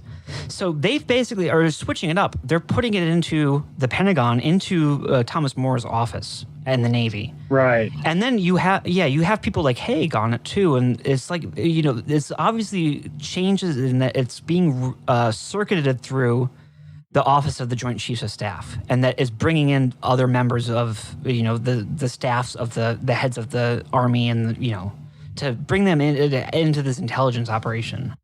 Right. And it does have a CIA link, because they bring in a guy named Edwin Wilson to oversee the front companies for Task Force 157. And so Edwin Wilson, he's got a really interesting history.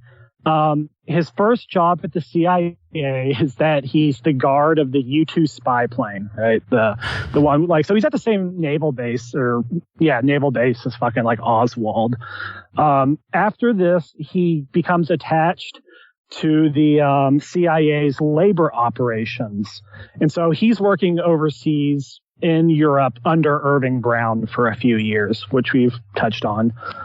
He comes back, and his cover is a AFL-CIO lobbyist on Capitol Hill. And he has some pretty he gets pretty rich through these lobbying endeavors, which is pretty funny. But in this time period, he becomes acquainted with another lobbyist that we've talked about also, this Robert Keith Gray guy.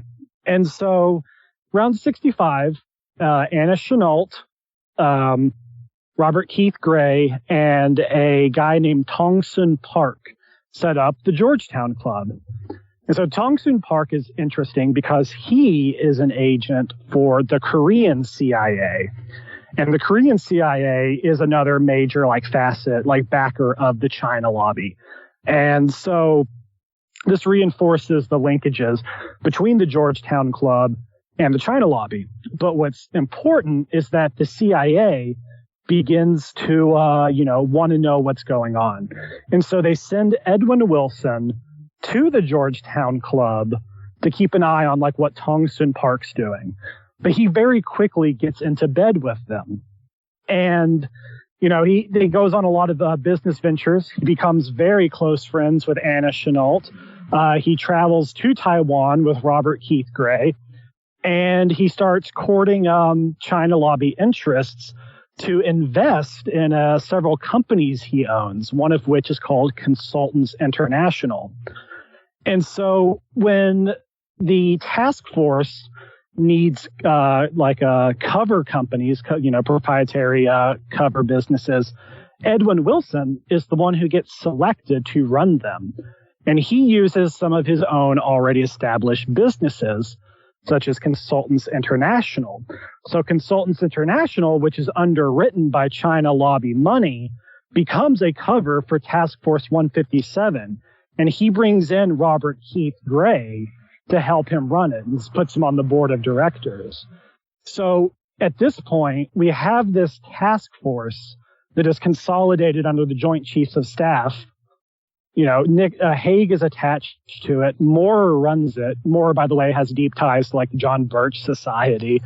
And there's a direct pipeline between it and the China lobby. So there's an entire kind of network that you can see starting to form down in this, maze of bureaucracies and intelligence agencies. And the task force is really important in what is going to end up happening. Right. Because with Haig is becoming Kissinger's top aide. He's developing his own relationship. And we have seen basically there's some issues, trouble in paradise with kind of Kissinger and, the outlook of kind of some of the more hardline China-linked, anti-communist Defense Department kind of thinking.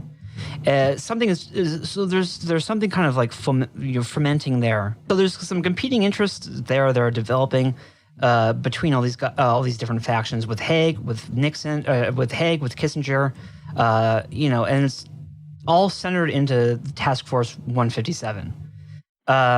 Yes. This ends up becoming important because this is where we're going to start getting into all the scandals of the Nixon administration, because Watergate is not the first one. As we said, there's the Chennault affair is maybe the first one, but it was much more secret at the time. But there is a series of, obviously very public kind of scandals that rock the Nixon administration for quite a while. And Watergate's the last one. Mm-hmm. But we need to talk about kind of the previous ones. And I guess we should start with the Radford-Moore affair. Yeah, I'm actually I find the Radford-Moore affair so interesting, almost more so than Watergate itself, because it's bizarre and it's not one of those things that you really hear about. But I feel like the implications of it are much bigger than than Watergate. Because what's ends up happening here is now we're getting to Jack Anderson territory, right? Yeah. Jack Anderson, right. Nixon notoriously hated Jack Anderson because of part of this, but this is later, there's an accusation made that Nixon is having people kind of dream up plots against Anderson to put LSD on his steering wheel so that he'll be driving and he'll have a trip and then he'll drive off the road and die and shit. There's a lot of animosity between these guys, so that this is part kind of where it is starting with this, because Jack Anderson is a very important guy. And remember, we had mentioned before that Anderson was head of this Chinese refugee group that Anna Chennault is part of too, and that right. And I guess another China lobby Anderson connection is through something called the Diplomatic National Bank, And this actually becomes a kind of a minor scandal for Anderson later in the 70s, because there's a congressional inquiry into the influence of both the Korean CIA and the China lobby. And so the two targets were the Georgetown Club and this Diplomat National Bank that Anderson was on the board of. And another board member of it was Tong-Soon Park, the Korean CIA agent who is tied into the Georgetown Club. So this is all like, it's a network that Anderson is part of. He's very much in the fabric of the China lobby. And so this kind of like are the things that you got to keep in mind with what becomes called the Radford-Moore affair, which it's trying to think of the best way to frame it. So one of the channels that the Kissinger is using to China is routed through Pakistan. It's the Pakistani president. And this is kind of something that they need to keep under wraps, because at the time, Pakistan was involved in a very violent border war with India. And the official U.S. stance was that the U.S. was neutral because India was seen as a Soviet client state, and Pakistan was committing some pretty outrageous human rights abuses in this conflict. So publicly, the U.S. says that it's neutral. However, because the diplomatic back channel to China goes through Pakistan, Kissinger conceives what he calls the tilt strategy, which is to kind of like covertly begin to support Pakistan against India. And so there's a series of meetings, very kind of like closed door meetings in the National Security Council that, about this. And as part of it, they send a naval task force into the Indian Ocean kind of covertly, and they bypass the Joint Chiefs of Staff to get this naval task force out there. This is separate from 157. So this is a potential major scandal because this is one of those geopolitical flashpoints. Well, one day, Jack Anderson writes a series of like scathing articles detailing both the tilt strategy and the naval task force. He spills, the beans on the whole thing. And sorry, I had a bug in my throat. Yeah. I fucked up, but they're taking you out. They're sending the bugs after you, man. Oh, shit. No, I still have a bit of a... It was a China lobby bug. I still have a little bit of a sore throat from being sick, so where was I? Oh, yeah. So Jack Anderson reveals the details of this entire tilt strategy in a series of articles. And they know instantly that this is somebody like on the inside, somebody who has access to the National Security Council meetings. And very quickly, they turn up this guy he's a yeoman named Charles Radford. And they kind of pin this on him. He works in an office that attaches the National Security Council to the Joint Chiefs. But he's very privy to various diplomatic pouches and passing of confidential information. And so very quickly, he's arrested. I think he's arrested. He might just be questioned for it. I'm not sure. But he's accused of leaking this information. But that's, but we find out, though, that it may not, because who does he say that he gave this information to that he took? Well, the thing is, he always denies it. He never once quit denying that he leaked this. But in the process of, the investigation, he starts confessing to something much worse, which is that he was stealing thousands of pages of classified documents from Kissinger's diplomatic pouches and giving them to Admiral Wylander, who in turn was passing them to Admiral Moore, chairman of Joint Chiefs. And Radford's justification is that Wylander told Radford that Moore told him that there was a conspiracy, a communist conspiracy to take over the U.S. and to do it through the Rockefellers and through Kissinger. So Radford had to get these documents to get ahead of this conspiracy. And this whole thing is actually like straight out of like John Birch Society stuff. And already mentioned that Moore had pretty clear ties. And a Mormon. A Mormon. To the John Birch. Yeah, this is important. This is the Mormon conspiracy as well. We got to mention at least that because... Yes. Yeah. Oh, that's coming too.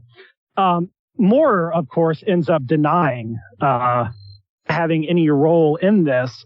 And Radford is painted as just like this young upstart who was basically brown-nosing Weilander by stealing Kissinger's diplomatic pouches. But it's clearly like both Radford and Weilander both point to Moore, saying that he was the ultimate mastermind of this like espionage against Kissinger. And it's very strange because I don't think it's really clear to me that Radford did not leak this information to Jack Anderson, because why would he deny this but confess to something that's in really many magnitudes worse? Because allegedly he stole like thousands upon thousands of documents from Kissinger. They said that they had entire safes in the Pentagon full of information that Radford had stolen. But now you can start seeing how, how really, really does fit together. This is crazy. Yeah. Because it's like... Oh. No, I just want to say, like, what the conspiracy part of it, Radford is saying, it's like, it's unbelievable. Because obviously on the Moore end and stuff, they're going to be, like, pretty realist about what Kissinger is doing, and they understand what's going on. But then they go to somebody like Radford, and they frame it in this way, to really simplify it for them. But this is, like, the same thing. This is what they're, Radford, when he's saying that, he's referring to, like, détente. Yeah, it's all about détente and it's all about China. It's both of these things. They're seen as like this insidious communist plot. And Moore later, when he's questioned about this, he plays it off. He's like, oh yeah, I like Kissinger. I wouldn't do that. We just have disagreements over détente in China. And so like, it's clear that this is an entire wing of the defense establishment that has pivoted itself against Kissinger and Nixon and these particular plans. Man. There's some really unanswered questions still about the Radford-Moore affair, because if Radford did not leak the information to Jack Anderson, and I don't think he did, then who actually did it? But it's like we have all these connections between Anderson and then to the China lobby. It's like this clear as something's going on. It's like right. It's so crazy. I can't believe this stuff. The particular documents that went to Anderson could only have been seen by 4 people. Apparently, those 4 people are Radford. I'm going to cross them out because I don't think he did it. They're Weilander. I don't think he did it because he seemed legitimately like puzzled by this. And then when Radford started confessing to the whole spy ring, he tried to shut him up like really quickly. Another one is Moore himself could have leaked it, or Alexander Haig. These are the 4 people who could have given information to Jack Anderson. And you said before you think it might actually be Haig. Yeah, that's my thought, is that it was Haig. I'm not sure if the thing is that, so Moore and Weilander know that they're using Radford to steal these documents, right? This would be, there's no evidence I've seen to suggest that Haig knows about this particular little espionage ring. It would be very kind of a ridiculous move to frame the guy that you're using to do this very classified, off the books espionage. Why would you frame him for stealing and leaking documents? It has the other interesting thing that you had told me before was about that Radford is with Haig on several trips that Haig does in in 1971. Yeah, so Haig is traveling back and forth to India and to Vietnam quite frequently. And they have Radford as Haig's like personal aide.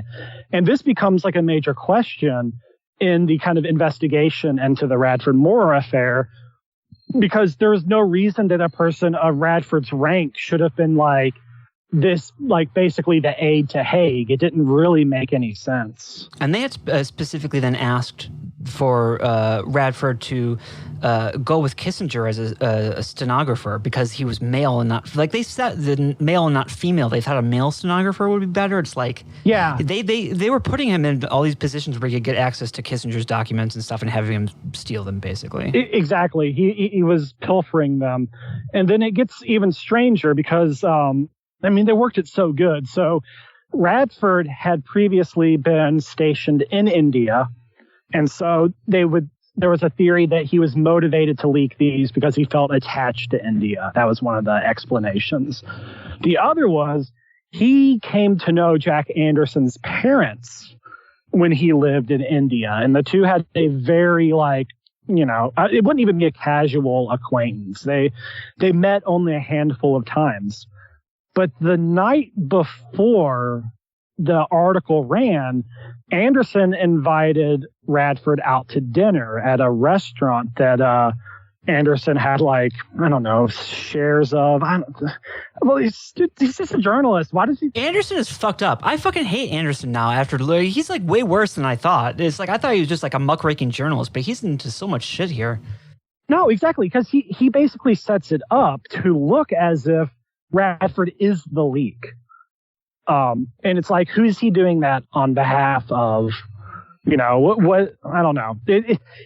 There's still some really lingering weird questions, but it looks to me very clearly that somebody else leaked it, and then they tried to make Radford, take the blame, look like he was doing it, and then in the process they accidentally blow the lid on the fact that Moore is fucking spying on Kissinger.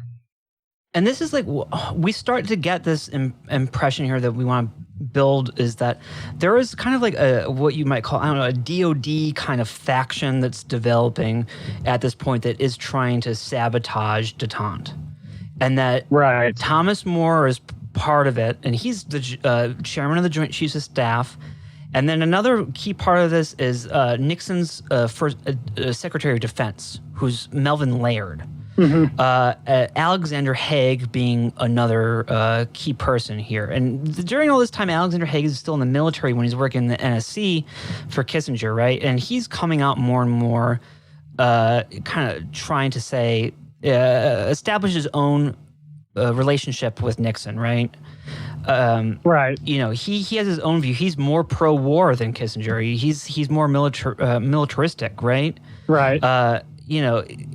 I have some stuff here, like but it started out like Haig uses some very savvy kind of like politicking to get himself in the position to do this, because he makes himself really indispensable to Kissinger. But then, Kissinger will use him. If somebody accuses Kissinger of being like this left-wing guy, Kissinger turns around and he'll point to Haig and he'll say, quote, "If I were a Harvard liberal or a left-wing kook, would I have Al Haig working for me?" This is the kind of thing that we're dealing with, is that Haig is kind of playing a game with Kissinger to kind of get into the White House more. Haig is really ambitious on his own.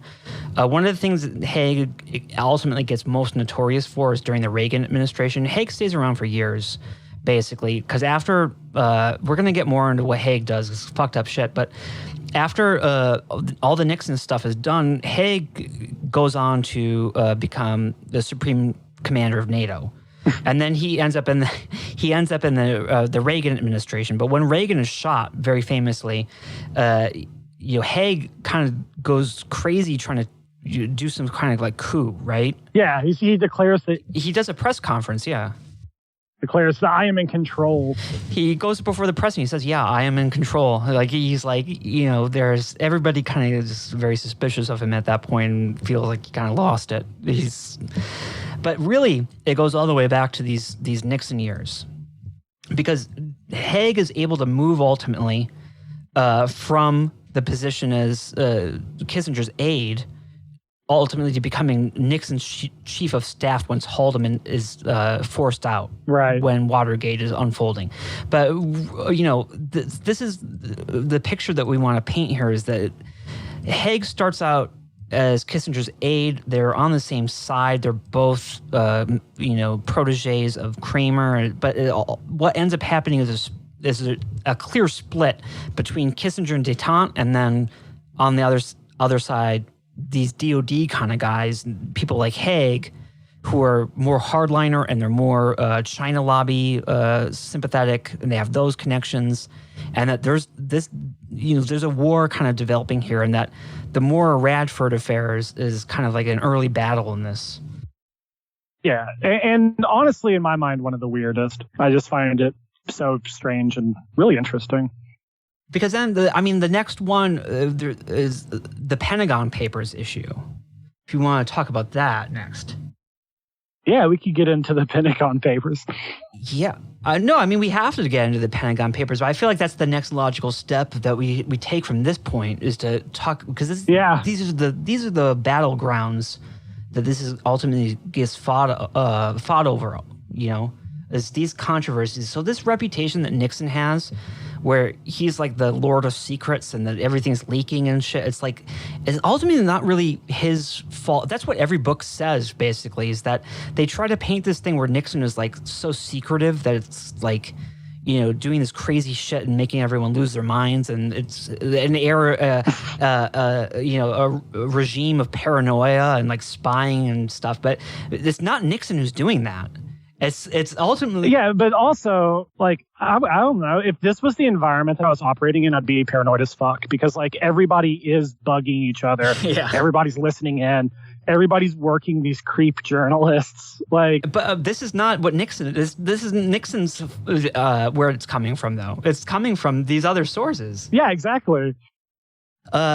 So, the next thing that ends up happening is that, there's a whole issue with Daniel Ellsberg leaking the Pentagon Papers, right? This is a famous thing. Yes. The guy who wrote PSYOP 62, yeah.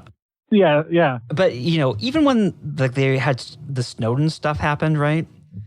They were trotting Daniel Ellsberg out to basically, talk about whistleblowing and how great whistleblowing is. And Ellsberg publicly is always kind of like been more than happy to talk about how like he's a hero and he exposed all the wrongdoing of the Nixon administration and all this, right?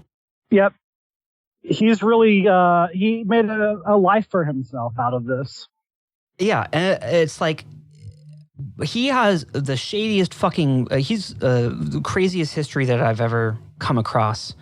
It really is a huge disparity between how he's portrayed in the media and and by himself. Yeah, and by himself, and what his career was like in this respect. Because what ends up happening is that we mentioned this before, but at the Department of Defense under McNamara is that he commissions a huge historical kind of report to be drawn up of what goes on during the Vietnam War and the decision-making process, right? Mm-hmm. It's an archive. It chronicles all these kinds of policy documents that are put out over the years in regards to Vietnam. And it's a very huge kind of like multi-volume, study that's done. And originally, Ellsberg is one of the ones doing it, right?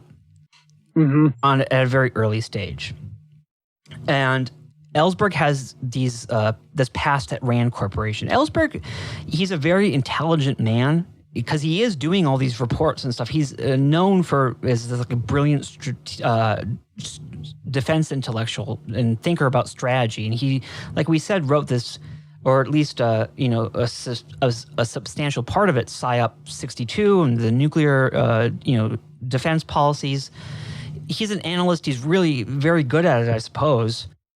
I just find him bizarre because he's the only like analyst that I've come across, like in researching all this, who is like willing to jump into combat situations.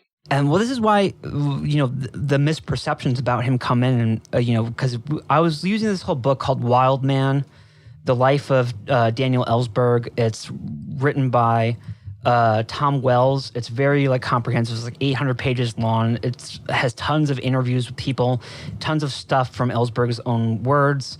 He's like a fucking kook. He's like an insane dude. He's a psychopath. He is.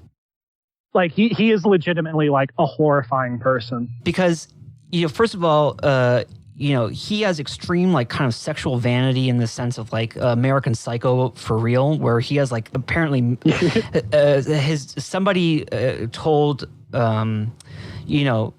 like the plumbers when they're investigating Ellsberg trying to get information about him to discredit him, they're getting information like the people are saying he has more mirrors in his bedroom than anyone I've ever seen. It's like he's constantly in real life bragging about like all of his sexual exploits. He loves making himself out to be a huge stud. He talks about it like obsessively.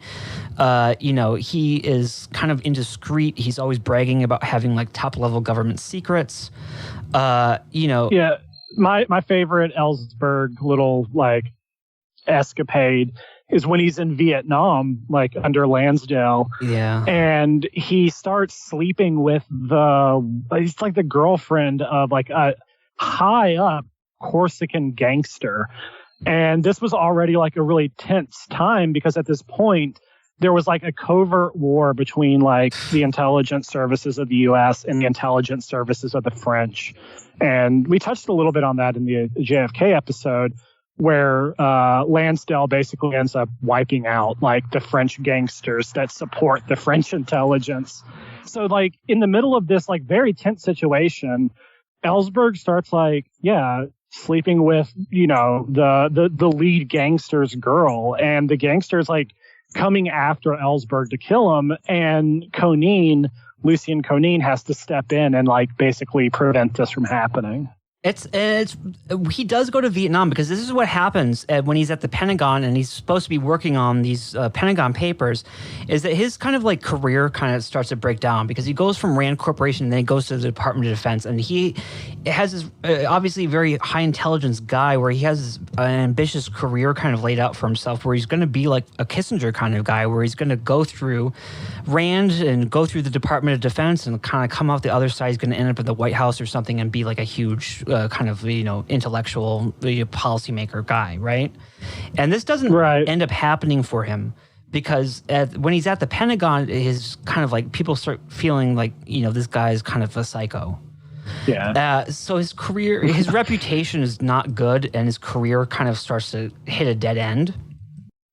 And at this point, he leaves doing the Pentagon papers. He goes and accepts a special mission, like you were just saying, to go to Vietnam to do defense analysis and make a report about what's going on there. And he's attached to Ed Lansdale's like special fucked up unit, right?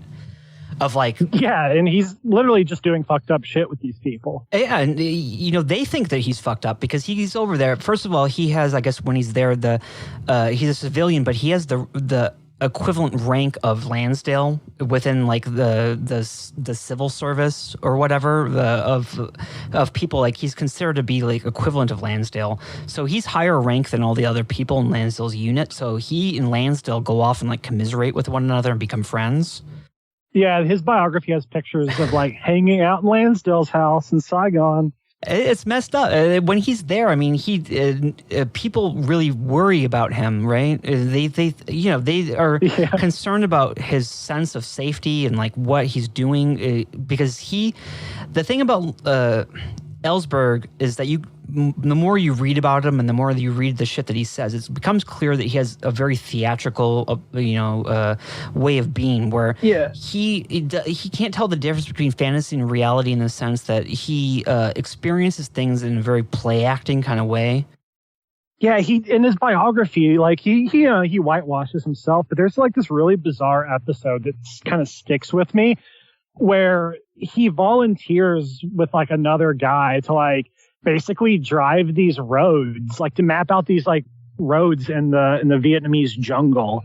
And, this is like the most dangerous thing that they could possibly do. And he talks about how they're like driving through the jungle with their guns pointed out the windows, grenades on their laps, and extra ammo slung across their shoulders. And just like, This is bizarre fucking shit. I know.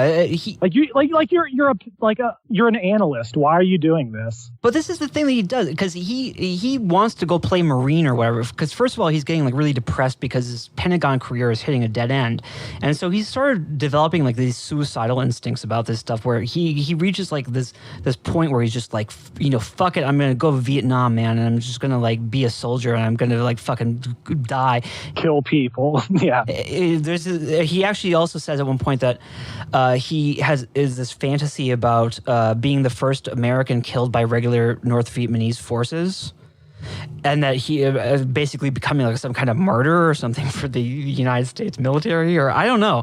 But he has these weird kind of perceptions about these things where it's clear that he is not interacting with the situation in a human normal way. He's viewing it as a kind of drama, and he's really hamming it up in his performance, and he's getting to the point where it's leading to a lot of embarrassing kind of behavior that's really other people are really noticing and being worried about, right? Because also when he's in Vietnam, he also goes off and finds opportunities to go and just shoot people from helicopters, right?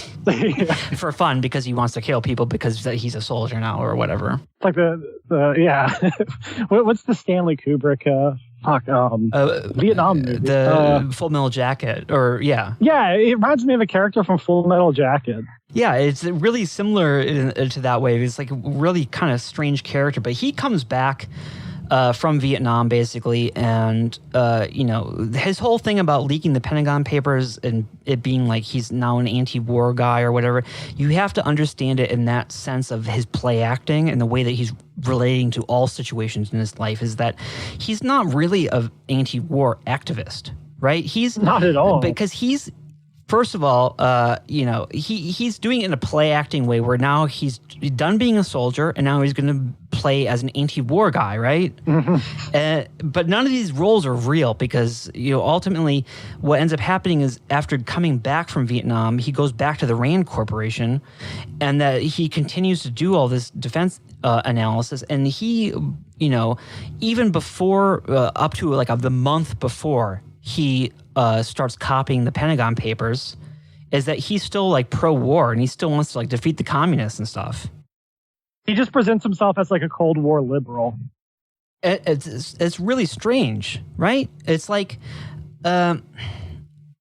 because at the same time you have this juxtaposition where what Ellsberg is saying and what the Rand Corporation is saying and his friends there are totally out of joint, because he's, the way he's putting it and his kind of like self-narrative is that he's like now super anti-war, and he is talking about how he's always sending off fat Ds. This is so funny the way that he fucking phrases this, because by Ds he means drafts, and what they do obviously at Rand Corporation is write papers. Mm-hmm. And so by saying Ds, he's talking about like first drafts of like technical papers about defense analysis. So he's constantly talking, he's like, I'm sending off these fat Ds to the Rand Corporation, and every fucking day I'm just at the height of my productivity, sort of shit, right? And that he's like churning out all these like anti-Vietnam like studies or whatever, and he's brilliant, and he's like doing this like constantly. And it's like, it's not real at all. And if you look at what the Rand Corporation people are saying, it's like, he's recording these things on tape, right? And he's sending all these tapes over, and that there's somebody who has to transcribe what he's doing on these tapes, and it's incomprehensible, kind of like rambling and shit. And it's like, and is it like bits and pieces of like previous work that he's just kind of like trying to pass off as new work? Yeah, and it's like the Rand Corporation, like people are getting angry at him there because he's not delivering anything, and he seems to be like getting more and more unstable. At the same time, he is having all this fallout from his divorce, and this is all in '68 that this is happening.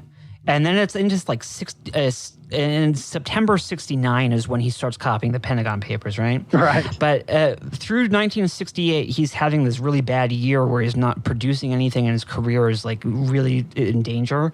And it's like really weird how much of a difference there is between reality and fantasy for Daniel Ellsberg.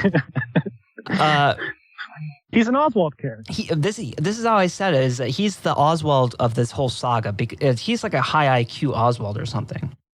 Yeah, he's not a brute dummy. Because the whole question is, with the Pentagon Papers when they come out, is what Fletcher Prouty has to say about them is always really interested to me in the secret team. Because Prouty's point makes some very good points about this in his book. He talks about the Pentagon Papers a couple times. And he's like, why is it coming out that these are the Pentagon Papers when these first 10 years in Vietnam were all under the CIA, right? Why are they even called that, Because a lot of it doesn't have anything to do with the Pentagon. And he's like, looking at the New York Times articles that are coming out and the actual reports that the New York Times articles are about, because there's so much shit in the Pentagon Papers, right? There's so many reports and stuff that's made up of. And basically, Prouty has his suspicions because it's very much targeted at the Department of Defense to make the Department of Defense look like the bad guys in all this, to kind of absolve maybe the CIA and other parts of the government from having fucked up Vietnam. And so Prouty doesn't, he just speculates and kind of is like, did the CIA put Ellsberg up to it or what? And really, the conclusion that I've kind of drawn coming to this is that it was actually Kissinger who did it. Because there's no evidence for the CIA's role. And this is the thing, is when these papers are leaked, basically, is that they go to the New York Times and they start, there's a lot of ammunition against the Pentagon that the anti-war movement starts to have when these documents come out. Mm-hmm. And it's Kissinger in the meeting about it that is really emphasizing that these are dangerous documents. I posted all about it on Twitter, and I posted the clip from the movie Nixon where Kissinger's doing this, and it's hilarious because he's like freaking out and like trying to convince Nixon that this is like the worst thing that ever happened. Nixon is not concerned at first because he realizes that it's all the Democrats. It was Kennedy and Johnson that a lot of this stuff is about. Yeah. So he doesn't think that it's that damaging to him, but Kissinger is the one in the office like ranting about Ellsberg. He's like, he's the most dangerous man in America. He must be stopped at all costs. He's like all fucked up and he's shooting people from helicopters, and he's like, it's fucking awesome. But why is Kissinger reacting like that? Because if you go back and look at it, obviously Kissinger knew Daniel Ellsberg for many years. They were at Harvard together. Ellsberg was one of Kissinger's students. And the thing that becomes really interesting is that when we go back to 1968 to the election, right? Mm-hmm. Is that right after Kissinger is getting into the Nixon administration, he calls up Rand Corporation and is requesting Daniel Ellsberg to do some studies for him, right? Yeah. And so he has some meetings around the end of 1968 after Ellsberg has had this terrible year where he asks Ellsberg to kind of like actually do a whole study about using surveys, right? And this is actually based on something that McNamara had done, where McNamara had put out like these huge surveys that he had asked a bunch of people to answer in the Department of Defense. And it actually ended up causing problems because answering the questions took up so much time that it got in the way of doing other things, regular duties. And so it's actually really fascinating that Kissinger is intrigued by this idea that to do this deliberately, right? Right. So the way that he poses it to Ellsberg is as like he's acting like the anti-war kind of liberal guy, where he's commiserating with Ellsberg, and he's like, I'm in the inside now, and we're kind of fuck up their whole Vietnam War thing, right? And you're going to help me do that by doing this study at Rand Corporation, where you are sending out these giant surveys, and it's going to take up a bunch of time, right? And that they're not going to be able to kill as many babies or whatever. And so that's like the way that Kissinger poses this. And so Ellsberg does those studies, but this is only at the commissioned at the end of 68, right at the start, before the Nixon takes office. And it's like but then to go forward to when the papers are actually leaked, it's like so clear that there's a connection there between Kissinger and Ellsberg, right? Right. So it's like, what's going on? with that, it's like my perception of it then is that this is, this new battle, another battle in this war that we're talking about. Right, because, I mean, look, on the one side, you have the Radford-Moore affair. That is clearly like DOD Joint Chiefs versus Kissinger. And if Kissinger is running Ellsberg and the Pentagon Papers embarrass the DOD, you have two factions that are basically battling through these weird leaks. And this is what it's all about. And Ellsberg is probably not even aware of that he's being used in this way because Kissinger's so, Kissinger definitely knows all these arts of manipulation and everything in the same way that Haig does. Yeah. Yeah, he's a Kramer protege. Yeah, and so he's able to manipulate Ellsberg into doing this by, fostering this kind of like dramatic anti-war, leaker kind of character and suggesting it to Ellsberg, and Ellsberg steps right into it and takes it up with enthusiasm, and it's not hard because at that point, a lot of shit is in the gutter for Ellsberg, and his career is tailing out. Yeah, and it does give him a lifeline, literally, because, he's on his way down, and now... Because now he has a whole career, yeah. He's set for life as, like, a public hero. Yeah, and so it's like... To me, the whole idea, the Kissinger, when he's, like, reacting in this way, he's, like... trying to throw everybody off the track, but kind of going over the top a bit because he's obviously worried that he's going to get busted, and based on this connection that everybody knows he has to Ellsberg. Right. So much like how Radford-Moore did not intend to reveal the aspiring. So yeah, it's like they're going at each other now. It's like there's this war developing, and through all these kinds of leaks and this is where all the shit that's happening to the Nixon administration really comes from. It's not based on Nixon. It's based on the coordinated activities of these outsiders who have come into the Nixon circle of Kissinger and Haig. And Kissinger and Haig, basically, two former Kramer proteges fighting over détente. And the DOD is trying to destroy it, and Kissinger and Nelson Rockefeller are trying to bring it forward, right? Right. This is my understanding of how it's operating. This is like our theory that we've now developed, and that now we're ready to kind of like now go into the next one, the next part of this. So I guess we'll take another pause here. And Jesus Christ, This is a fucking long fucking show, marathon fucking show. It's going to be more than 6 hours now because this is now. Is it really? Yeah, but. We're going to do the final part of this. We're now going to finally get to Watergate, right? And we're going to, expose the truth about that. Yeah, we're going to take it home. But you can see what's really, this is a really fascinating kind of saga here of Nixon and the way that he, had this vision to do this, new foreign policy. And he's going to, really upend this whole kind of...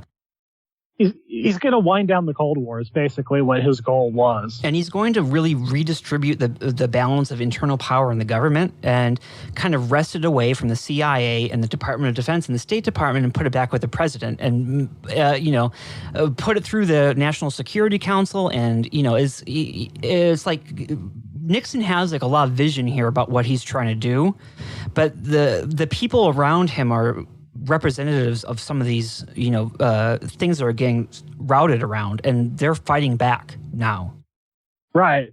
It's funny because these are some of the things that people try to like associate with Kennedy, Yeah. Like, he was going to end the Cold War and he was going to like break the CIA and, tamper down the military. But like, I don't know. It seems like this is actually what Nixon himself was really running with. So, we're going to get to Watergate now and take a little break here. And Jesus, this is like the best show fucking ever that you guys are getting here. This is awesome. I mean, this is like, you can see this is the product of a lot of, work that we've done for you. So, I didn't even realize how much work we've done. We like on this until we started recording. And it's like, oh shit. It's like, this is all the stuff that we've learned in the past few weeks. So you could see that we doing all-nighters on this. Stayed up like 2 nights in a row the other week, like just going through all this. It's like we're doing a lot for you guys. So we're giving you the straight facts here. But we'll take a break. We'll be an interlude, and then we'll come back for part 4. And hopefully that's the final part.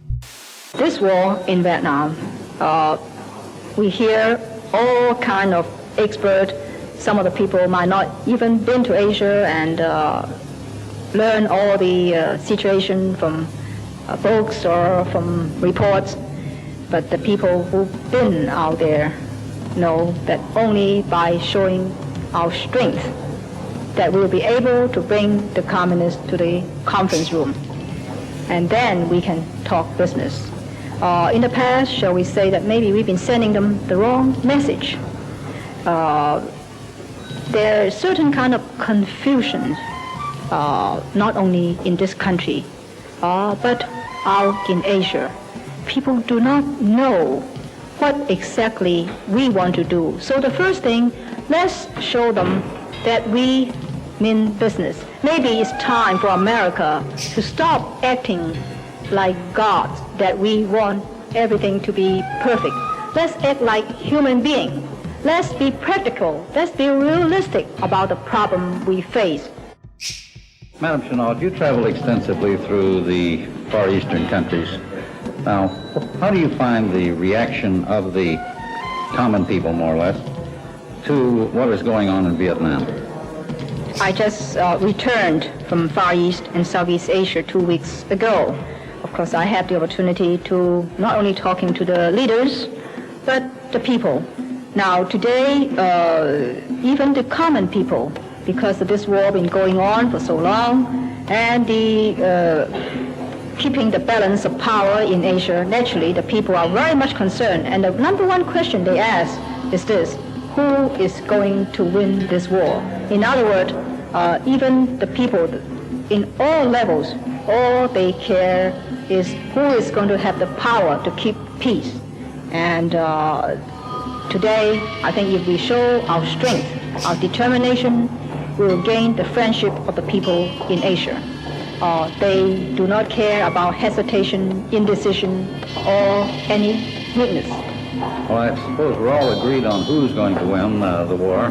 The communists willing to come into the conference room. And I think the time when they realize it will not to their advantage to fight any longer, they will come in and talk peace. But until then, we will have to carry on our action. The longer we wait, the longer we hesitate, more of our American young men will have to be sacrificed. And we certainly do not want that. And you don't believe in stopping the bombing or recessing the bombing? Every time we stop the bombing, only give the other side the opportunity to rebuild their military installation, to give them the opportunity to move more military supplies. And each time, in fact, many of the soldiers have told me, each time when we make a pour of bombing, more of our men will have to be sacrificed. This fight on Monday, talk on Tuesday, and consider negotiation on Wednesday is not going to get us far. I'm afraid we will have to be realistic and face up to the situation. And I think the sooner we win this war, the better off we will be. The communist tactic is to keep us there the longest possible, to outlast our patience, and we do not want that to happen. How do you assess the reports from China, from inside China? I had the opportunity to interview the first guard escapee coming out from Red China. Of course, we all realize this is the power struggle been going on in China for some time. It's too early to predict what direction is going to take place, but it shows the weakness of Mao Zedong regime, that they have divisions, that the people, after so many years of sacrifice, finally they said, now, for the first 2 years, for the first 5 years, the regime been telling us, if you sacrifice, we are going to bring the country forward. But the situation in China is getting worse. The 5 years plan, the Great Leap Forward, and now the so-called cultural revolutions are not helping the country in any way. And the people is getting very dissatisfied. I want to mention this light side of the interview of the Red Guards. When I asked him, how do you find out the free world, well, for instance, America or people in Hong Kong or in Taiwan, were better off. And he mentioned he'd been reading the paper about the car accidents in the other countries. He said, now, if they have enough automobiles to occur, to cause accidents, naturally, they must have many cars. If they have many cars, the people must be richer than we are. And if that's the way it is, I want to go to those countries. That's a pretty good logical reason. All right, everybody. We got part 4 of our, lengthening podcast here. I don't know. It's like, how long is this going to go? I mean, the last one was over 90 minutes. So the last part. So I had expected 6 hours, but now it might be, this might end up being like 7. So yeah, no, we'll just go until we got all of it locked up.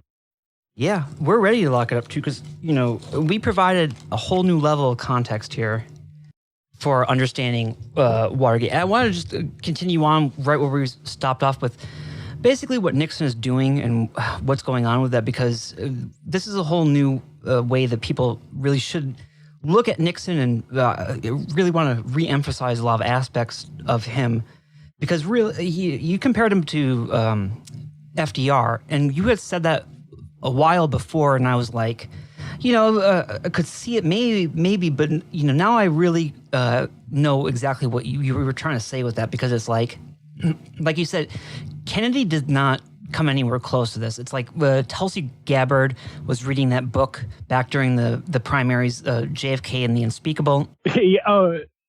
Yeah, who wrote that? I don't know his name off the top of my head. No, it doesn't matter. But it's like, that's all about how Kennedy was going to stop the CIA and stuff, and he's really the good guy. And really, he's a very shallow kind of person. Like all these presidential figures, they're out for celebrity, and that's important to them. They like the public aspect of it, but not our boy Nixon, because he was so introverted and all this. It's like he was really up to something on kind of a different level, and really upsetting the internal balance of the government, and reorganizing it in a really deep way. How power is structured inside of the right.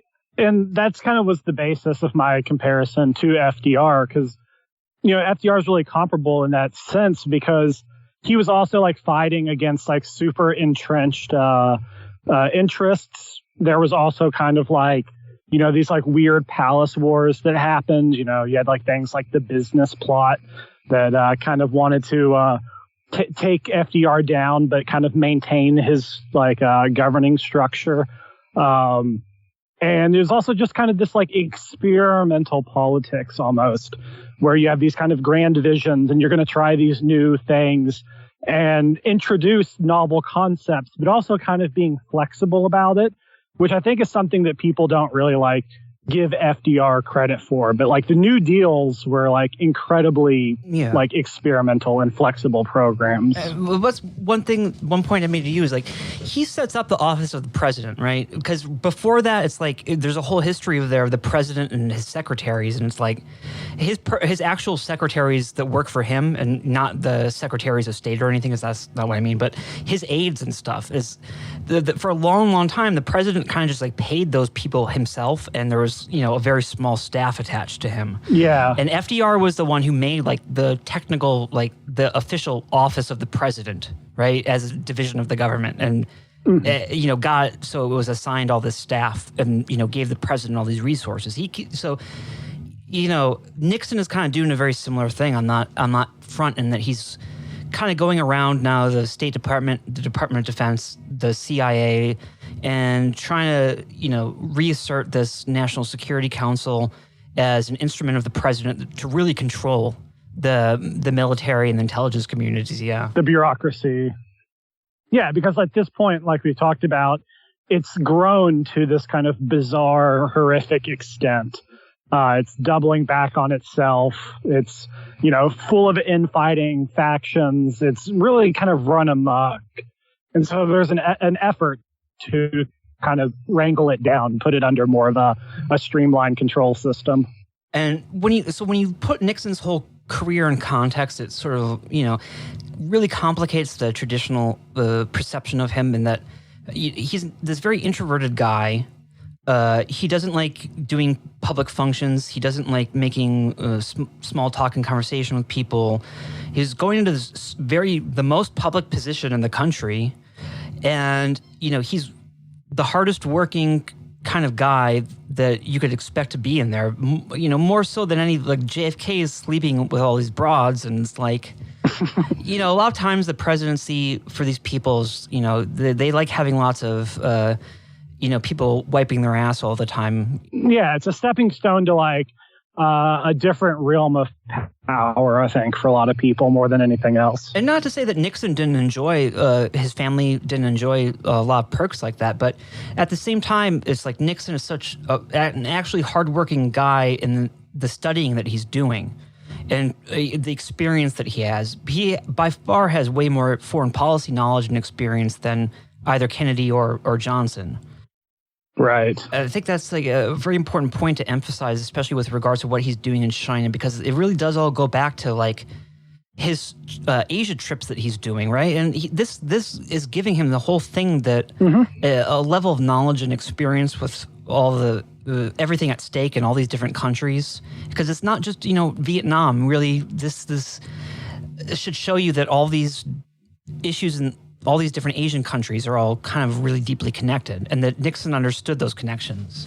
Yeah, like people are always surprised when they, learn about like excursions into Cambodia and Laos and things of that nature with Vietnam. But when you go back to Vietnam in its beginnings, when it's a CIA operation, it's not, isolated to Indochina. It spills out across the entire region into Burma and these other places. Like it is a whole part of the world that is swept up in this, and it's kind of reductive in a way just to label it Vietnam, because there's a lot of problems there with these are kind of like pre-national nations. Is that we're imposing this whole idea of a nation state on them, but they haven't gone through that liberalization process of the Enlightenment that Europe did that created these strong nation states. So when we impose these sort of expectations and ideas of a nation on them, and they really don't have a lot of the attendant kind of infrastructure that goes along with that allows that to exist. Right, and that's like part of what the Rand Corporation was very interested in Vietnam. You had the whole concept of modernization theory. It comes out of people like Walt Rostow, where you basically, if you modernize, if you put in the quote unquote like infrastructure of modernity, then there will be kind of a takeoff, and any country can follow a path to basically become the United States. And, this does get repeated more recently with like what we did in Iraq, but they gave it a different name. It's very common, yeah. These are just nation building exercises. And it's really important to understand that. This is a point I stress, and I keep stressing in different shows that we do. But it's like this goes back to the Congress of Vienna, right? And it's like this was the official ideology of kind of 19th century imperialism, which was adopted by the Congress of Vienna as colonial improvement, right? Yeah, then it's called like a civilizing mission, then it becomes a modernizing mission, and then it becomes like a promote democracy mission. And it goes all to, John Foster Dulles and his whole ideas about, he wanted it all to be set up as an international order, basically where there's like a huge American owned bank or something, which is like pumping liquidity into international markets to like encourage trade and development. And it's like, this is really the core of the vision here that's been developed for like 200 years before this. Yeah, this is an end result, really, of a long history. And so this is what Nixon is basically going into, and he's trying to like fundamentally change it in a way, to kind of take the United States out of it in a certain way, because these are the two visions that we have with détente. And then this is the other idea that basically wins out in the end, is the preservation of America as the leader of this, quote unquote leader. But the idea of that is obviously that, our security forces run the world, and the CIA and our intelligence agencies, that they, keep people in line and go after the rogue states to make sure that they don't try to break this international order. And it's like, you know, it obviously has benefits for America, but it's also a big source of our prestige. And it's the point of our huge military. It's like Nixon is trying to upset that in a really fundamental way. Right. It ends up becoming kind of cohesive in this whole notion of peace through strength, which is interesting because you saw Donald Trump making tweets with this slogan just the other day.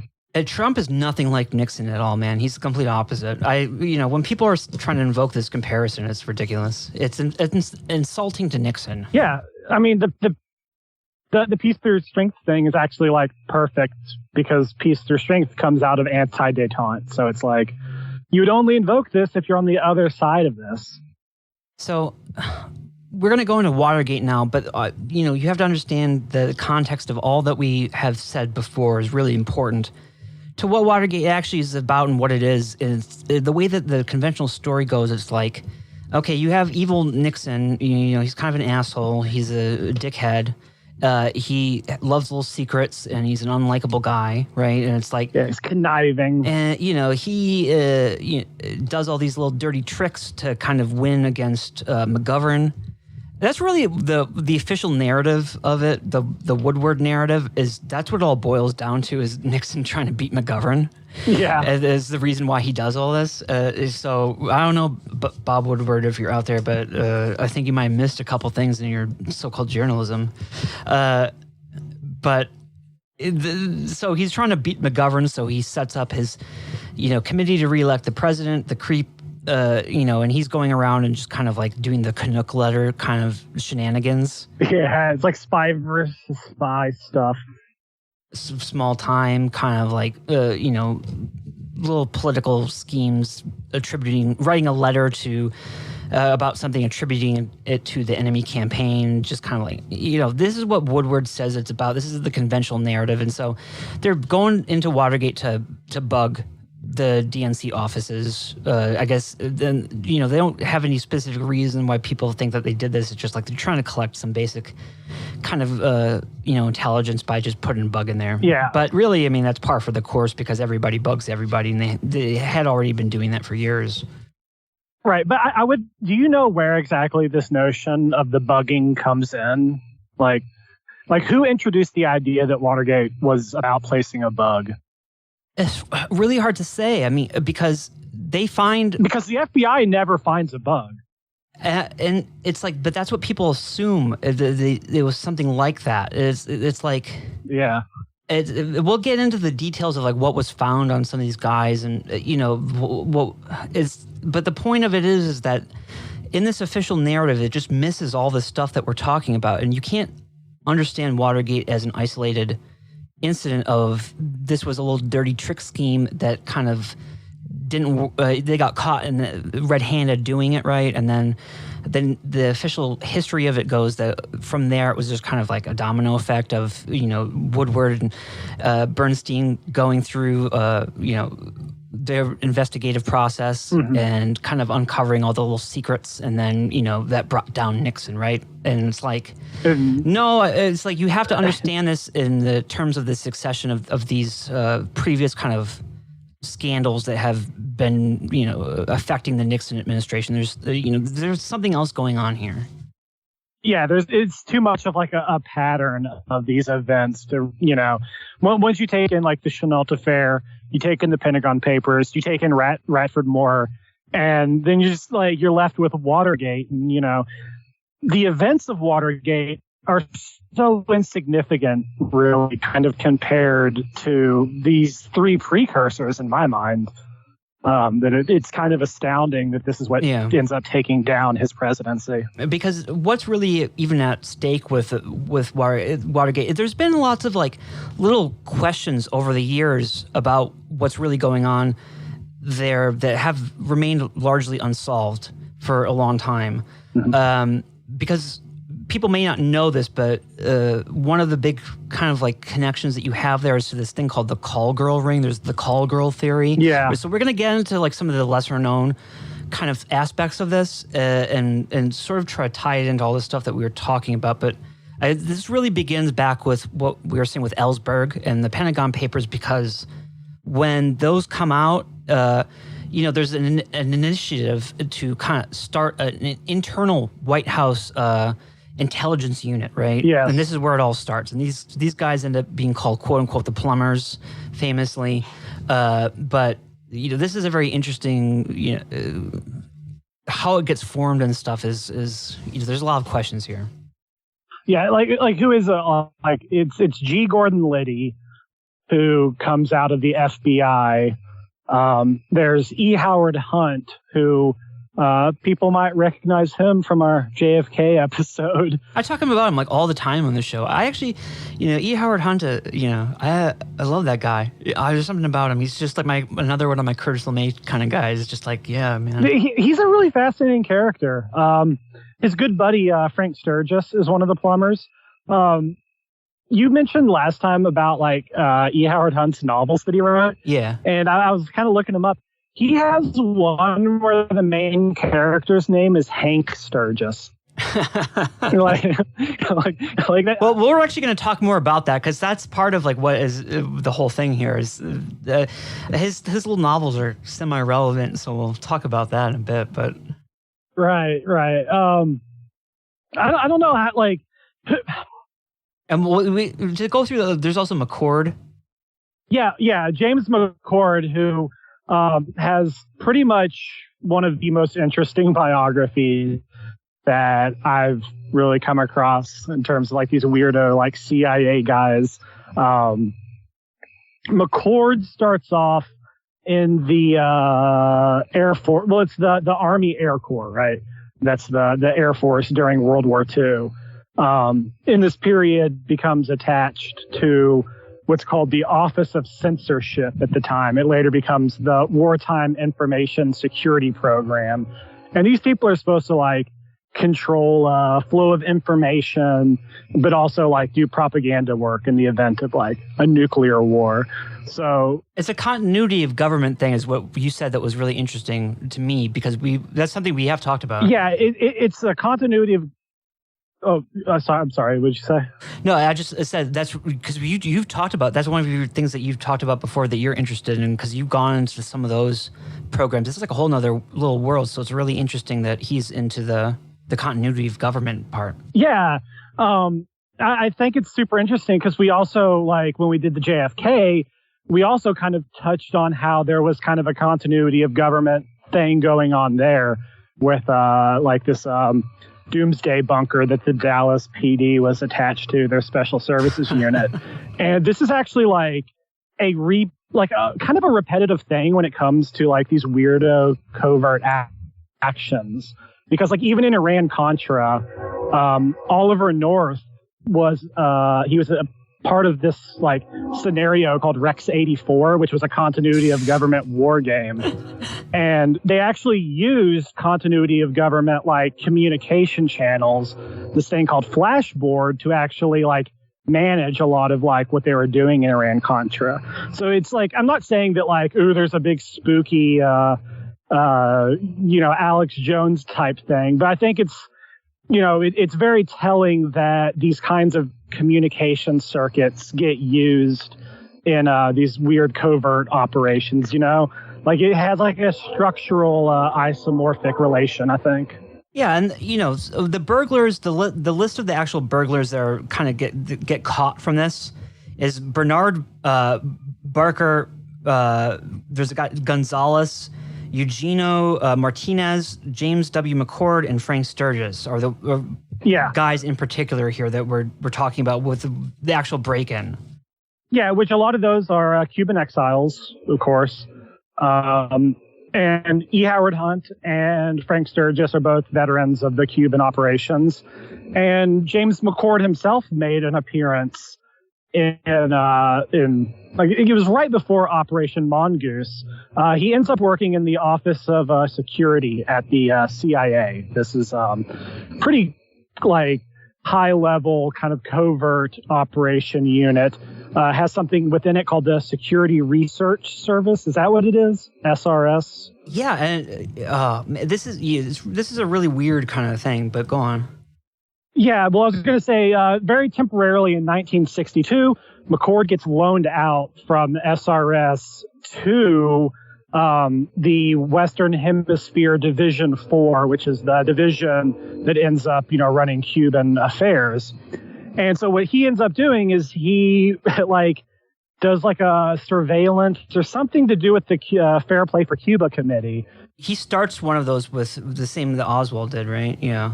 Exactly. Yeah. And it's before Oswald's weird episode with them.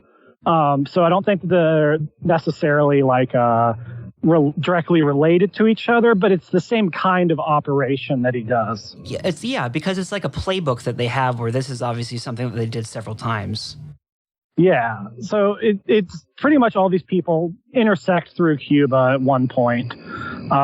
But other things that he gets up to, the Office of Security SRS was deeply involved in... Security Research Staff is that the official name, yeah. That's what it is, yeah. They're deeply involved in Project Artichoke, which is the precursor to MK Ultra. And when there's the incident with Frank Olson, the bioweapons researcher who gets doused with acid and then plummets out a window, when that happened, McCord was the person that the CIA sent to kind of mop up and talk to witnesses and kind of put the ratchet down on this incident. Yeah, we won't get it fully into that here because it's a whole other thing, but there is a documentary about it called Wormwood that's people can check out if they're interested in that. There's also a really good book that the name of it kind of escapes my memory at the moment, but it's the book that discovered McCord's connection through by getting a bunch of documents released. So that's pretty cool. Yeah. So looking at the list of these things, in 1962 to 1964, McCord served in Frankfurt as chief of the Regional Security Support Staff, responsible for personnel and physical security and audio countermeasures programs to protect European stations and bases from electronic surveillance. Yeah. It's you can see some of the stuff that he's into here. So he goes to college for a bit. In 1965, he rejoined the Office of Security as a chief of the technical division. And what he said is developing quote-unquote esoteric equipment to strengthen the agency's audio countermeasures program. Supervising a staff of 40, he developed a new device which used X-ray equipment to rapidly scan large interior wall surfaces, room furnishings, and objects for hostile technical penetrations. Yeah. He's a technical genius, and this is really kind of his specialty in a lot of ways. Electronic surveillance and counter surveillance. And so in 1968, October, he becomes chief of the Physical Security Division. And so he has a whole history here. And, we'll hold off a little bit because he's involved in this thing called Merrimack, which we need to talk about. Right. But I don't know if you want to get into that right now or you want to talk about... I don't know. It's just another kind of... Yeah, we'll go... You probably understand it better than I do. I know it's related to Operation Chaos, but I'm not clear as whether or not it's a subunit of that or if it's its own independent thing. Yeah, it's not clear because there's multiple programs here going on, and if you haven't heard of Operation Chaos, I don't know if we've talked about it before. Basically, you may be aware that with Richard Nixon, he wanted intelligence on what was the anti-war groups were doing, what the student groups were up to and stuff. Ooh, man, you got some nice traffic there. This has the cozy mood. There's some ambience on this one with the crickets and stuff. I like it. I know. But there's multiple programs. Another one is called Project Resistance. Yeah. And there was also then Operation Chaos, which they're related programs, right? But they're separate. Yeah, that's my impression. And this is kind of the CIA counterpart to the FBI's COINTELPRO program is kind of how I understand it. I think they kind of are aspects of chaos that are like the lost CIA projects. It's all very compartmentalized, so they're kind of operating independently, but then they're reporting back certain information to Operation Chaos. Yeah. But Operation Chaos is the whole idea of that is to go after kind of all these student groups, the anti-war movement. And it was like during the Vietnam War, it was Lyndon Johnson and Richard Nixon ultimately who they want to really kind of go after, a lot of these, difficult kind of characters that are giving them trouble, the student groups and stuff. And this is what comes out of it at the CIA end. Right. So it's a program that's, grows over time and is a result of the president's kind of demand for intelligence about who's funding the student groups and are they getting help from Soviet, agents or what, what's going on there.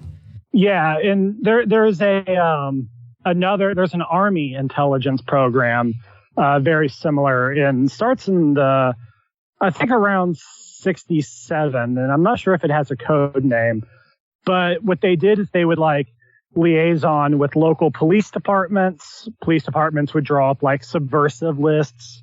The Army would collect these and augment them with their own intelligence, and they would be shipped to basically what was called the war room in the Pentagon. This ended up being kind of a scandal in the early 70s, actually. But it's interesting because in 1968, when there was the Detroit riots, the DOD guy that was overseeing this was convinced that this was a full-blown communist insurgency, and they needed to implement counterinsurgency tactics to put it down. So there was a fear that this was these movements were more than just students and whatnot. These programs also work, not just by surveillance or passive listening or anything, but also by infiltration, right? Yes. And so that's kind of what's going on with McCord here and what he's working on as a security agent is because it's growing out of concern about the safety of the personnel and facilities there are related to kind of the CIA and stuff. I think this is originally set up to basically kind of the security agency of the actual CIA building. To prevent anybody from getting into it that's not supposed to be. Yeah. But, it's obviously expanding for some reason. I don't know why, but it's expanded into infiltrating all these groups.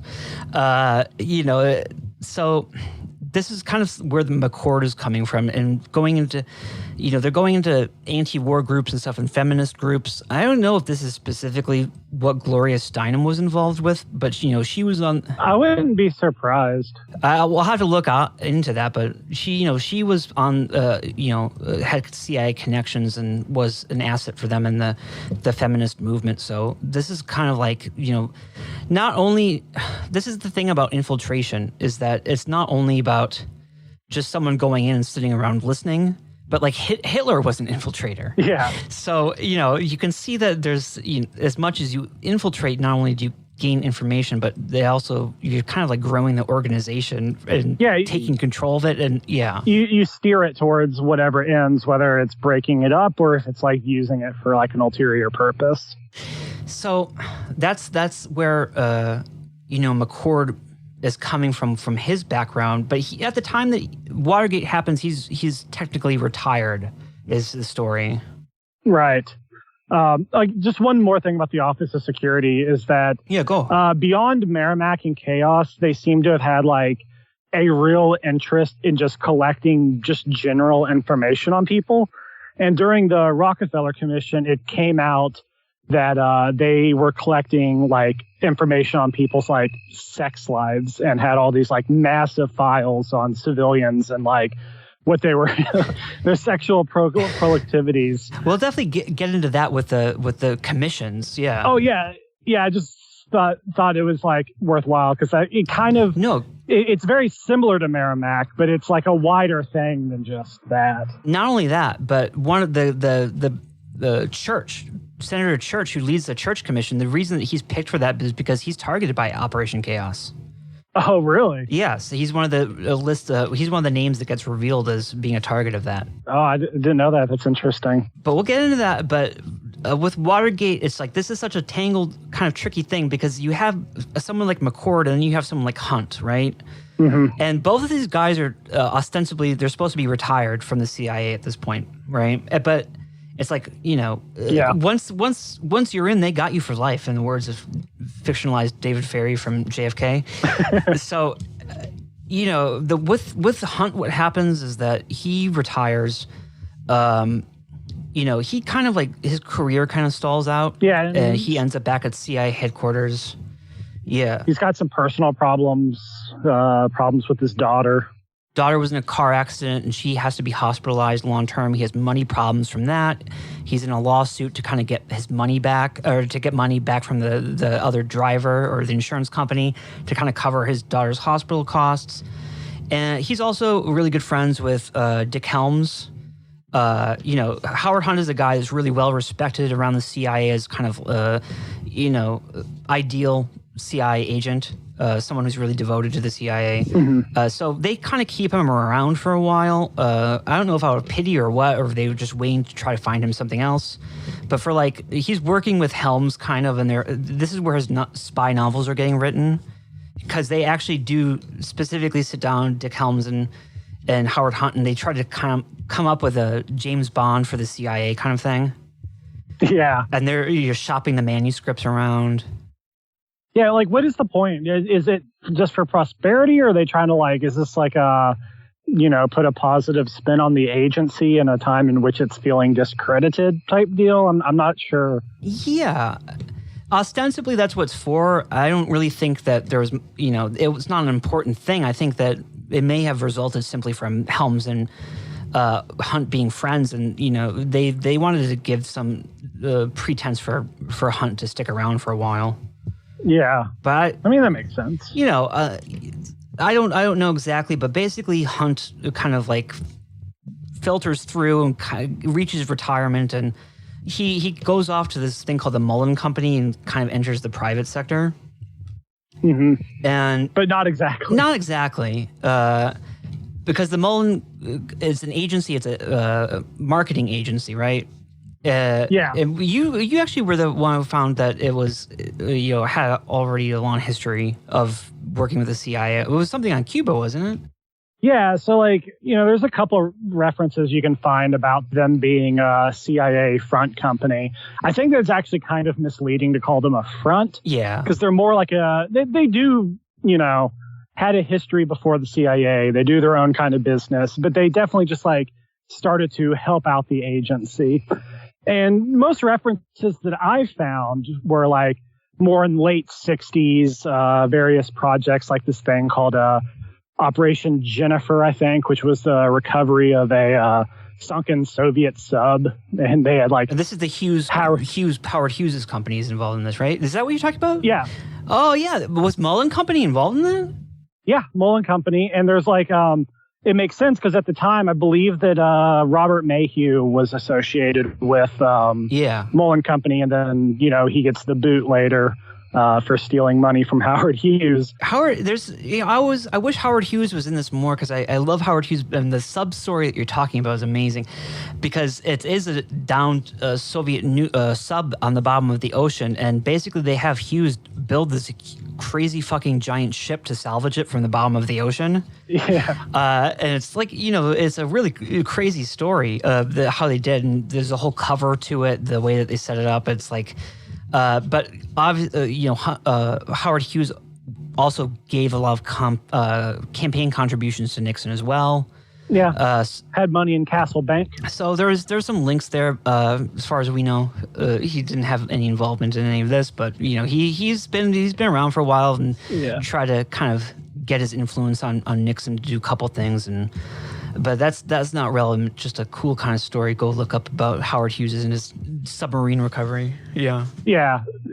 I always like when we can touch on other things like the weird intersections, but yeah, no, they're its first kind of engagement with the agency was back in Cuba, and specifically like in the New Orleans section.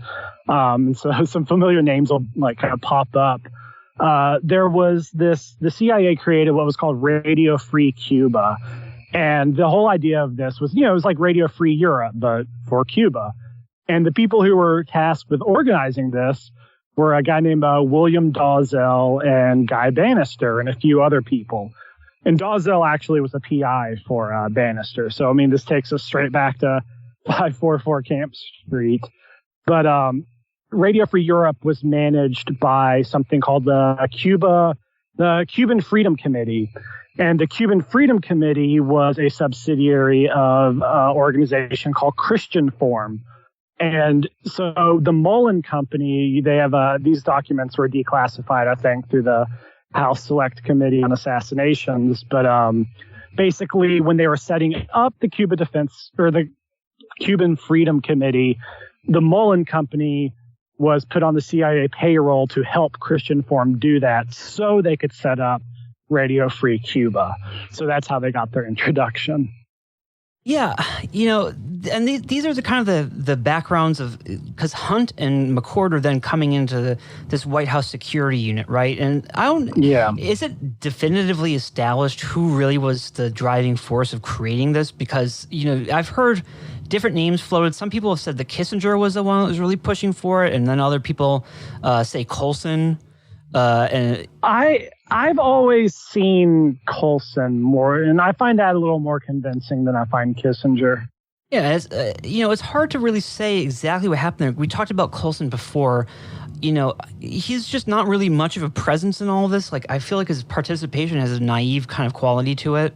Yeah. Where I'm not really sure. It's almost disappointingly so. Like, I was expecting to find some crazy Colson stuff, but there was just nothing really. If you have it, if somebody out there knows more about Colson, let us know. But I looked into it a bit and, tried to look around at what he had been involved with. He's mostly like a super Christian kind of guy who, Mm-hmm. But I didn't find anything really suggesting a greater involvement in any of this from him. But he does, I guess he's the one who brings Howard Hunt in, right? And so...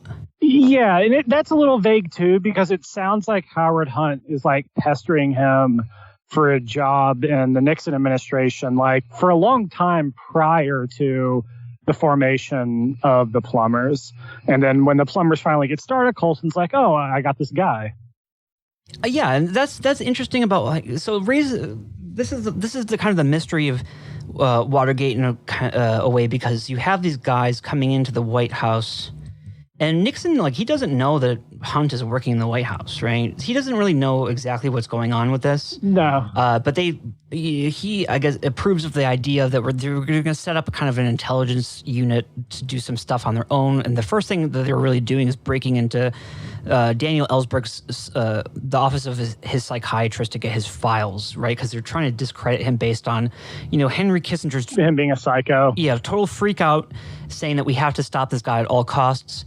So Nixon's idea is that, you do it in the press, you discredit Ellsberg by putting his dirty laundry out there. And so that's what the Plumbers are set up to do, is to go and to get his files so they can leak them out and make him look bad. Right.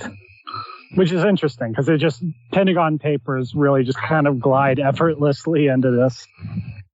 Yeah, and so it's like, this is why it's set up.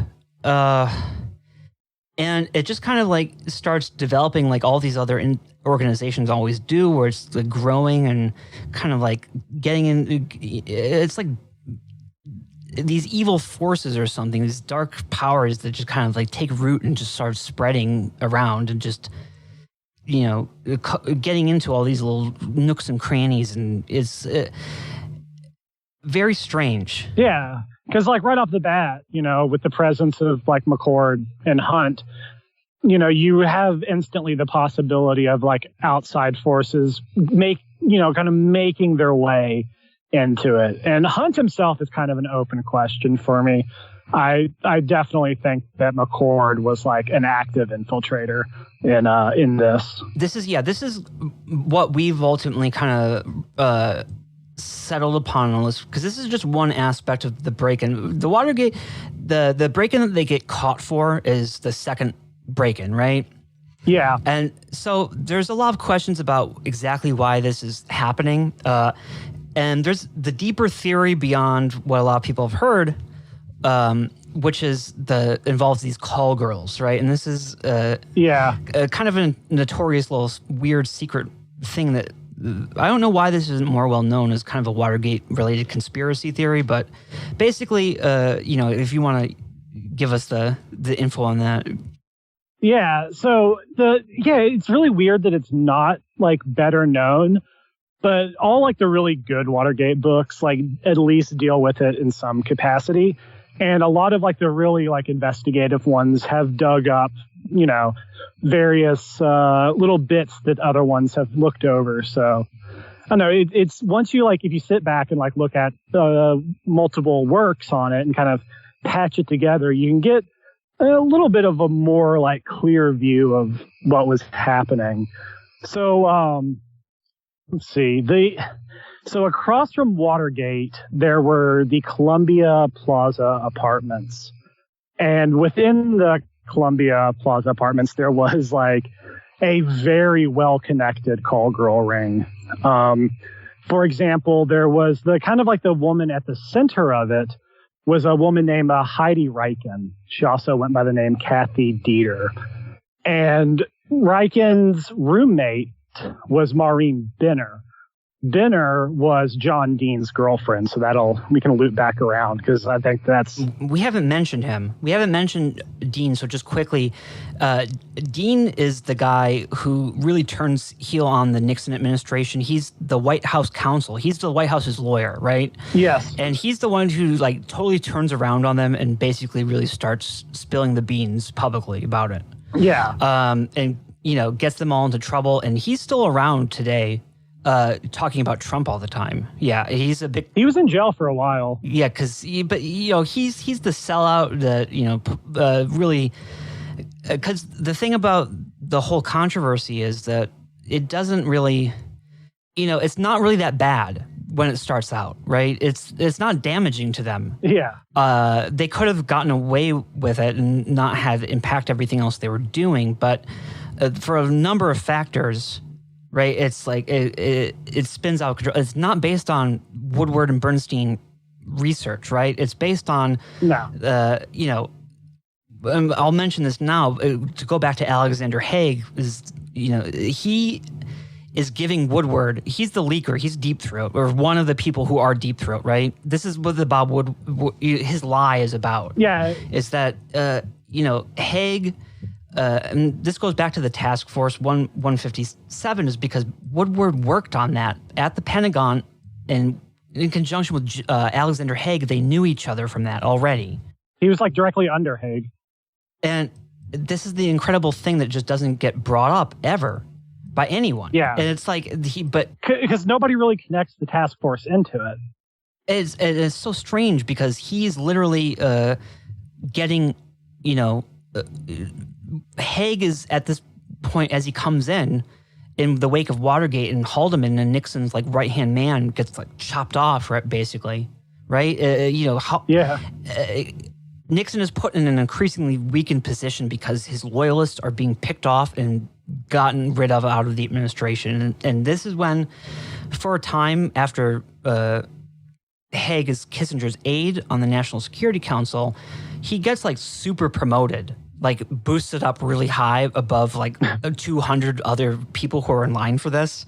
But he gets boosted up really high and promoted up to like the upper ranks, you know, full general. And then he is made the highest ranking officer in the Army, right? He's the general of the, on the Joint Chiefs of Staff. Yeah. Right? He's at that level, right? And so, at that point, he does that for a few months or whatever. It's like he comes back as White House Chief of Staff to replace Haldeman. Yeah. And this is a unbelievable kind of like saga that we're getting into here, is that during the last like 15 months of the Nixon administration, you have Haig as Chief of Staff, and he's like manipulating the entire situation in a, I don't know, like this brilliant kind of way to, you know, carry out his own agenda within this, right? And you have like Spiro Agnew, who was Nixon's vice president, saying stuff like, during those months, Alexander Haig was de facto president, right? Yeah. It's like... This is where he gets the idea to be in control during Reagan. Yeah. Because during this situation is that he's isolating Nixon more and more. Nixon is just kind of increasingly given up and realizing this situation is futile. And Haig is the one leaking the information to Bob Woodward on the Washington Post that's fucking them over. Exactly. Yeah, that's pretty much how I think the whole thing with Deep Throat went down. That this was like a massive power play. And so this is like what we're getting at here is we're going to keep developing this, is get into all the angles of it. But really, Watergate was a setup, and it wasn't just a lone setup. It was part of this ongoing battle with all these other scandals. Yes. And that basically what this all amounts to is that these internal kind of forces that Nixon is trying to circumvent and put under control is that they fight back from within his own administration through these people like Haig and Kissinger and Melvin Laird, and these loyalists to the DOD, and it's like they do this controlled demolition basically of the entire Nixon administration. Yeah, for sure. That's it right there. And so this is what Watergate is ultimately culmination, of all these different little conflicts, and it's the one that kind of finally sinks the ship. Right, and this might sound outrageous, but when we're talking about like the call girl ring, there is direct connections between the call girl ring, the China lobby, and Task Force 157, and Anna Chennault. Yeah, Anna Chennault. Like we talked earlier about the Georgetown Club, Robert Keith Gray, Tongson Park, Edwin Wilson. One of the call girls in her contact book had Edwin Wilson and Tongson Park's names in them. And, you could say, well, that might just be a coincidence. But Frank Turple, who later gets busted with Edwin Wilson for like selling C4 to Libya or something, he says that Wilson was running like prostitution blackmail at the Georgetown Club and was using CIA staff to, facilitate this. And the CIA unit that would be most equipped to do this would be the one that McCord is attached to. And he's the electronic surveillance expert. Exactly. If you're running high-level Washington, D.C., McCord would be your guy. I think it's entirely plausible that Wilson and McCord knew each other, which becomes like even tighter because one of the call girls tells Jim Hogan, a girl named Tess, who I think is actually Heidi Reichen herself. This is just my kind of speculation because he uses a fake name, but the things that he attributes to her, other researchers have attributed to Heidi Reichen. But she tells Jim Hogan that the person who pays for their Columbia Park apartments is a lobbyist, and Wilson was a lobbyist, that he owns a ranch. Wilson owned a ranch in Virginia, and that he spends a lot of time in Houston. Well, Wilson ran Task Force 157 companies in Houston. So you have that seems, maybe that's just crazy coincidence, but then why are their names in the call girl's contact book? It's too many coincidences in my mind. But also, what about because we were looking last night at Pennington. Right. And that's another connection. Well, yeah, before Pennington, there's what is his name? Why can't I think of it? Lou Russell. McCord has a PI named Lou Russell, right? And Lou Russell is also a procurer for these call girls. And sometimes he's a customer and often he works as a bouncer. So we can also connect McCord directly to these call girls as well.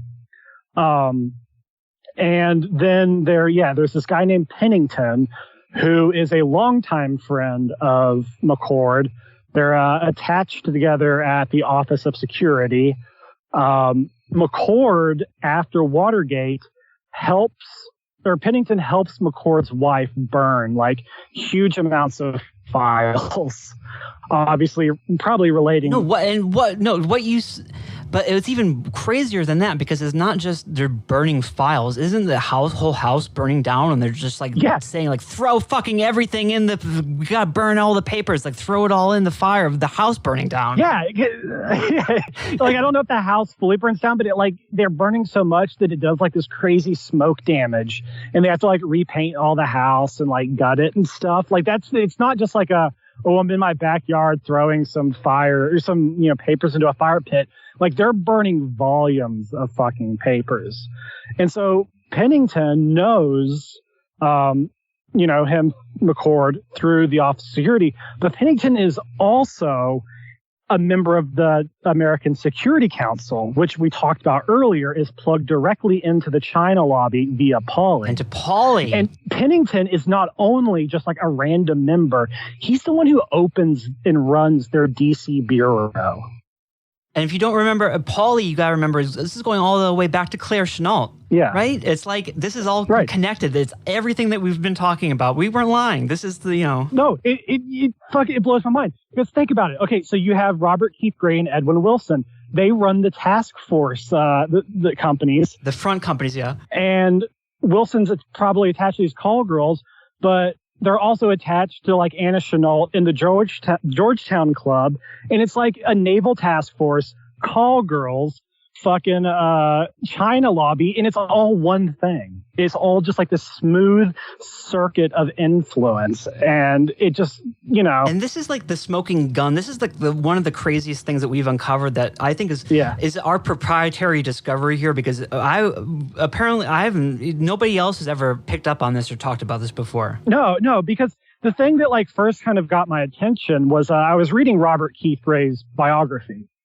And it talks about this scandal in the early 1980s. It was called the Page Boy scandal, right? And so basically the Pages, this program was discontinued after the scandal. But the Pages are like high school interns, unpaid high schoolers that work for congressmen. Well, a couple Pages come forward and like, we've been like forced into these like sex and drug parties with these congressmen, right? And so an ethics committee inquiry is formed, and they put Joseph Calafino in charge of it. And this is where it's getting fucking crazy here, because so if you remember Calafino, we talked about him.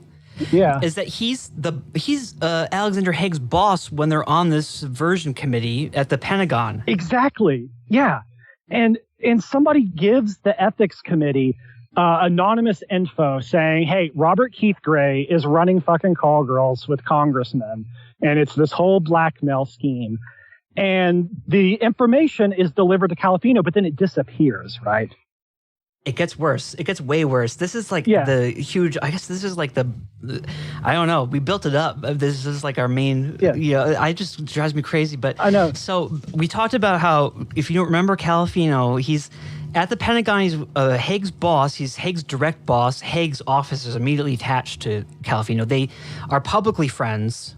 And, Calafino goes to the LBJ administration in domestic policy, and then he goes to private practice. We said all that before, in case you don't remember. But yeah. So at this point, it's like, what clients is he servicing in as a private lawyer, right? I don't know. Should I say it or should you say it? Yeah. You say it, then we'll hop back to this, and then we'll hop back down. How's that sound? Because his clients, two of his clients, and this is unbelievable, and it's Calafino's clients. One of them is the DNC headquarters that have been broken into. The other is the Washington Post. His client, the DNC, they call Calafino in the early morning middle. He's the first person they call. He's literally the first person they call. He's their lawyer. So they got broken into. The police are there. They call their lawyer. It's Calafino. And they tell him about the break-in. He hangs up the phone phone, he picks up, he calls the Washington Post, his other client, and tells them there's been a break-in. Yeah, and this is Haig's man. Haig's been there. They're friends for 15 years. This guy is Haig's boss at the Pentagon. They know each other very well. And then you got Haig, who's then comes as chief of staff of Nixon, who then is leaking all this shit to Bob Woodward at the Washington Post. You can't beat it. You literally cannot beat it. Ugh. Like it. It's so fucked up. But so, yeah, like to round out this weird 1982 digression, which I don't think is a digression, actually. I think that this is like indicative of a pattern. Well, absolutely. So Califino is running the ethics inquiry, and they get this information that Robert Keith Gray is running call girl, shit on Capitol Hill. The information disappears, right? And so two of the investigators, they contact a police officer named Carl Schlaffer. Now, this is interesting because Carl Schlaffer will actually revisit him. He was the arresting officer at Watergate. And they're like, do you have any information about Robert Keith Gray? And he's like, oh, yeah, he's running this like sex blackmail scheme. I've been collecting information for years about it. Because apparently his boss at the fucking DC police department, this guy named Blick, Captain Blick is obsessed with collecting people's like weirdo sex info, and he's turning it over to Gaynor, the guy that's the boss of fucking McCord. So like everybody's all these creeps, and they're collecting all this sex info, and this trickles down to Schlaffer. And so he's like, yeah, I have all this information on Robert Keith Gray, and he's running this call girl thing. And so then, like 2 days later, this guy named Neil Livingstone calls up Schlaffer and is like, why are you investigating Robert Keith Gray? And it becomes like this whole ordeal because Livingstone is one of Gray's employees, right? And Livingstone also, incidentally, he's a member of the American Security Council. And he also gets implicated in the Iran-Contra affair shortly after these events. But it turns out that the people running the ethics investigation, the ethics inquiry, do work for Robert Keith Gray. And they put like the kibosh on this whole thing, like kind of keep it clean.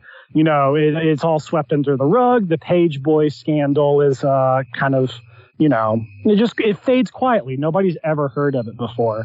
But what's really interesting is that Peter Dale Scott, in his Deep Politics and the Death of JFK, briefly mentions this. And he cites an anonymous source, which I'm really convinced that it is Schlaffer. I don't really have any basis for this. I wrote Peter Dale Scott an email asking for more info, but he's like 94 years old at this point, so I don't think I'm ever going to get a response.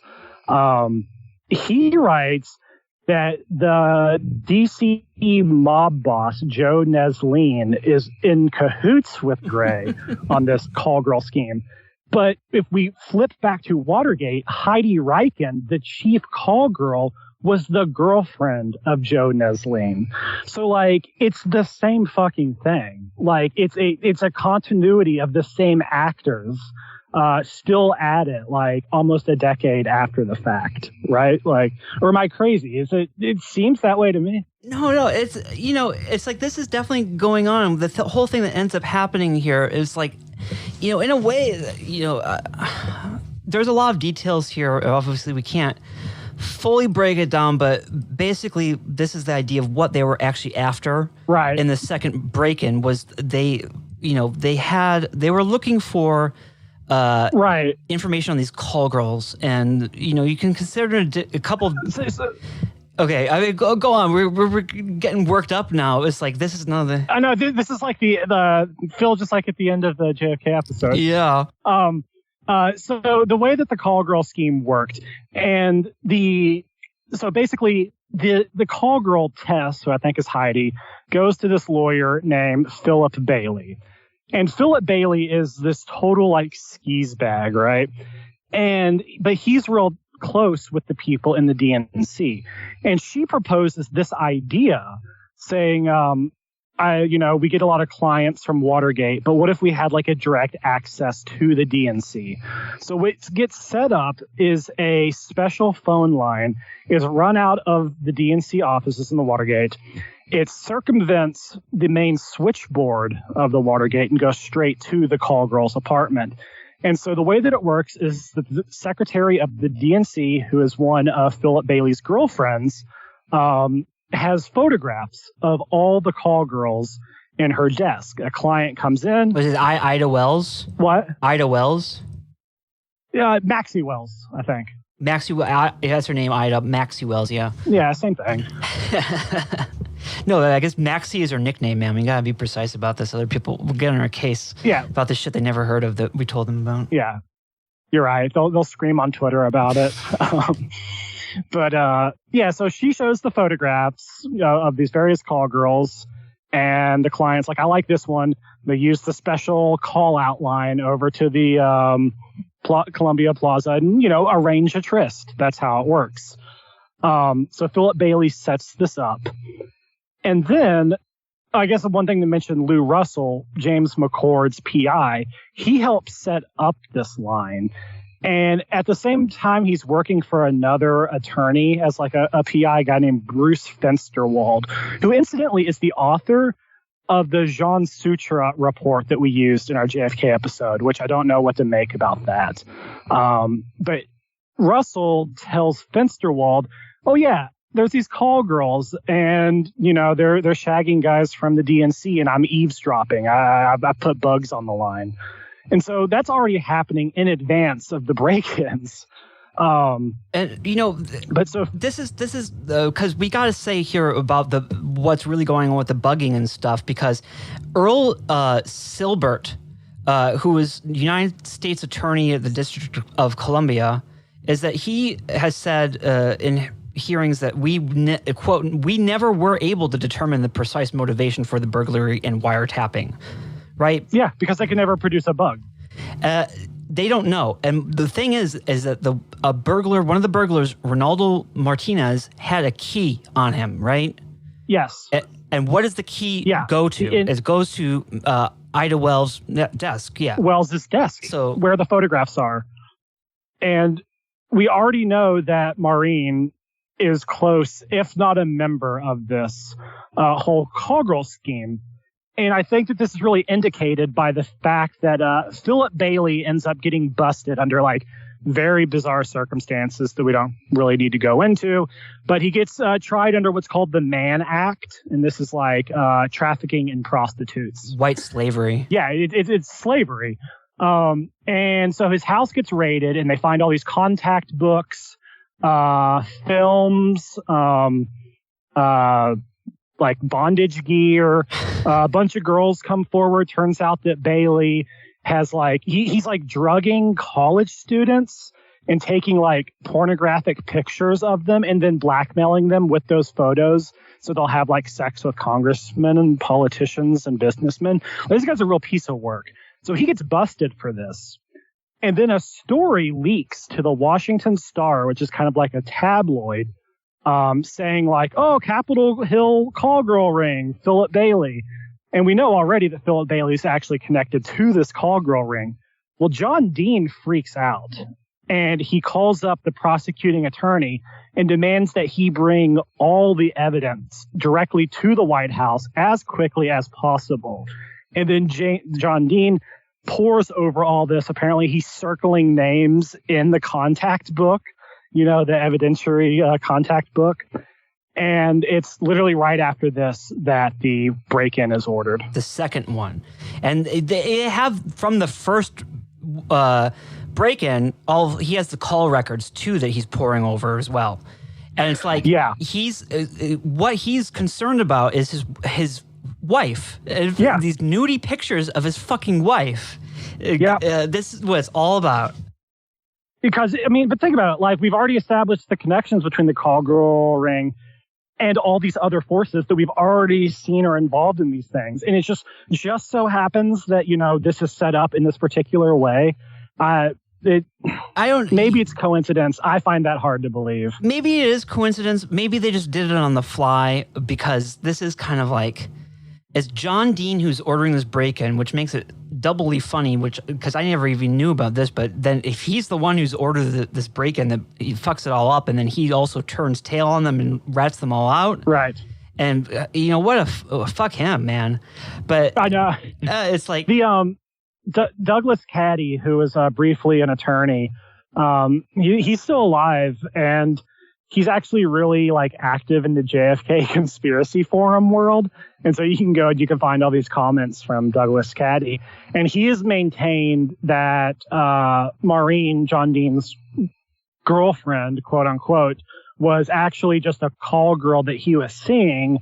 And I would believe that because she has a long history of basically doing that, going back to Dallas, where she was literally in circles around Jack Ruby. We don't have to get into that. That's a whole thing. We're not saying that all these things that Jack Ruby sent her over to Washington to sabotage. No, just to be clear. No, I'm not saying that at all. But I'm saying there's like a pattern of like organized crime, and yeah, it's just this is like funny things. This is like the professional, quote unquote, professional world of these people, where it's like they move through all these different things and are connected to all this fucked up shit. But Douglas Caddy has maintained that the only reason he married her was to keep her immune from prosecution. Like, where she wouldn't have to talk, I mean. Yeah. That's Douglas Caddy's theory, and I don't know. I can kind of believe it. I feel like that's basically what happened, and that McCord was the one who bungled it. It seems like most of the evidence points to him as basically, once they are actually in there, he kind of sets it up for them to get caught. He makes some mistakes. Yeah.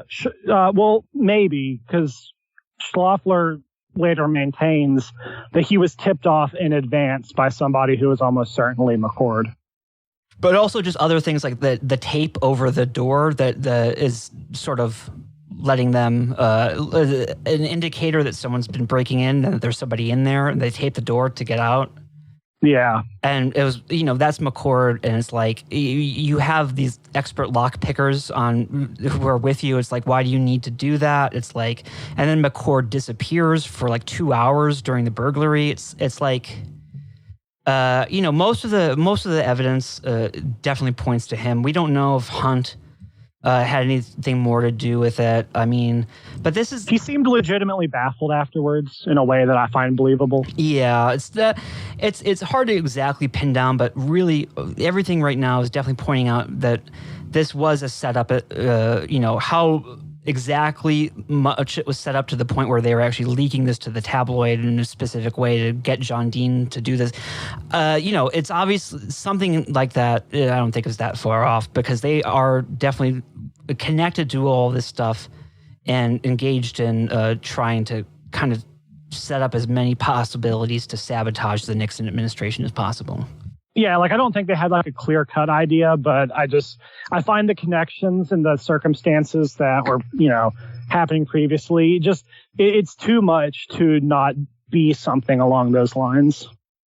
And then from there, it's like it all starts to break down, and this is then when Haig comes in and becomes chief of staff. Mm-hmm. And so this is now, as this goes on and breaks down, the situation becomes basically that you have Alexander Haig, who's in control of what Nixon is doing. This is what the chief of staff does. He controls all the appointments and access to the president. He's controlling basically what information the president is getting and who he's meeting with. And he's in a war with Kissinger, and him and Kissinger remember both Kramer disciples, and Kissinger has gone over to the side of Rockefeller and détente, and you have Haig, who's retains his active commission as a general, right? So I find that kind of weird, is that this whole time where he's chief of staff, he's actually also still a full general in the army. Yeah, it's like the rules, like there's no like real clear-cut rules on how this works from what I can tell. Yeah, so, he's the chief of staff, and then you also have this guy, Melvin Laird, who we briefly mentioned as a Secretary of Defense, but they are doing stuff to kind of take out the members of the Nixon administration, like Spiro Agnew, right? Spiro Agnew's the vice president. If Nixon gets out of office, he's going to become president, right? So Spiro Agnew has a scandal that also is getting uncovered. I don't know if there's any more connections there, but it's basically just he took some bribes for construction projects when he was a politician in Maryland, right? That's pretty standard stuff, honestly. Yeah, so, but they're setting up kind of this paranoia with Nixon where there's going to be a double impeachment, and because the Speaker of the House is a Democrat, both Nixon and Agnew are going to get booted out, and the Democrats are going to suddenly control the White House. Mm-hmm. So they kind of set up so that then Spiro Agnew has to get fired in order to prevent that, and they have to bring somebody else in. And then it obviously ends up being Gerald Ford as the replacement. But the crazy thing about that is that Melvin Laird, he goes at a point on a plane trip to go and dedicate a nuclear submarine. And he is on this plane with Gerald Ford. And him and Gerald Ford have a conversation where Melvin Laird tells him 2 months before Spiro Agnew resigns. He says that Spiro Agnew is going to be forced out and that Gerald Ford needs to prepare himself for possible changes. Oh, shit. Yeah. I don't know if I told you all about that. If I mentioned. You didn't tell me about this. This is news to me, man. I think I did, but I don't know. We always are sharing so much stuff all day. Yeah. It's like, but this is like clearly, they're not, they don't have a clear, they don't have total control over it because it's Kissinger versus Haig, basically. And they're, working together to kind of cover each other's crimes up so neither of them get busted. But then also they're working against each other because they're trying to pick off all the members of the Nixon loyalists of the administration and then set up the next, administration under Gerald Ford, right? Yeah. Which is, you think about it, isn't this kind of the, this is literally how they want to play politics on the international stage. This is that whole politics as physics. You push one thing and it goes in a certain direction. So I do wonder if how much what they've learned from Kramer factors into this. I think a lot, honestly. I definitely think a lot because basically, this sets up Gerald Ford to become president, and then we had to look at just who's in his administration, who's vice president. Nelson Rockefeller, right? Yep. So, and then the DCI is, William Colby, and then there's the Kissinger people in there, Kissinger's Secretary of State, and Nelson Rockefeller's vice president, right? Right. And then on the other side of things, this is where now we're kind of moving away from Nixon, and this is kind of ending now, and this is our, to be clear, this is kind of the story that we want to tell you about this and about what really happened with Watergate. This is kind of now we're kind of drawing down. This is basically the sum of our theory here as we kind of move forward and just look at what is happening next. But I think that's it for the basic. We pinned it down successfully on this. Yeah. This is a very explanatory kind of synthetic way of looking at it that really ties it all together and casts everything in a whole new light in my mind. Right. It's an integration of a lot of different sources with new angles that I think kind of work out the kinks that are present in a lot of the theories. I'm pretty convinced by it. Because, this goes into then the next part of this is that this is where kind of all the stuff we were talking about with the SDUSA and Scoop Jackson and that comes in, and Paul Wolfowitz, right? Because they're right. representative of this, the Hague DOD kind of interest faction, right? Because yes, absolutely. Scoop Jackson is extremely, he's very much pro-war, pro-military kind of guy, and he's very much opposed to détente. Yes. And so if we wind back, just kind of recap a few points, SDUSA starts up the Coalition for a Democratic Majority, right? And this is to retake the Democratic Party. But also it's kind of a general kind of defense lobbying, pro-labor. And it's not just about the Democratic Party. It's kind of how it starts, but expands as these things do. And they have their own like little foreign policy unit. And the foreign policy unit is writing basically anti-détente screeds and, attacking the official estimations on Soviet missile capacity. And this leads to them creating what was called the Committee on the Present Danger, which it's actually it's the second, I think, of these. The first one was actually lobbying in support of NCS 68. So, nice little symmetries happening here. What Paul Nitze, remember, is the one who wrote that. Yeah, and he's in the first Committee on the Present Danger, and he's in the second Committee for the Present Danger. He's actually joins forces with Eugene Rostow, who is a member of the Coalition for a Democratic Majority. The two of them are the ones that really form the Committee on the Present Danger.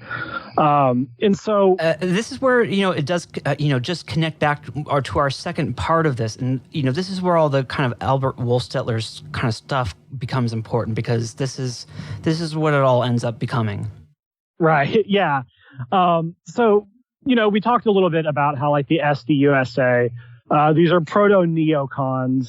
And it's really like neoconservatism in my mind is like a fusion of like this kind of like anti-communist Trotskyism, this kind of like Cold War intellectualism that forms, and also this kind of very specific sort of attitude towards defense that emerges out of like the Rand Corps, American Security Council, and DOD. And so like all these elements are fully present in the Committee on the Present Danger.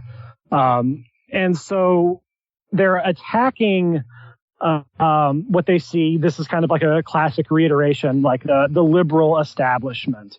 That they're very much opposed, once again, to the Rockefeller wing of the party. And I don't know, is it Team Beach we should go into, or the Halloween Massacre? Well, I want to talk just a little bit about just more of the background, because I have here more info about Henry Jackson and what exactly he was doing. Oh yeah, well here if you got some stuff on hand. Yeah, I mean, this is from a book. We'll list all the books. This is from a book called Killing Détente. Yeah. When we're all done, before we end, I kind of want to do another little section, bibliographical section, just to list some of these books. Yeah. But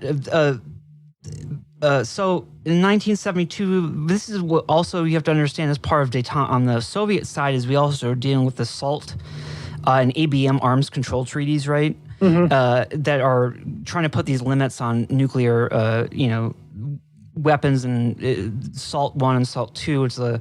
And all the kind of defensive people we were talking about in the second part of this episode are all, very much tied into this and this nuclear strategy stuff. So, but Scoop Jackson is one of the first ones who's really opposed to Détente and freaking out about it, right? Yeah. He's not happy about it at all. I got the interim agreement, SALT 1 limiting offensive arms, seemed to give the Soviet Union a decided advantage. 1,618 ICBMs, 62 ballistic missile submarines, and 950 sea-launched ballistic missiles. The comparable U.S. figures were 1,054, 44, and 710. To reach these ceilings, however, the Soviets would have to deactivate 210 older pre-1964 ballistic missiles in the United States, 54. In addition, the United States had 3 times as many long-range bombers as the Soviet Union and 7,000 nuclear weapons in Europe. That's fucking crazy. Yeah. But moreover, the United States had a 2-to-1 advantage of nuclear warheads, which was expected to grow to 4-to-1 by the time the interim agreement expired in 1977. This is basically the situation that we have with the nuclear weapons, where we're still maintaining a advantage over the Soviet Union, basically. But Jackson is like vehemently against this and doing this. He's saying the present agreements are likely to lead to an accelerated technological arms race with great uncertainties, profound instabilities, and considerable costs. He's like calling Kissinger on the phone, like demanding that, that they have to change the terms of these negotiations. They're like freaking out. Yeah. And if you remember, the person who's like doing the projections for Scoop Jackson are Paul Wolfowitz and Richard Pearl. So they're clearly informing him at this point, I think. And if you want, more information about this, I will recommend Wizards of Armageddon, because we can't cover all the details of that. But there is a whole history though in the 60s, and specifically I want to focus on New Ops. It's NU-OPTS, right? And this is basically going back to what we were talking about with Limited First Strike. And at a certain point, they have this idea, remember, of 100 missiles, and they're going to send them over and destroy all the Soviet silos and stuff. But at the same time, there's defensive weapons in technology progressing, so that you get silo hardening, so that it actually protects them from nuclear blasts, and that it takes more weapons to take them out. So by the time you get into the mid 60s and later 60s, it's like now you can't just use 100. You have to use like over 1,000 missiles, right? Right. And the whole idea with the Limited First Strike was that you're going to launch 100 missiles, and it's going to signal to the Soviet Union that this is not a full-scale assault, but a limited strike against their nuclear capabilities. And so there's a whole game theory kind of thinking about this, and about how the Soviets wouldn't be able to retaliate then with a full-scale assault, because we weren't really justifying that by taking all the nuclear weapons, but then that's dubious to begin with. So it's like, but this is the thinking behind it. So but by the mid-60s, it becomes clear that it's like, now it takes so many nuclear weapons that if you see this in your early warning system or whatever the Soviets have, that 1,000 nuclear ICBMs have been launched at you, it's going to look like a full-scale assault. So it kind of defeats the whole, game theoretic thinking about Limited First Strike to begin with. Right. So this ends up kind of initiating this effort at the Pentagon called New Ops, and is one guy, James Schlesinger, is in charge of that. He comes from the RAND Corporation as the analyst for this, right? Right. And so he develops a whole new kind of like theory about doing nuclear war that just doesn't make any fucking sense, right? None of these things do. This is the whole crazy thing that we discovered. Yeah, like they have this whole like notion of like rationality that drives them, but it really just very quickly in every case becomes profoundly irrational. Because what they really want is to justify the ability to have more nuclear weapons and more bombers and stuff. So what they're really doing is trying to... defense expenditures. Yeah, they want to find like a nuclear strategy to replace First Strike that's going to justify getting a new kind of bomber, basically. That was the whole point of it. Yeah. So this is what this guy, James Schlesinger, kind of tries to work out for them for a few years. And I think it goes on to like 1970 or so. And you can read about it, in this book, but it's very complicated. It doesn't make any sense. It doesn't go anywhere. But ultimately, James Schlesinger ends up coming into the Nixon administration, right? Right. And first, he is the made director of Central Intelligence. Well, actually, first he's on the Atomic Energy Commission, but then he's made DCI for some reason. And this is like kind of confusing. I don't know if what I should mention about this at this stage, but he's DCI, then he becomes, Secretary of Defense ultimately. And he, beginning at the time that he's DCI, they're setting up a thing in the DOD again called the Foster Panel, right? Yeah. And they're doing a whole thing there to kind of recalibrate, nuclear strategy about Limited First Strike, right? Because that's still going on. It just keeps going on for years and years. Is that actually they keep recognizing these problems with the nuclear options and with Limited First Strike, and they set up these panels to fucking do something about it, and it ends up just becoming about getting a bomber, and then it doesn't work out, and they end up getting the bomber anyway. And then it's like the problem doesn't get solved, the nuclear strategy doesn't get changed, and then they just end up setting up another panel when somebody notices the problem again, right? Yeah, the real domino effect is actually Ellsberg's policy paper. Because it's all based around correcting PSYOP 62. And I don't know if it ever did get corrected, basically, but... I don't think so, because I've read a little bit that, like, even Star Wars, the Strategic Defense Initiative is also coming out of this whole thing. So it just keeps going. And it's just really interesting because then, James Schlesinger is, like, popping in on... the Foster Panel, and it has all these kinds of guys that we're talking about, the Wolfstettlers of the world, all these kinds of defensive security thinkers that we mentioned in part 2, they're all kind of connected into this. And I won't go on a whole list or anything right now, but, you know, at the same time that Schlesinger is cooked into this panel and he's kind of like moonlighting on it, he's DCI. And what happens when he's DCI, he's only DCI for like 5 months. He's in charge of the CIA. He actually comes in to replace Dick Helms because Nixon fires Helms, obviously. Yeah.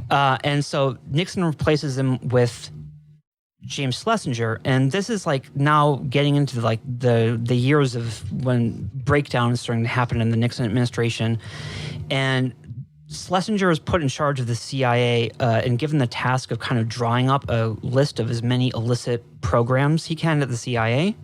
Mm-hmm.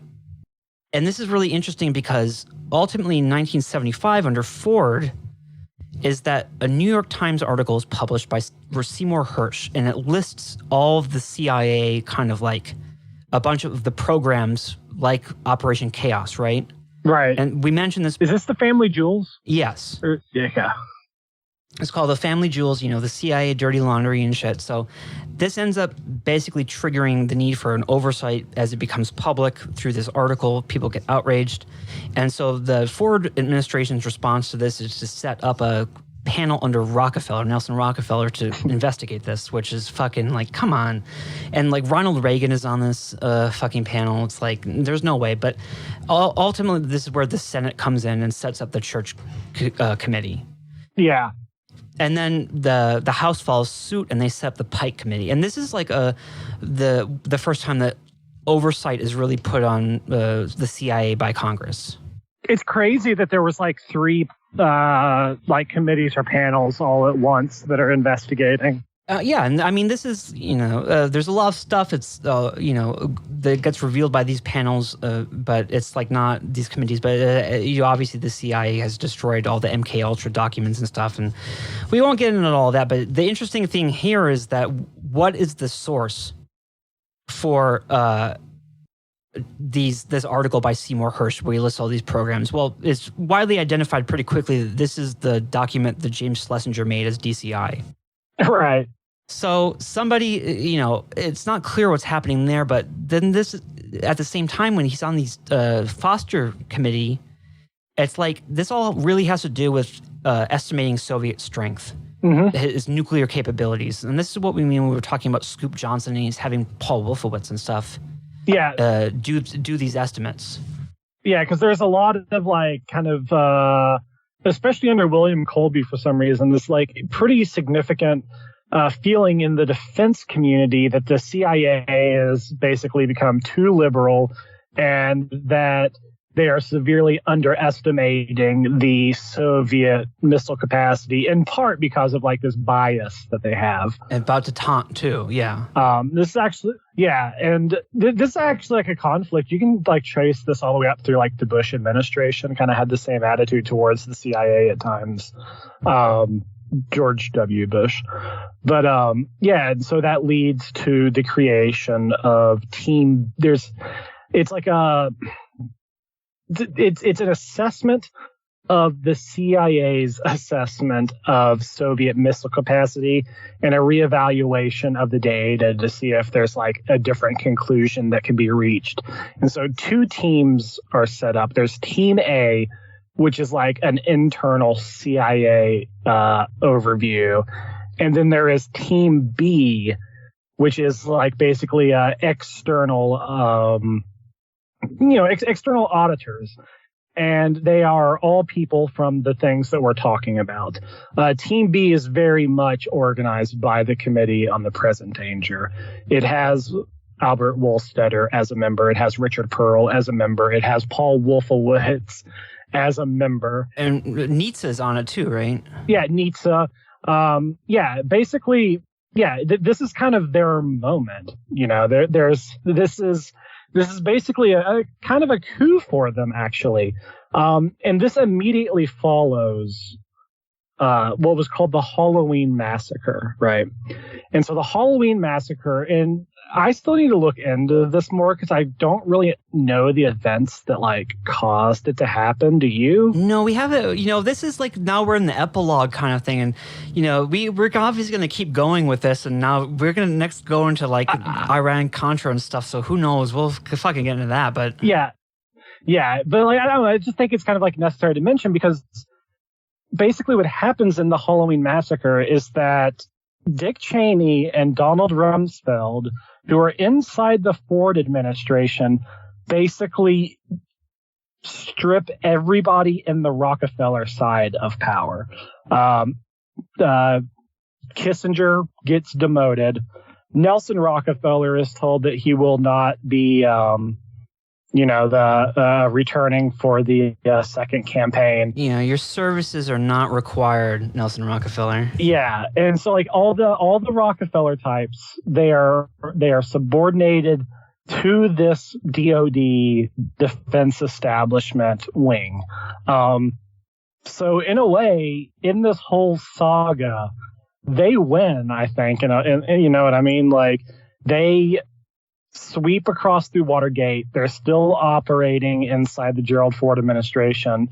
They block out the rising Rockefeller wing at this like key moment, and then from there proceed to have this Team A, Team B scenario in order to push through their vision of what defense capacity will be like. Does this all track? No, this is what our whole narrative, this is the capstone of it about what really happened, because, we gotta say, the term neocon, that comes from Harrington, right? Michael Harrington. Yeah, he uses it first to attack the SD-USA. And so the point is that, the way that we understand who these guys are is severely limited. It's, even using the term neoconservative to describe them seems really inaccurate because we have sketched out what their history here is. And so after the Halloween Massacre, this is George H.W. Bush has made DCI, right? Yeah, and he's the one who allows Donald Rumsfeld Team B to come in. And who comes in then is Donald Rumsfeld is Secretary of Defense. Yep. And then Cheney becomes Chief of Staff. Yeah, right under him. And yeah, exactly. And so like it is a horrible dark precursor to so much. And so, we talked about the whole idea of like Cold War ideology and how it's really a worldview that's getting developed. And we're not just talking about, there's also, like we said, there's the industrial development that's happening in Europe and the Marshall Plan physical reconstruction. Mm-hmm. And on the other hand, there was a whole ideological attempt to create like an entire worldview through all these different measures that we've discussed, right?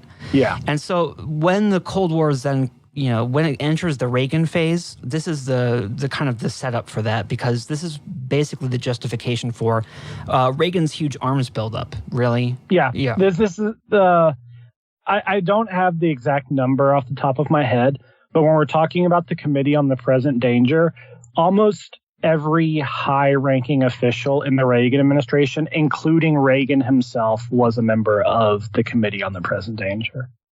And so that's where it really all ends up, and this is what it was, really all about. Because remember, for this guy like someone like Fritz Kramer is like he was also taking people like Donald Rumsfeld and Paul Wolfowitz in, right? Mm-hmm. So this is all exactly hooked into what we're talking about. Is that through the Hague kind of faction of this and the DoD kind of pushing through. Is that they demolished the Nixon administration, then, this is what makes him such a tragic figure, is because he had this vision to do this, and, they really compromised what detente was supposed to be in order to kind of justify military expenditure and to have their vision of a world where we had the United States still leading everything in the way that it had before, which was, remember, that doing it that way, that's what caused the economic problems that start to come up with the breakdown of Bretton Woods. That was us putting all the Marshall Plan money out there and, destroying our economy. Yeah, it was in a way like when we talked at the very beginning about how like the U.S. made it so that the dollar would be the global reserve currency.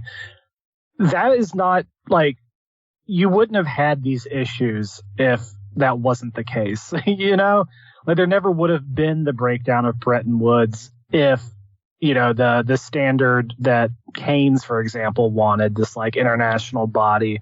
Like, say what you will about these monetary schemes, but like the U.S. really did kind of like sow a lot of its own problems by forcing the dollar to become the reserve currency. And, you know, Nixon is trying to kind of correct that in his own way. And, you know, he has a vision about how to do that, and it involves kind of restructuring the internal power of the government. And it causes this huge shadow war, which involves all of these controversies of the Schnolt affair and the Radford-Moore affair and the Pentagon Papers and ultimately Watergate. And all these things are kind of battlefronts in this war that goes on over which direction to go. And ultimately, it's, you know, Haig gets in there and he brings it on home, and they are able to demolish the whole thing. And it's all culminates in this coup of the Halloween massacre, which gets them all into power.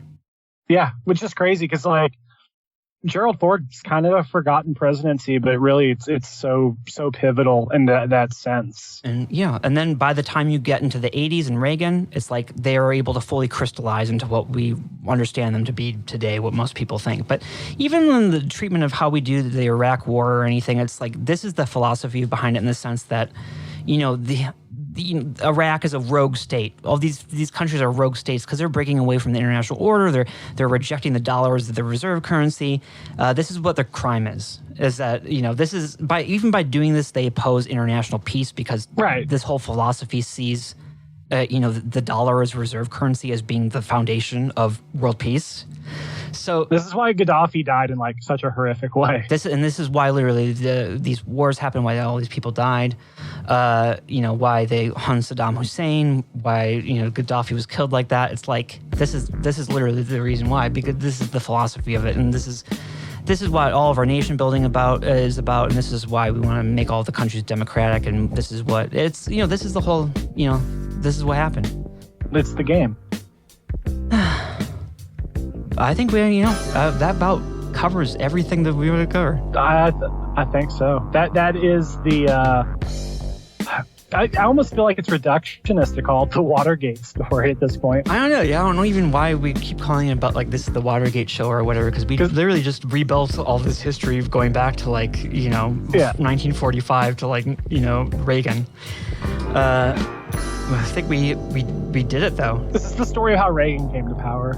And yeah, it's about even more than that, because then it goes into the 90s and like we said, the Wolfowitz Doctrine, and, you know, this is what ends up happening with all of this. But I don't know. I'm really happy with the work that we were able to do on this one. This is like incredible stuff. How many hours are we at? I think like 6.5 now. So we're basically coming in the end. We got to end it because my micro SD card on my recorder here is like almost full, which I've never even come close to doing before. But I don't know. I'm going to put up, I guess, a bibliography to go along with this for people. You know, I want to thank my partner here, Edberg. You are the king here with his research, man. I don't even know. We go through so much of this shit. I don't know. I really have no idea how we've been doing it. Like, I've always enjoyed research, but this has been like an entirely like new level of intensity. Yeah, it's like we gotta take our round of applause, or our not round of applause, but our bows here, or encore, or whatever, because, you know, don't ever say that you know, we haven't done our work on this, because we literally the amount of research, man. You'll see when we put up the bibliography, we looked at so much stuff to do this. Yeah, I'm gonna have to go back and like collect pretty much everything I looked at for that. But, you know, thanks so much, Edberg. Thanks for people who... No, this was great. Thank you. If you listened through all this, congratulations, I guess. But I really want to thank all the people who do support this show to let us do stuff like this. I really want to do a lot more. You know, I only have so many hours in the day, but I have a lot that I'm working on. I want to get more people doing this kind of research with me, and then, you know, expand get more stuff like this out there, do more research. I want to get kind of, you know, the anti-Rand Corporation going. This is the vision. It got some software development underway. We're trying to get people like some research tools that they can install themselves, free Chrome extension kind of thing, some ideas about that. There's GitHub going on that one. It's like, so I'm trying to do all these projects, so I really appreciate everybody's support. If you're listening, spread this episode around, tell people to subscribe, tell people it's good, retweet it, whatever. We just really appreciate your support on this one. And I think that if any podcast ever earned anybody's support, it was this episode. So but thanks a lot, Edberg. Thanks, KB. I'll catch up with you, and this one will take about a long time for you to get through, so hopefully that buys us some time. Yeah, I can't wait to listen to it. Yeah, well, hopefully it buys us some time to catch up on more research for the next one. Yeah, absolutely. But good night, everybody, and it was great to do this.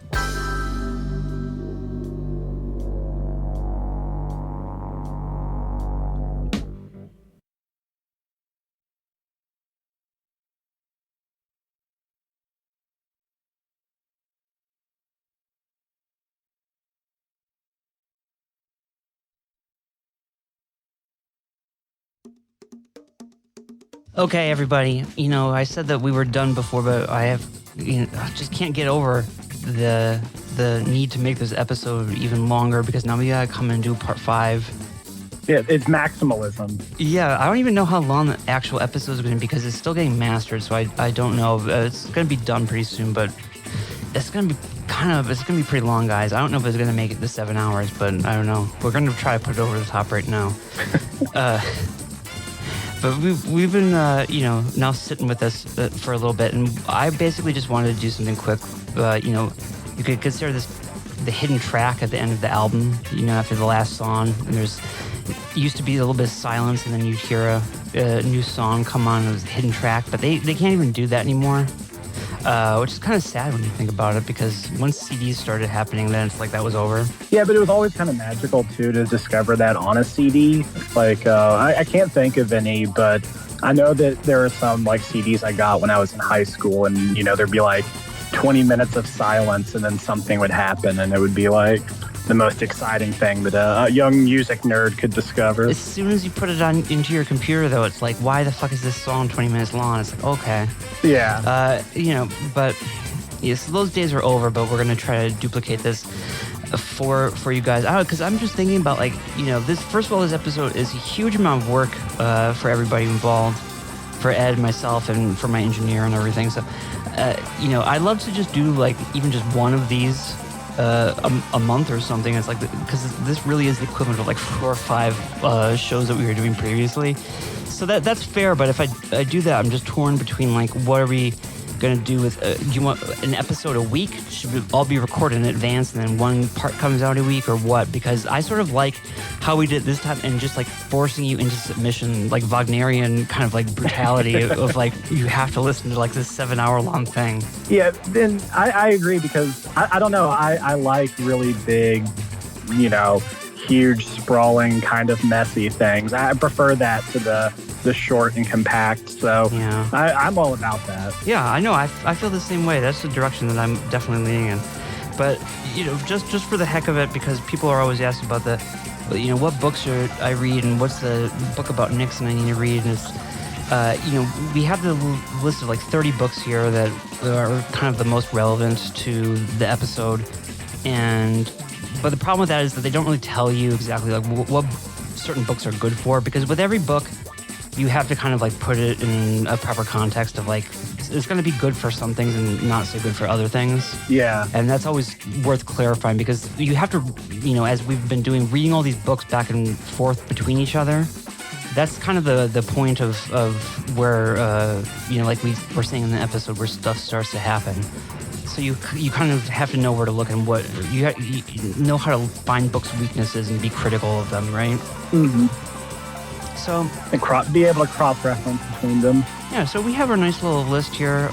We'll just talk a bit about it, talk about some of the books. Like, you know, people, I guess I'll just start just with the Nixon biographies, because that's something that people are always asking about. There's quite a few out there, but they're very much a mixed bag about what you can expect. the first one of the first ones I read was like this one called The Arrogance of Power. And this is like the most kind of like criminal biography of Nixon. It's by a guy, Anthony Summers, right? And so he just hates Nixon and he wants to like discredit Nixon like constantly. And that's the reason he's writing the book, is basically it's like this huge litany of like all of Nixon's crimes or accusations against Nixon, like every little bit of dirty laundry, every little thing that could be said against him, you know, every little thread. This guy tries to chronicle them all. And, you know, doing the episode now, it's like looking back on how like this guy is so, he was very credulous about some things, because we know that there's certain episodes in here that are, you know, he, I guess, didn't bother to look into that much. I've actually heard that kind of stuff about some of the other work that you're talking about. Anthony Summers, right? Yeah. Yeah, like, because he kind of touches on these topics a lot in his writings, but I've never read anything by him really personally, but I've seen lots of criticisms along the lines that you're describing. Yeah, and you know, I don't. It made me like Nixon more, right? Because I didn't know all these little details. Because this is the book that introduced me to like Rebozo and stuff that I didn't know about before, and so he's trying to make all that look really bad. And oh man, we didn't even mention him in this. I know.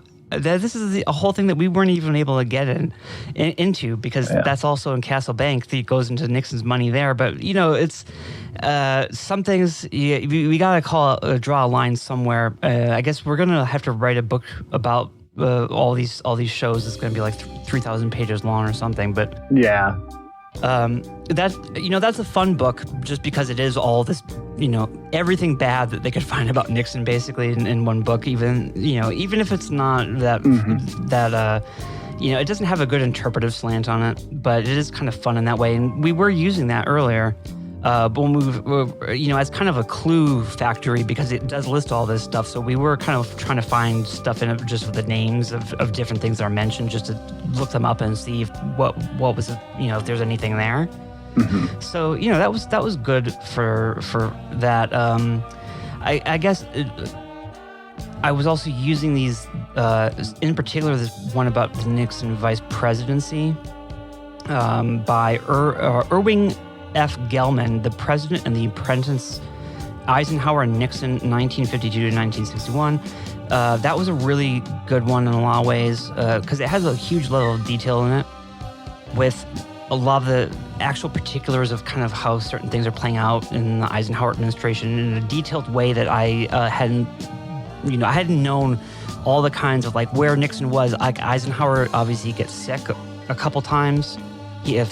First he has a heart attack, and you know, you read about it in other books and they don't cover it in this level of detail where it's like clearly like, okay, and then, you know, it tracks where everybody in the administration is when that happens, and then like how they're moving around, and, you know, what they go back to Washington and it goes through their cabinet meetings when that's happening. It's like, so it does provide a lot of detail of that I really appreciate. But I guess the idea with this book is that there was a previous trilogy, right, by Stephen E. Ambrose. And he was a biographer. He wrote books about Nixon and Eisenhower. And with Eisenhower historically, people have been very negative on him just because of like the cultural kind of backlash to the Eisenhower era. And so they've also cultivated this whole thing of like Eisenhower's kind of a lame duck kind of president, and he was sick all the time, and, you know, other people were doing a lot of stuff. And so when you start getting to like the 80s and stuff, that perception changes, and that there's a couple people out there who get more interested in like what Eisenhower's like actual managerial approach or philosophy was. And so they start trying to reconstruct that and kind of give Eisenhower some more credit for how he managed the White House. And so, but the problem is that there's some sort of controversy with Stephen E. Ambrose where he falsified something about the Eisenhower books that he did, because he was one of these guys who's trying to kind of recover the Eisenhower stuff, the way that he did it. He claimed that the former president approached him after having read his previous biography of Henry Halleck, So I guess he was claiming that he had met Eisenhower or something and gotten some information from him that wasn't true. So it sort of discredited all these books that he wrote. But for a time, like his Nixon trilogy was like the definitive biography, right? So what these books, this new trilogy is doing with Eisenhower, The Apprentice, and this is the second one, and I don't know if there must be a third one coming, is that I guess this is trying to be kind of the more, disciplined replacement that isn't going to run into that problem to kind of recover what that project was. It's a lot of info, but then there's also like when you look at, I was searching it, you look up the Congo or something, and it doesn't even mention that kind of stuff. Oh, weird. Of like Eisenhower ordering this guy, like it's a very much more positive slant on Eisenhower and Nixon than you would necessarily get elsewhere, and I kind of appreciate it for that because it does kind of re-emphasize a lot of things of like actually Nixon was kind of good at what he was doing, and he was good at foreign policy. He was studying hard and stuff like that, and it gives a lot of details that are really relevant. Yeah, that's an important insight. Yeah, and so at the same time, but it also doesn't really probe that deep or try to do anything. It has its limitations, but it has a lot of information in it. Yeah. There's another one that I think I mentioned before was Nixon Alone in the White House. I think I talked about that one a little bit. It doesn't have any kind of angle on it really in terms of, exposing any secrets or anything. It's by Richard Reeves is the author's name.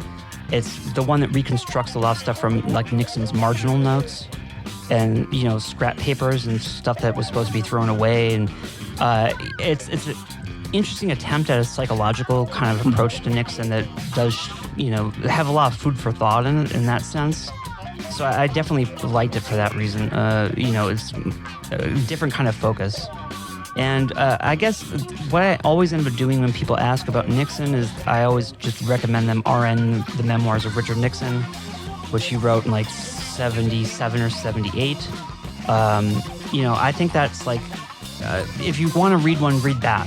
Why not? Because this is like maybe the one president that has really taken the time to basically write his own memoirs. And it's like a very substantial book too. So I kind of just always point people to that as if you want one book, just read that. Yeah, so looking at my list right here, I mentioned this book like a bunch of times in the episode, Jim Hogan's Secret Agenda. It's pretty much, I think it was probably the first book to come out that really kind of challenged the official story. And this is important because this is kind of like the beginning of the tradition, right? I mean, there's like there's kind of a tradition here. Yeah. A canon. Yeah, exactly. Like it starts with Jim Hogan, and this wasn't the first book of this kind that he wrote. He's a journalist. I'm not exactly sure his background, but he wrote a book before this called Spooks, which was basically getting he developed all these kind of like sources in kind of like paramilitary groups and in the intelligence community, and wrote about a lot of covert operations in the 60s and 70s. And so the natural progression of these things, once you start talking about them, you have to talk about Watergate. And so I guess that's kind of what he did. And it's a really, really remarkable work, because he is really the first person to draw like really heavy attention to like the call girl ring. And he makes a point of not just working off primary source documents, but getting a lot of stuff released through Freedom of Information Act, a lot of the FBI files that, were never made publicly known during the investigation and the trial. But he also actually interviews a lot of the people, like certain important call girls. And so then, besides that, another one is Leo Kolodny's Silent Coup. And I really kind of see these books as like a volume 1 and 2. And I feel like these are the classics that all the other books that we were looking at, they're all basically taking this as a starting point. Exactly. And the books, these two books lock together pretty much perfectly. They cover a lot of the same ground, but Kolodny, he clarifies a lot of issues, things that Hogan speculates on. get confirmed in Silent Coup. Kolodny pushes some things deeper. And also, I think kind of like certain people that Hogan kind of kept their names out of it. Kolodny just goes ahead and like names on a deeper level. So I got to applaud him because I like it when, the names get dropped like that. Yeah, and so a lot of these people are kind of dying off now. I mean, there's this is the whole. It's like I don't know how much we talked about this on the show. I don't remember, but there is kind of like still ongoing research about this and an ongoing investigation that people are kind of trying to track down. Yeah. Hogan himself is still like very actively blogging and continues to like update his own understanding of Watergate.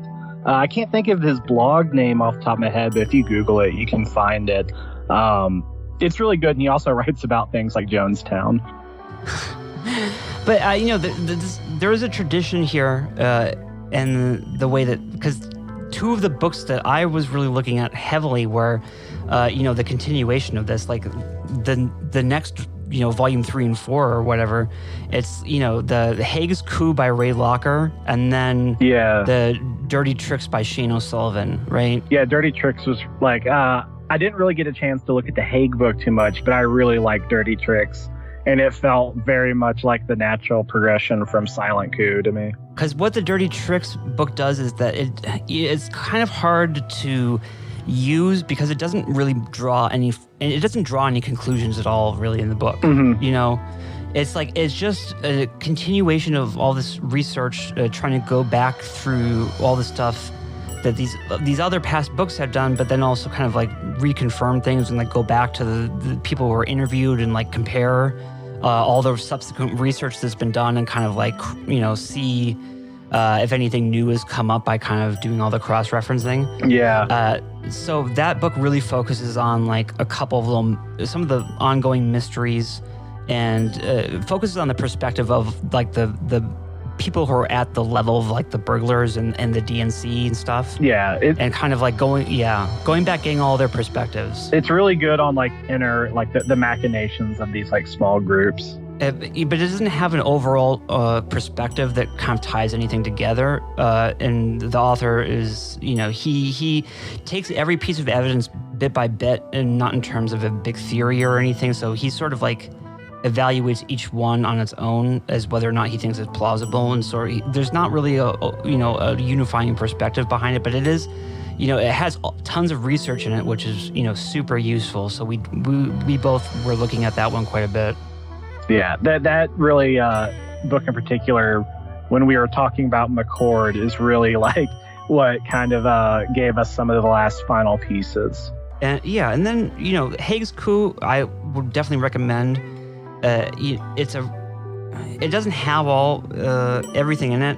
When we talk about when we start getting into like the more neocon stuff and what was going on at Rand Corporation and nuclear strategy, it doesn't touch on that, which I thought was kind of a unfortunate thing. Like we talked about Schlesinger, who's the Rand guy who becomes Secretary of Defense. I was really interested to kind of find out about his career path and how Haig had interacted with that, but he doesn't really mention Schlesinger at all in the book.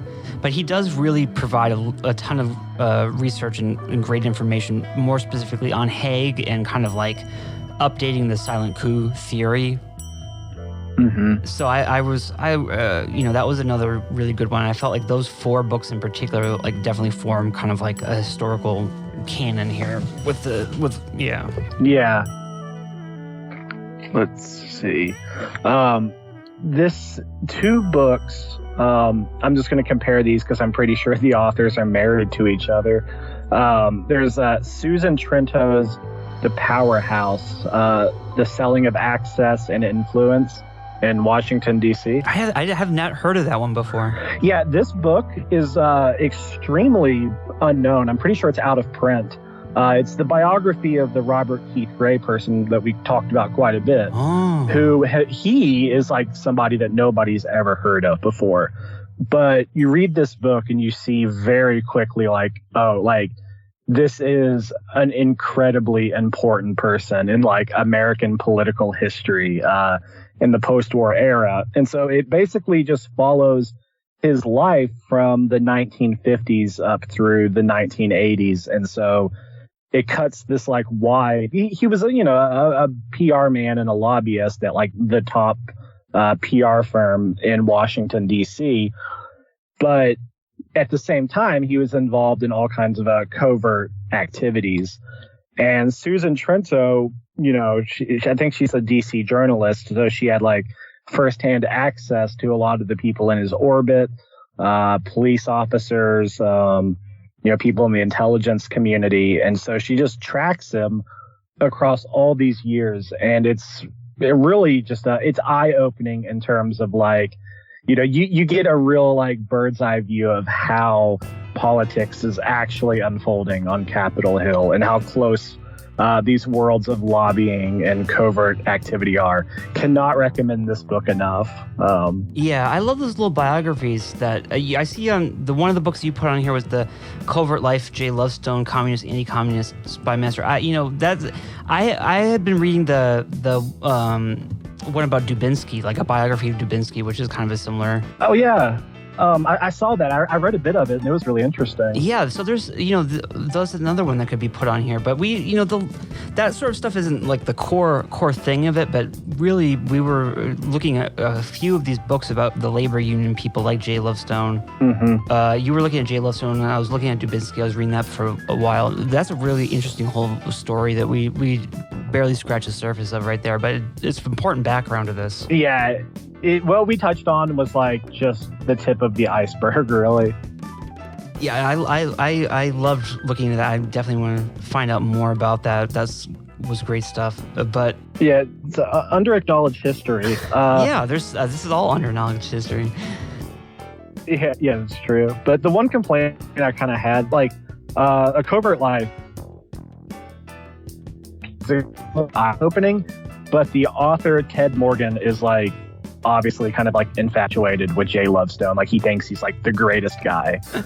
So it's like Jay Lovestone's doing like horrible shit. Like he's ostensibly this union man, but his entire career is literally based around breaking unions and breaking strikes and all this stuff. And like Morgan's like, yeah, he's putting down the commies.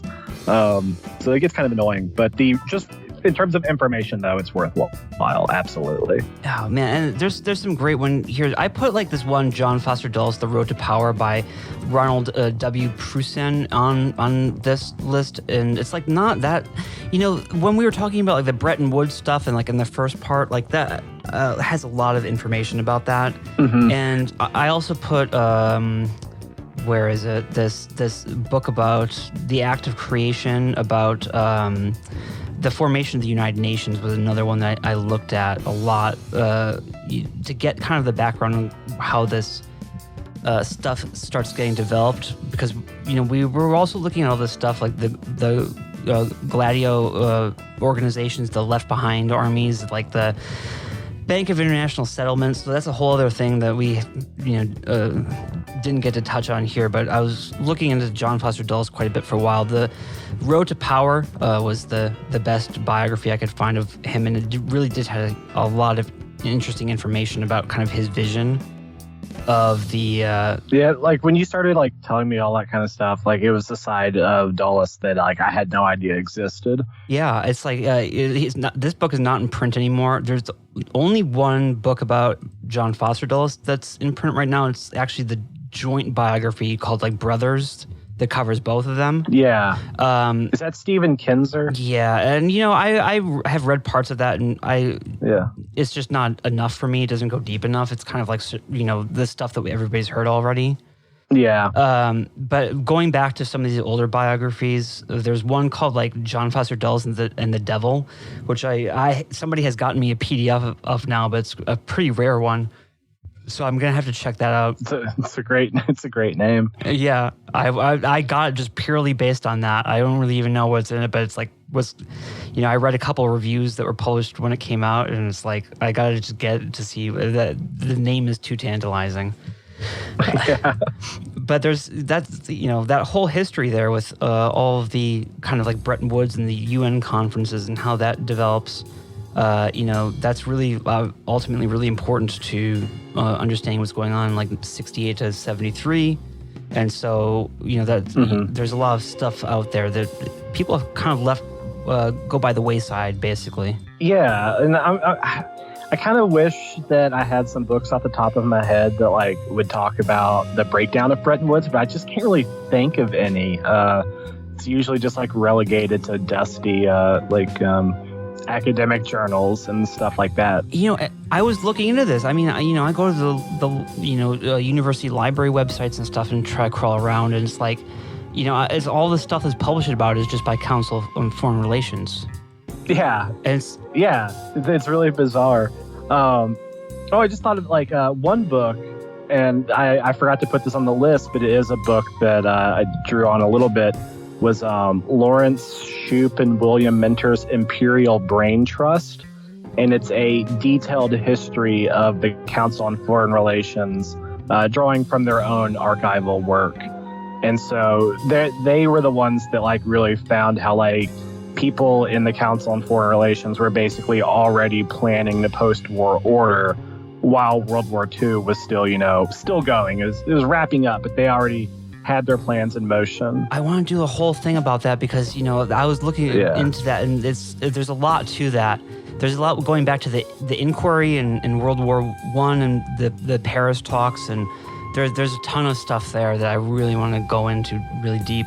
But yeah, there's a huge amount that I think still like could really be done with all of that. Because one of the books specifically on foreign policy that I used was A Superpower Transformed, the remaking of American foreign policy relations in the 1970s. There was a couple that I was looking at. This was the best one that I found. I thought that had a lot of great information, more on like the more technical kind of economic front. So I thought that was really useful, and kind of because we were kind of trying to articulate what the difference was between these, Nelson Rockefeller and like these DOD guys, and like what they were all trying to do, and like what their economic visions were, and like what their world order was. And this book has some useful stuff about that. I'm going to check that out. No, it didn't mention, because not in the context of like mentioning them, but just like this was the things that it talked about suggested these possibilities to me.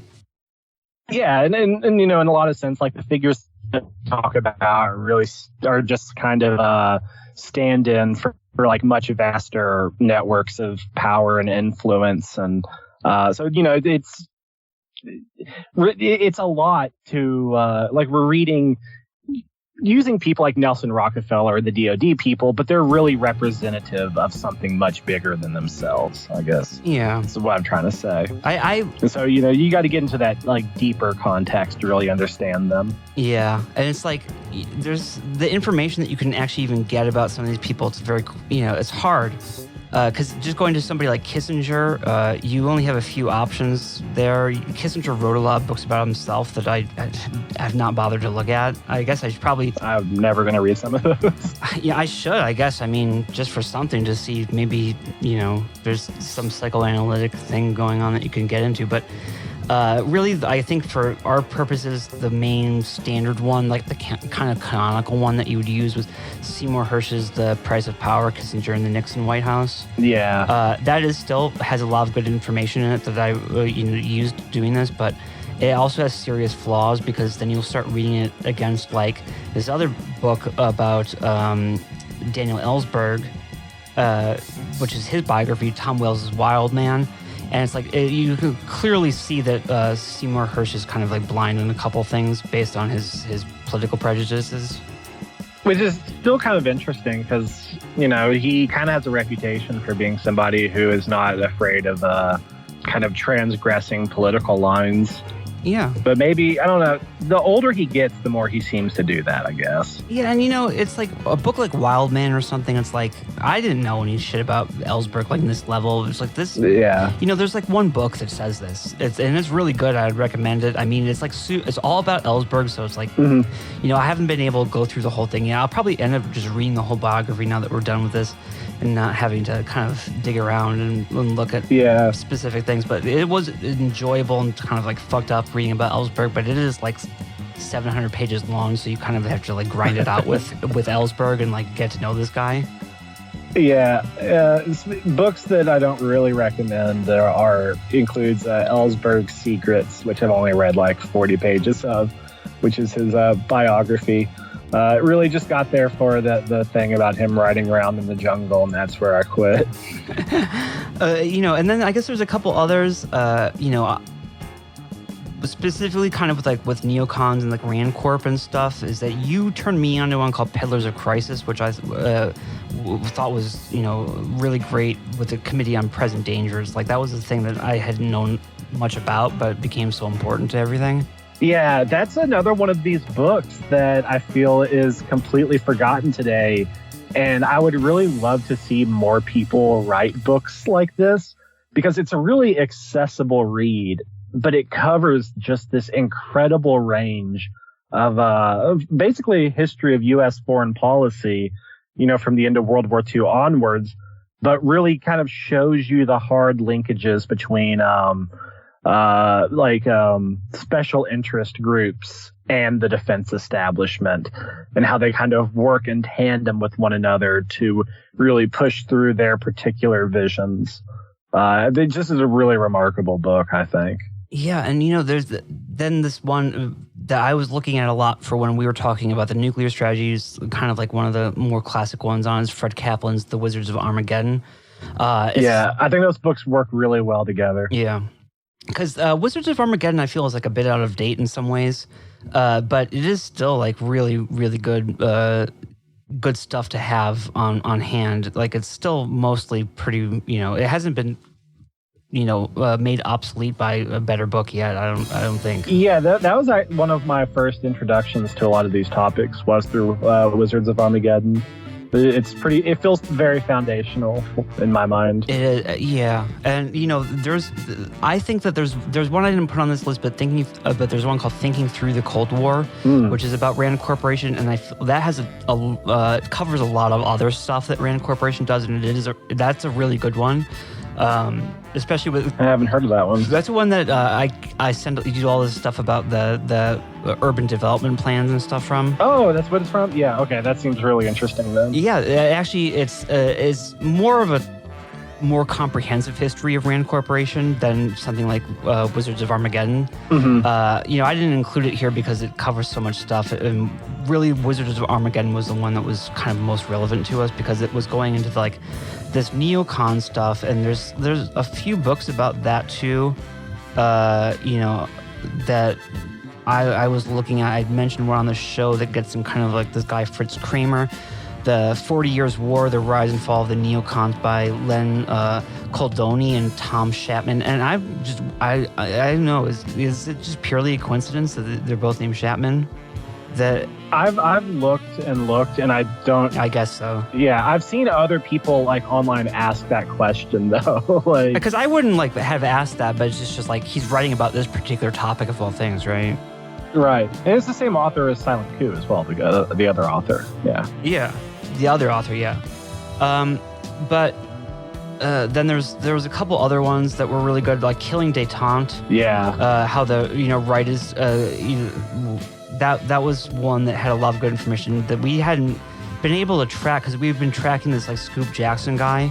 Mm-hmm. It's by Ann Hessing Kahn, and we were tracking this Scoop Jackson guy, and we couldn't really get like a lot of the information that we needed on him. But then I picked up this book, and it's just like immediately it had exactly what we need. I was running to Ed Berger. It was like, oh, here it is, man. Yeah, we got it. Yeah, this is actually really important because when we talked about like the coalition for a Democratic majority, and especially the Social Democrats USA, there are no books written on that topic. You can find bits and pieces in various books, but nobody has done like a comprehensive work on that. So pretty much like my understanding is based on like archival and primary sources, their own writings. So somebody should remedy that at some point. Well, maybe it'll just have to be us. I feel like that's how it always is. It's just like it has to be, Yeah. Yeah. It used to be just me, but now it's us to kind of have to do these things. Yeah. I mean, I have like a mountain of stuff that I've collected over, because it's like they've been like a pet project of mine for like a fucking decade. And, you know, I'll put it down and I'll pick it back up and like add a little more to the file. And so I don't know. Yeah, maybe I should finally do something with it. Yeah, you know, we're doing great research here. I mean, the reason I just was starting to do this is just because I was into all the sociology of like the, you know, before the war, and I was looking into that, and just has now spiraled out of control because it's like, you know, just there's that OSS connection that you start getting into, and it's like, okay, well, you know, now you're really fucked. Yeah. Because now you're into this stuff. But you know, I also just, I guess we just wanted for fun to mention a couple movies that people could watch too. You know, to go along with this as a mood thing, you know, a vibe. Yeah. I mean, obviously Oliver Stone's Nixon. Yeah, man, that's the. If you haven't watched that yet, I don't know why I keep posting clips of it on Twitter's. I watched this movie like 3 times in prep for this. I have watched. It's a great film. Yeah, I watched it twice too. It's like way underappreciated, the stuff that he does. There's so much detail to the movie that, you know, I think that's really the reason it's not appreciated as much as it should be, because it came out like the same year as, I think, you know, like Casino came out, or like Heat came out. And I like Heat, but Casino is not my like. Yeah, I don't know. I just really don't like Casino that much. But you kind of get into this. You know, movie about Nixon, and I feel like people aren't up to the task of it, because you watch it the first time, it's like Nixon is going to like the Lincoln Memorial in the middle of the night and to like talk to hippies. And when you first see that, and I thought that's such an Oliver Stone like kind of cheesy thing to do, right? Mm-hmm. Where he's, you know, setting this up where Nixon has to like kind of confront some manifestation of like the anti-war movement. It's like, that's so heavy-handed, man. But then it's like it just turns out that actually happened. So yeah, and a lot of it, like obviously the dialogue, the Dick Helms scene is just stellar in my mind, and the fact that it wasn't like in the theatrical cut like wounds that movie probably, because it's such an important sequence. Yeah. I love every aspect of it. Like they're talking about like organic growth, and then Dick Helms goes over and he like smells the flowers and talks about them or Nixon says they remind him of death, and like Helms's eyes are blacked out, and it's just like, what the fuck is Oliver Stone doing? Like, it works, but it's just an insane sequence. I mean, it's really great. It's really great that the way that he does that, because we were talking too about how we both like Sicario, and how that was really the reason that we liked Sicario, is because this is the tone that I think that movies should have when they talk about stuff like this. Yeah, and Sicario is also just like a fantastic and utterly horrifying movie that I think really gets at the heart of how this operates in the world, you know? Yeah, that's and it has such a great tone with like this horror kind of vibe to it. Yeah, everybody as the movie goes on, just like it goes deeper and deeper into this world, and it kind of gets more abstract and isolated and desolate, you know, and then it kind of culminates in this like horrible tunnel sequence. It's really good. And, you know, I love that movie, but Stone goes really far with it because, you know, especially with the editing, he doesn't get a lot of credit for. I don't even think that, you know, he got any like of those stupid awards or whatever for like editing. Nah, fuck them. Which is like so weird, but you know, he does.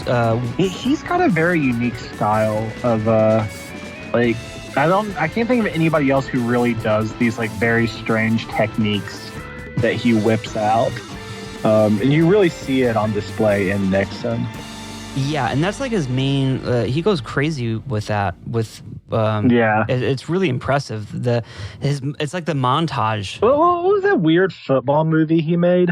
Any Given Sunday. Right. Yeah. Yeah. I don't know if that movie's any good. I haven't seen it since I was in like. It's funny. It's like weird. It's, you know. But it also, from what I remember, has like a lot of those very strange editing choices and like, you know, like clips of like Roman chariots and stuff. Is that right? I don't know. Maybe I'm thinking of a different movie. No, it's like there is. I mean, that's what he likes to do. Because basically he gets together with the guy who did like the editing for the Natural Born Killers. Yeah, was where this is like coming from. So that's probably the most extreme one. Yeah, so that's where he kind of like develops that. But then for like his later movies where he does one about W, and then he does one about Snowden. He doesn't really. I never saw Snowden. It's like has no critical kind of like perspective at all to it. It's just like, oh no, Oliver. Yeah, it was really disappointing. But W is okay. I feel like W is really polluted by just like the kind of sneering dislike that it's like very kind of like Michael Moore kind of era movie about Bush, right? Where it's just like Bush is really stupid. I mean, I don't know if he's smart or not, or if he's stupid, but it's like there's not much perspective there beyond that. But it does have a couple of good scenes in it where they're the National Security Council is meeting, and they're talking about Iraq and stuff, and he sort of gets kind of back into the Nixon swing of things, but he doesn't really, ultimately it's, it doesn't work out. Oh, that's disappointing.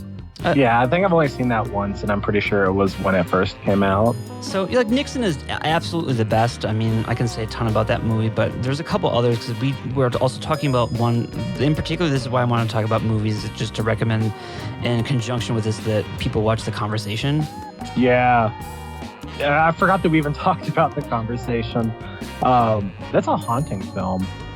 Yeah, that's a really underappreciated movie that's, Francis Ford Coppola, it's like what he makes before Apocalypse Now, or it's like a more small scale kind of movie where it's just Gene Hackman, Yeah, but it also, like, it's funny because I feel like it's Apocalypse Now on a very tiny scale. It follows the same kind of descent, the classic Hearts of Darkness motif, where it kind of plunges into this nether realm, and everything that you thought you knew, you no longer do now. Yeah. But it's also good because it kind of like he's kind of like a James McCord kind of figure in terms of what he does. And so that's kind of why I want to recommend it. First of all, I feel like this is like a great Nixon paranoia kind of bugging movie. And there's a whole kind of subgenre of those. But then also, like, I feel like this is, by watching it, this is kind of like more of the type of person that we were talking about in the episode, like somebody like McCord.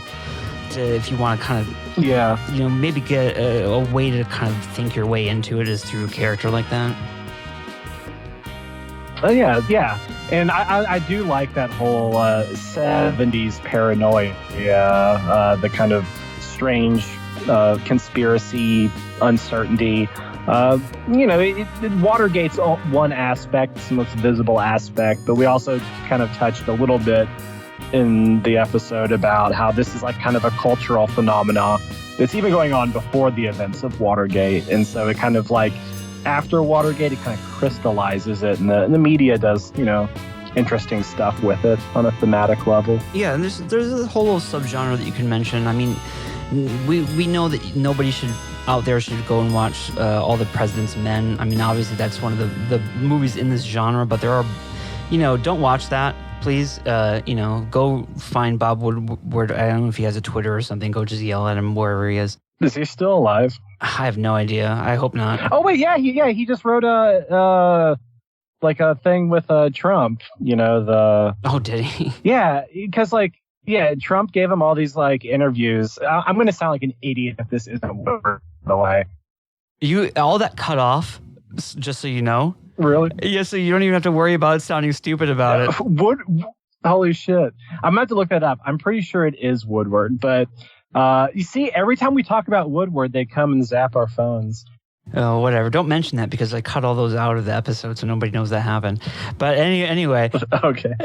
So those... You have to leave this in so they wonder what we're talking about. Yeah. This is the beginning of a new Watergate mystery for people.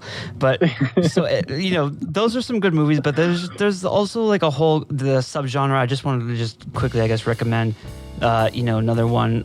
Blowout is a great one to add to this with John Travolta. Oh, yeah. Yeah. That's I really like that one. That's a really beautiful movie. That's, classic kind of Hitchcock take on a thriller. Yeah. That's Brian De Palma. That's like maybe his best movie, but the conversation is kind of a different, more post 60s vibe with it, and Brian De Palma's kind of trying to go back to the 39 Steps or something. And you also have like 3 Days of the Condor, which is all right. You have Day of the Jackals, another one you can watch. So there's some good ones out there just in this kind of whole vein that you should go check out. Watch Nixon first, and then you got all of our bibliography now, and we did the whole fucking 43 minutes on this. I have to plug a book that we forgot to mention. Oh, go ahead. Just because, okay, so I've been trying to get people to fucking read Alan Block for a long time. The book that... Masters of Paradise? Yeah, Masters of Paradise is like one of the books he wrote. This guy is so awesome, and he studies offshore finance and organized crime. You could talk about him a lot, yeah. I really want to get into him now based on what you said. No, he's so good because he studies like actual bank records and stuff to like establish it. Like I think that he actually works in a lot of the investigations.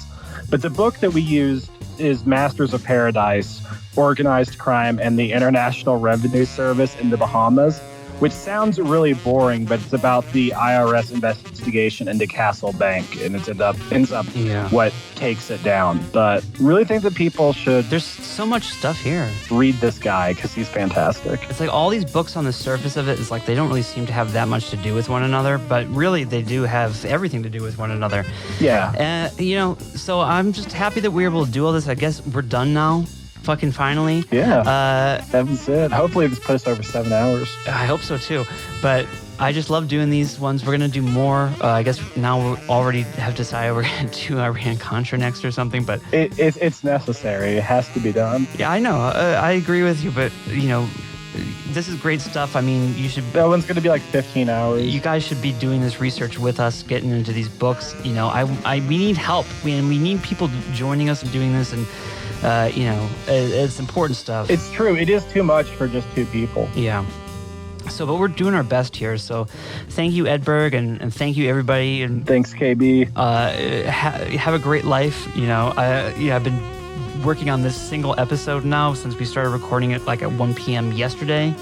Yeah, you got to go take a nap or something, man. We're just about done. But thanks a lot, guys. And finally, our journey's at an end. Have a great night.